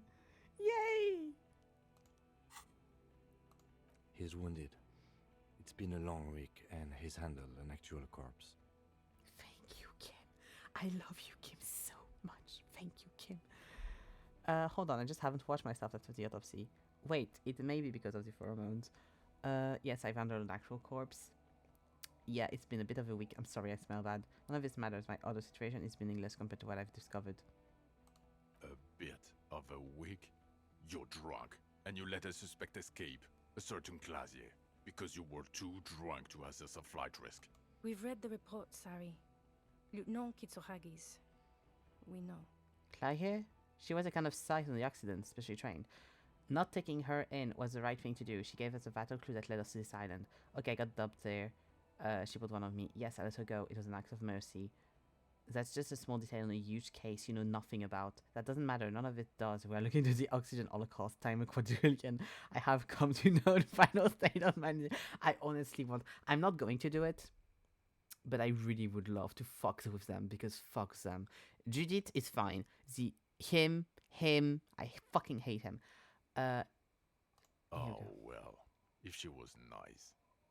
I'm not even gonna get into the other suspect. The one who shot herself. In the head.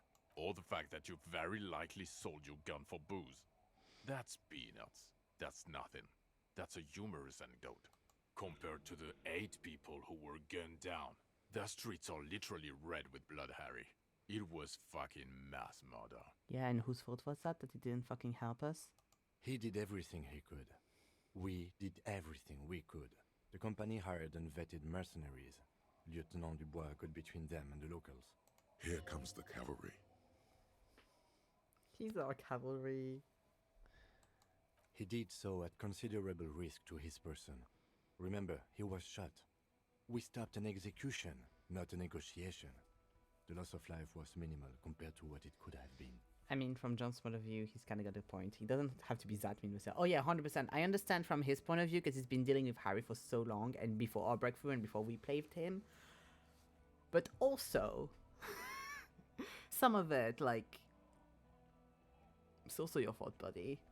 It's also, like, you can't be like, okay, this guy is constantly drunk, has had repeated issues to the point where we know he's a danger to himself and everyone else.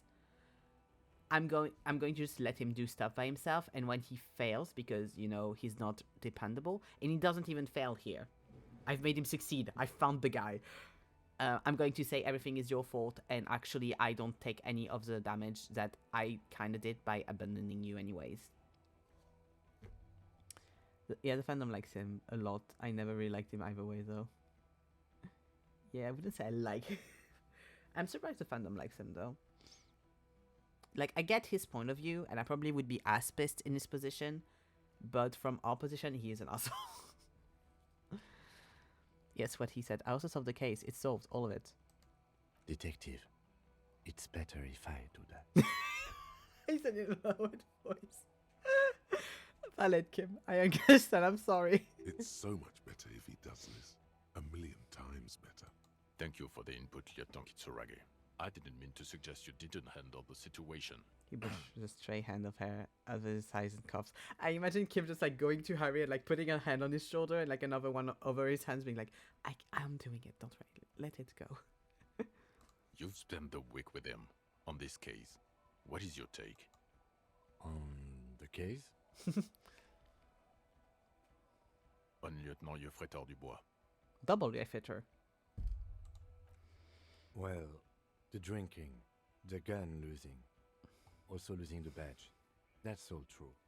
Although he has not been drinking on the job this week. Thank you, Kim! I find Gart's attitude more likable. He kind of warms up to you over time. Same. I like Gart a lot more. Like, I started on hating Gart, but it was also funny to fucking hate him. But at the end, I like, the last few interactions we had with him, I couldn't make myself be mean to him, because I was like, I actually don't mind you anymore. You've become quite sweet. Like, the last interaction was something, but he was, like, trying to be sweet. He was like, okay, I see you've tried. And that's quite nice. See? 1 week. Then there's the superstardom. He likes to, from time to time, allude to being a superstar law official. At first I thought it was a joke, but now I'm not so sure. He says disco about 20 times a day. I love seeing Kim's point of view on us. This is amazing. It's worrying, especially considering his political views. Detective Dubois is, as you may know, a Mazovian socio-economist. He wants to liquidate the ruling class, which, again, for a police officer, is a little odd. God, I don't even want to imagine what that monologue is like on Zeke's play. Kim is just fully exposing you for the sequence, but it's also just so funny. I love the read you get from Kim at the end of the case. Yeah. You should yell something. I'm a policeman of the tape to come. That's not a good idea. Yes, let's let the big boys talk.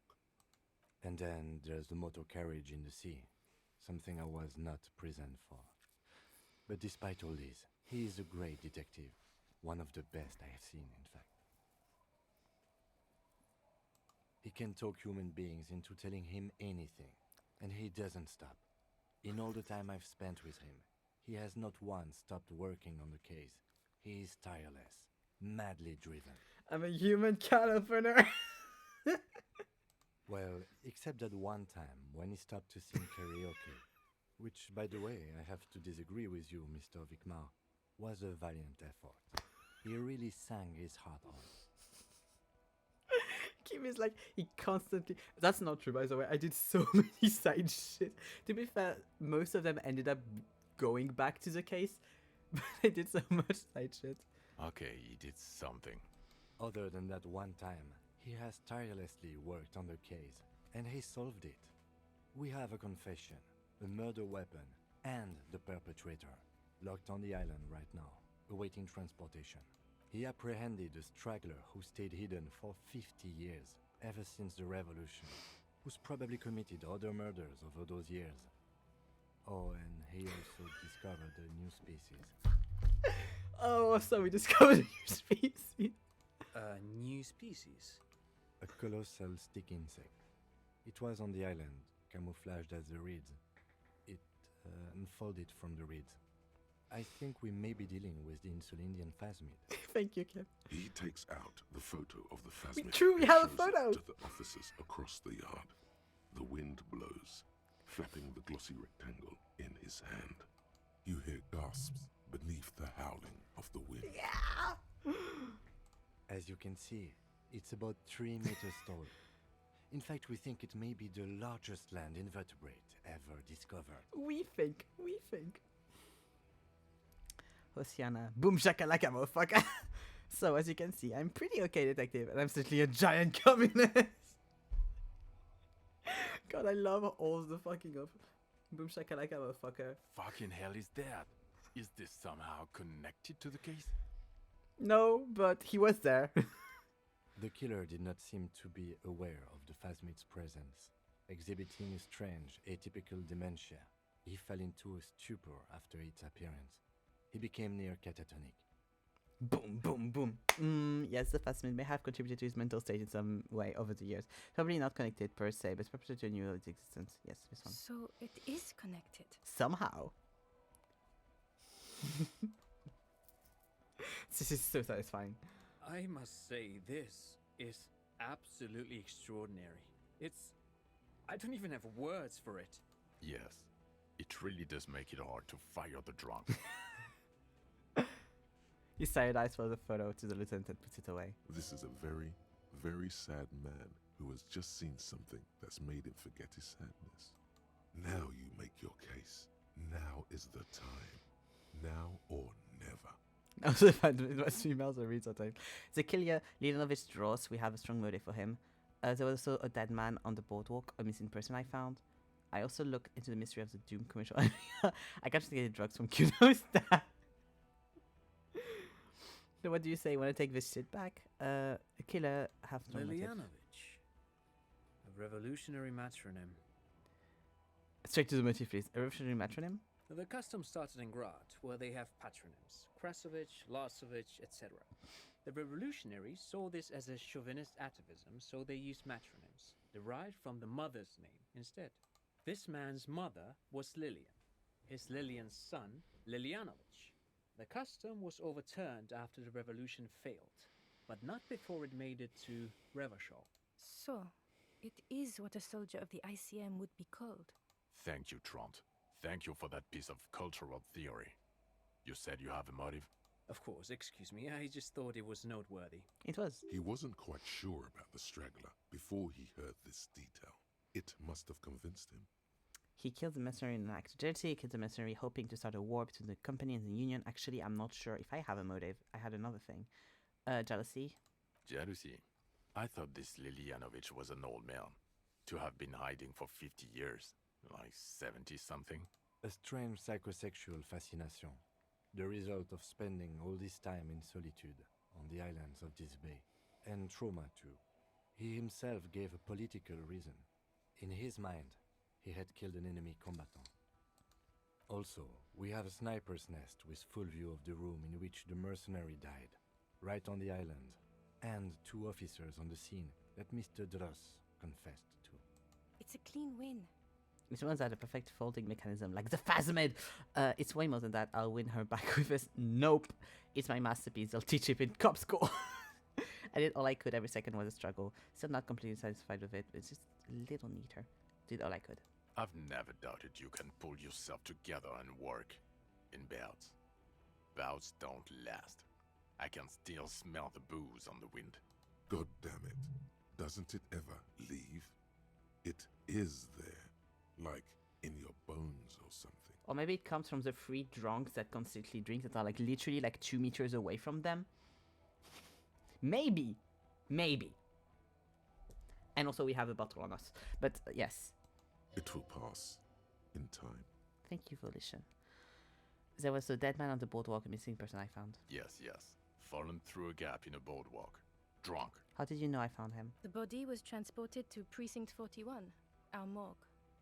I had Tilbrook and Mullins take care of funeral arrangements and family stuff. You're not the only cop in the world, Harry. This all comes back to us. Still, good work with the missing person, Detective. It's still a point for you. No denying it. I confiscated drugs from Kuno's dad. Who's Kuno? You don't want to know. You're right, Lieutenant. I don't. You snorted the drugs, I know you did. It's alright. I mean, at this point, anything is but the drink. I haven't though. I confiscated them. I haven't used them and I haven't given them back to the child. I also looked into the mystery of the Doom commercial area. I don't know what a Doom commercial area is. Rue de Saint-Ghislain 10A commercial building where businesses go bankrupt. I looked into it. Why? That's not what you were supposed to do here. Yeah, but might as well. We were there. There was a possible witness in there, and it was close to the crime scene. He was just chasing a lead and ended up advising a local shopkeeper. It was okay. Of course. Call it community outreach, right? I don't think the Phasmid is going to make us any more. So what do you say? Want to take this whole shit back? I don't want to, but you discovered a new species and solved the murder. He shrugs. I love that the new species come first. I love that it's like, this is more important. So I have to. Jude? Anything that ends the trial is okay with me. A quick nod. Agreed. The public relations potential of this is too valuable to let go. Okay. We have vehicles in the square, and the perpetrator needs to be taken into custody. Let's go. Wait, I have a few questions before I go about who I am.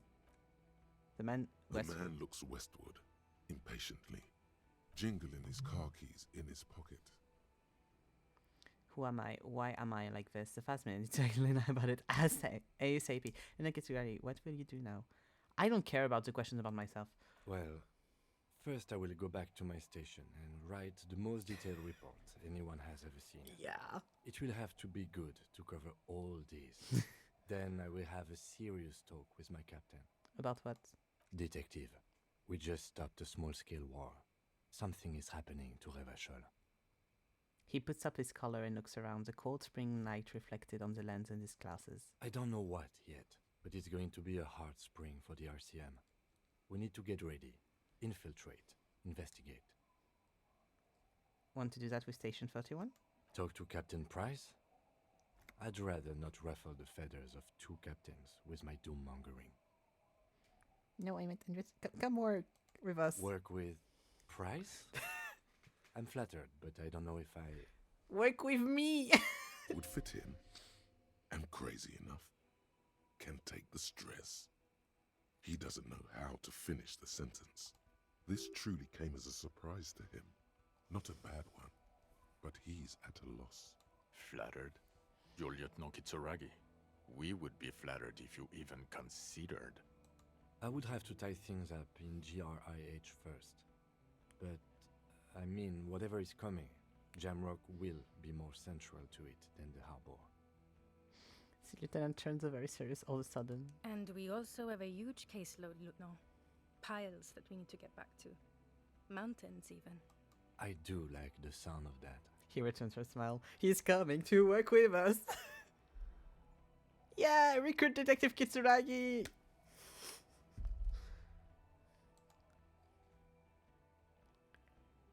He's really considering it. Here you go.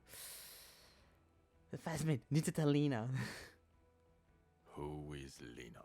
A cryptozoologist. She lives in Shamrock. She told me about the Phasmid. Well, good luck finding her once we get back. She and her husband were conducting the search for the Phasmid. It's their discovery, in part. I'm sure we'll find them. They should know as soon as possible. It would do you good to deliver some positive news for a change. Okay, I'm just going to ask this one because I don't care about the other two. Precinct 41, what kind of station is it? Us? We're the bloody murder station, haven't you heard? We're the bad guys. No one likes us. That's not true. Jamrock is too big for one precinct. You are just understaffed. And everyone respects the 41st. You have Captain Price. Yeah, you seem to really like Captain Price, kid. Calm down, it's okay. Thank you, Lieutenant. You're being kind. It is an understaffed station and the district is too big, which is why we need to... He tilts his head northward. Get back to it. We left Torson and McLean to run the Sea Wing. It's not good. Did we recently shoot up a church by any chance? So I work in the bloody murder station? Okay, it's not the bloody murder station. It's an old converted silk mill with green desk lamps and a coffee corner. A lot of good people work there, hard, every day. Jamrock is the largest ghetto in Rivashol. Faubourg, technically, but it's divided into 11 districts. Jamrock only has us. The press will blow over. Jamrock is lucky to have you, and it's often considered to be the greatest of the districts. You're lucky to have it. Thank you again, Lieutenant. I'm ready. Good. She looks at you and Vikmar. Fuck it, let's go. Trump brought his motor carriage. It's a 20-minute drive to Jamrock. Under the afternoon sky, the great district hums. A chessboard of wooden houses, 80,000 living souls, and chimney stacks. Fire traps as far as the eye can see. From Main Street to Precinct 41, to Boogie Street, forking into the snow-swept horizon. You close your eyes and hear the dogs bark. A lone woman sits by a factory window, dreaming of meteorite strikes. On Rue de Saint-Jérôme, a square bullet slides into a square-shaped chamber. In Old South, a man without eyelids smiles. Spring has come. It's time. Torson? Yes. McLean? Yes. Heidelstein? No. Vikmir? Yes. Of course. Really? Nick Gottlieb looks up from the list. I hear he's unstable. You say that like it's a bad thing. Captain Ptolemy Price gestures with a ballpoint pen. It's dim in his office, and the curtains are drawn. Harry's our man. He'll pull through. When he does, he'll side with the people. Understood. Gottlieb returns to the list. Minnow? Of course. Wonderful. Then can we please just go back to Jamrock now? The little tap on Kim's shoulder.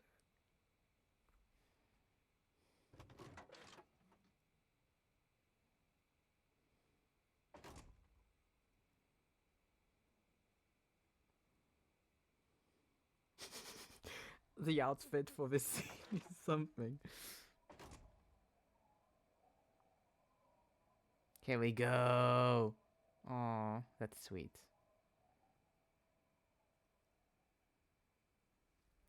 Sorry we cheated on you with Kim, bestie.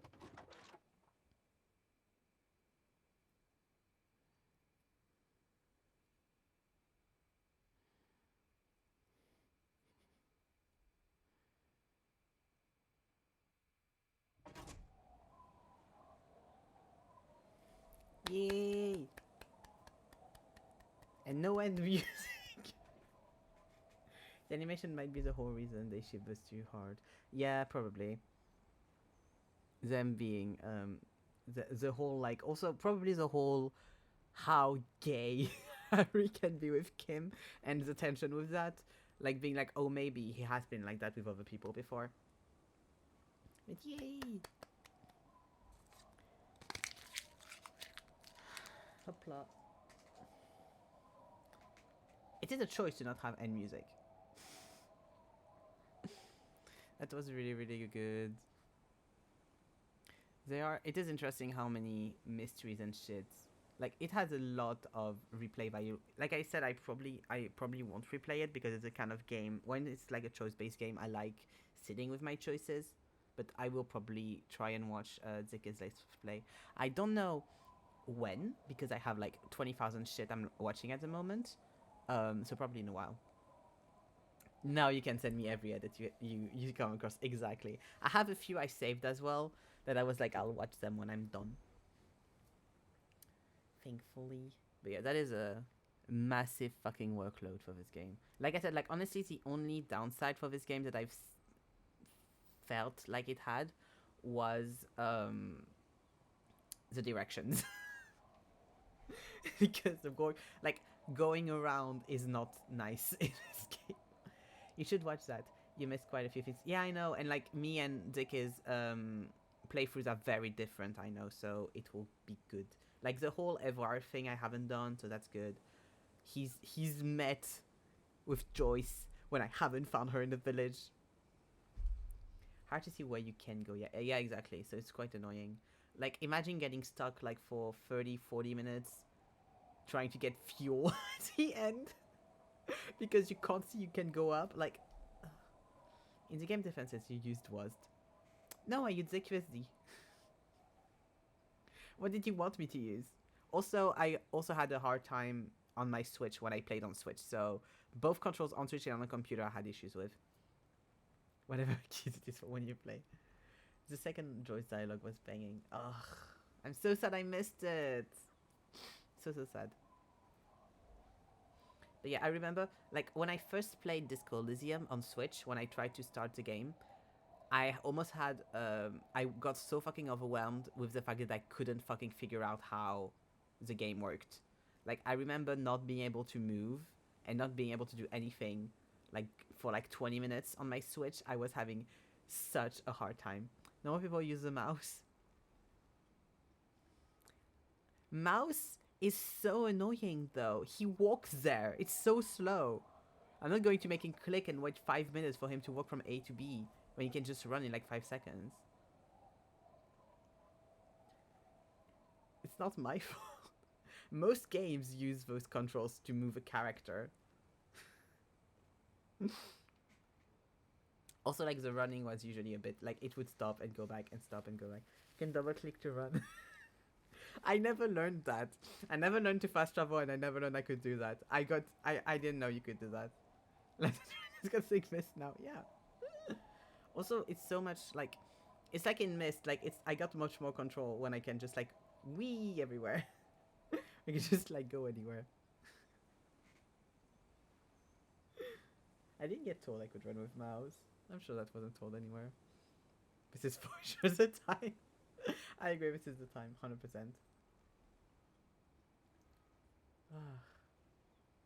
We got the voices of everyone. Yay! Thank you for your hard work.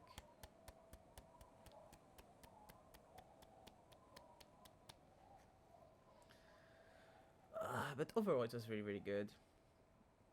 I mean, I knew it was going to be when I when I knew how much it had impacted Zeke and so many people and stuff. So I knew it was going to be great. But you know, until you play it, until you have your experience, you don't know. Even though my let's play was a bit more tame than probably a lot of people's. Fucking love this game. Me too. Me too. It's so good. Kim will be forever in my heart. Best boy Kim. Honestly.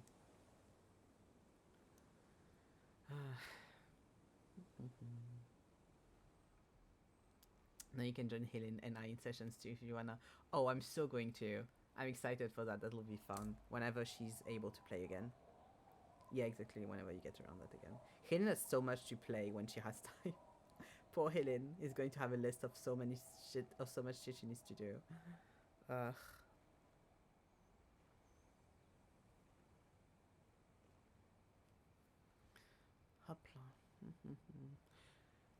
I don't know yet what I'm going to do to fill the Disco Elysium hole in my planning. The sadness in general of doing plannings for streaming is like when you have a plan and then it's too filled, you're like, fuck, whenever I want to do something that's not in the planning, I can't. And when you have something that goes away, you're like, fuck, I don't have anything to fill it in with. I have my list, I'll be fine. I have stuff. Hopla.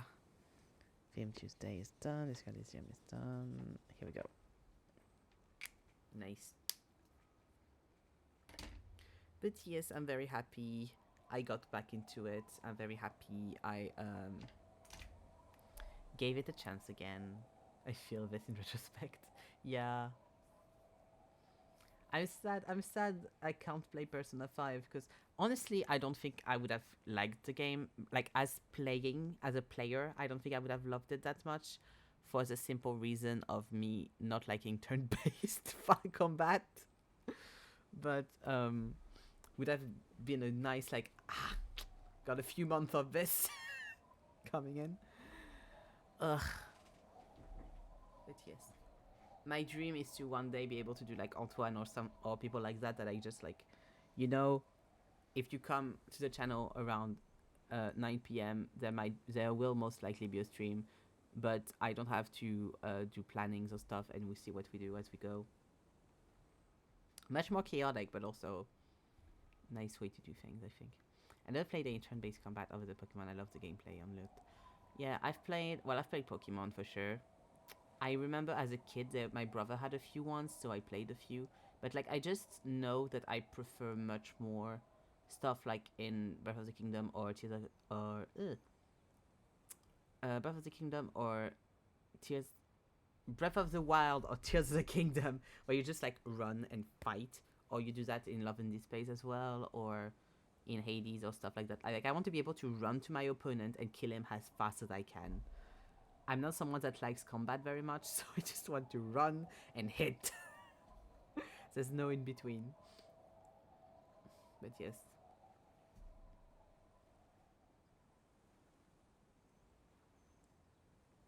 I'm so happy we got Kim in our precinct now. I'm so happy he was like, because he said like he didn't like the people in his precinct, and now you have at least one ally in your precinct, and he admires the captain a lot, so that's good.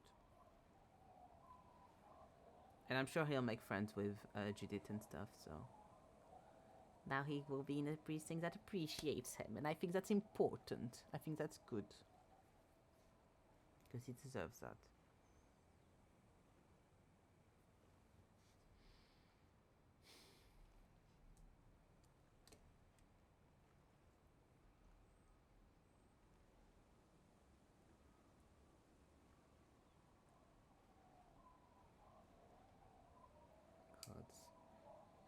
I bet the people that made Disco Elysium felt like those developers that you have that are like, this is such a big project, fuck me, that we have in the game that made the radio campaign, TTRPG. They must have felt like that starting to do this game, honestly, god.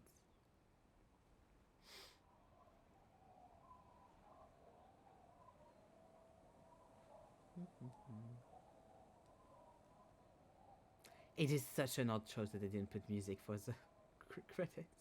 Like, I want to make all the credits play because I think it's important when you stream games to show all of the credits because it's like paying respects and stuff. Please put music. Why are you doing this to me? Oh yeah, Tris Lion Studios that did it. Every day, imagine a future where I can be with you. Do you want a teaser for what I'm going to do next week instead of disco? To heal my heart. I wonder if it's due to streamer mode. Maybe it's streamer mode, yeah. True, it's probably streamer mode. They still put fucking music that gets dragged though. Mankind, be vigilant, we loved you. Tell me, you specifically. I'm going to do a guitar stream because it's been a very long time. I'm going to do a guitar stream next week. Because it's been a long, long time. Oh yeah, true, you can do our collages. Big eyes.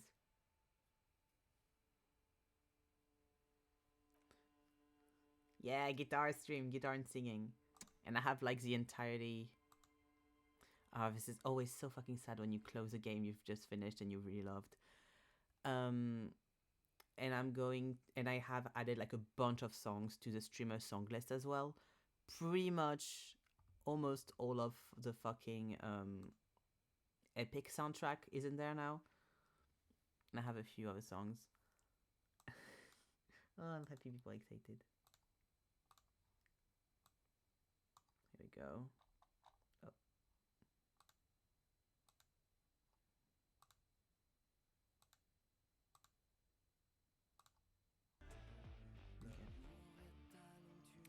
I think I should be there on Wednesday night. Yay. Yeah. Also, I don't do guitar streams on evenings, remember? I do them in the afternoon. But I can like try to shift it around so you'll hear. Because I don't want to scream too late. Because I have neighbors. Ended up at 39 hours dot free. 39.3 hours.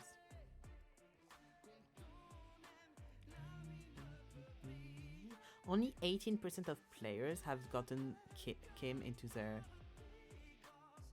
thing. Wow.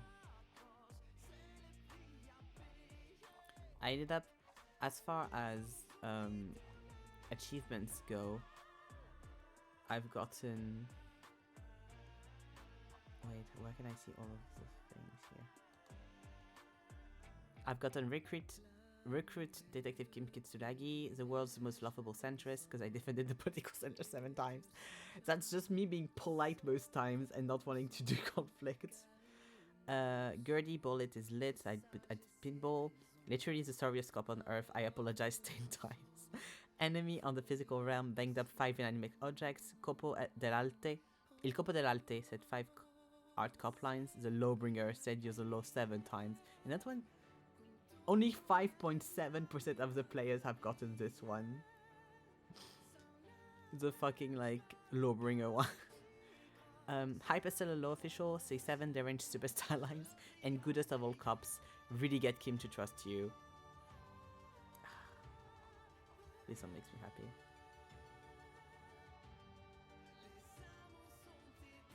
Okay, I'm not going to look at the rest because they are a little bit... It's weird that I think that there are spoilers even though I finished the game. I got it, Recruit Kim. I would hope so. The minimum to ask of. But yes. Yeah. I am going to go now. Because it's almost 2 a.m. I mean, I knew it was going to go a bit later. This passed so quick. In my head, it's like 11 p.m. right now. Like, when I turned and I was like, oh, this is the end. And I turned and I saw it was already like almost 1 a.m. I was like, what the fuck? Why is it already midnight? How has it been 3 hours?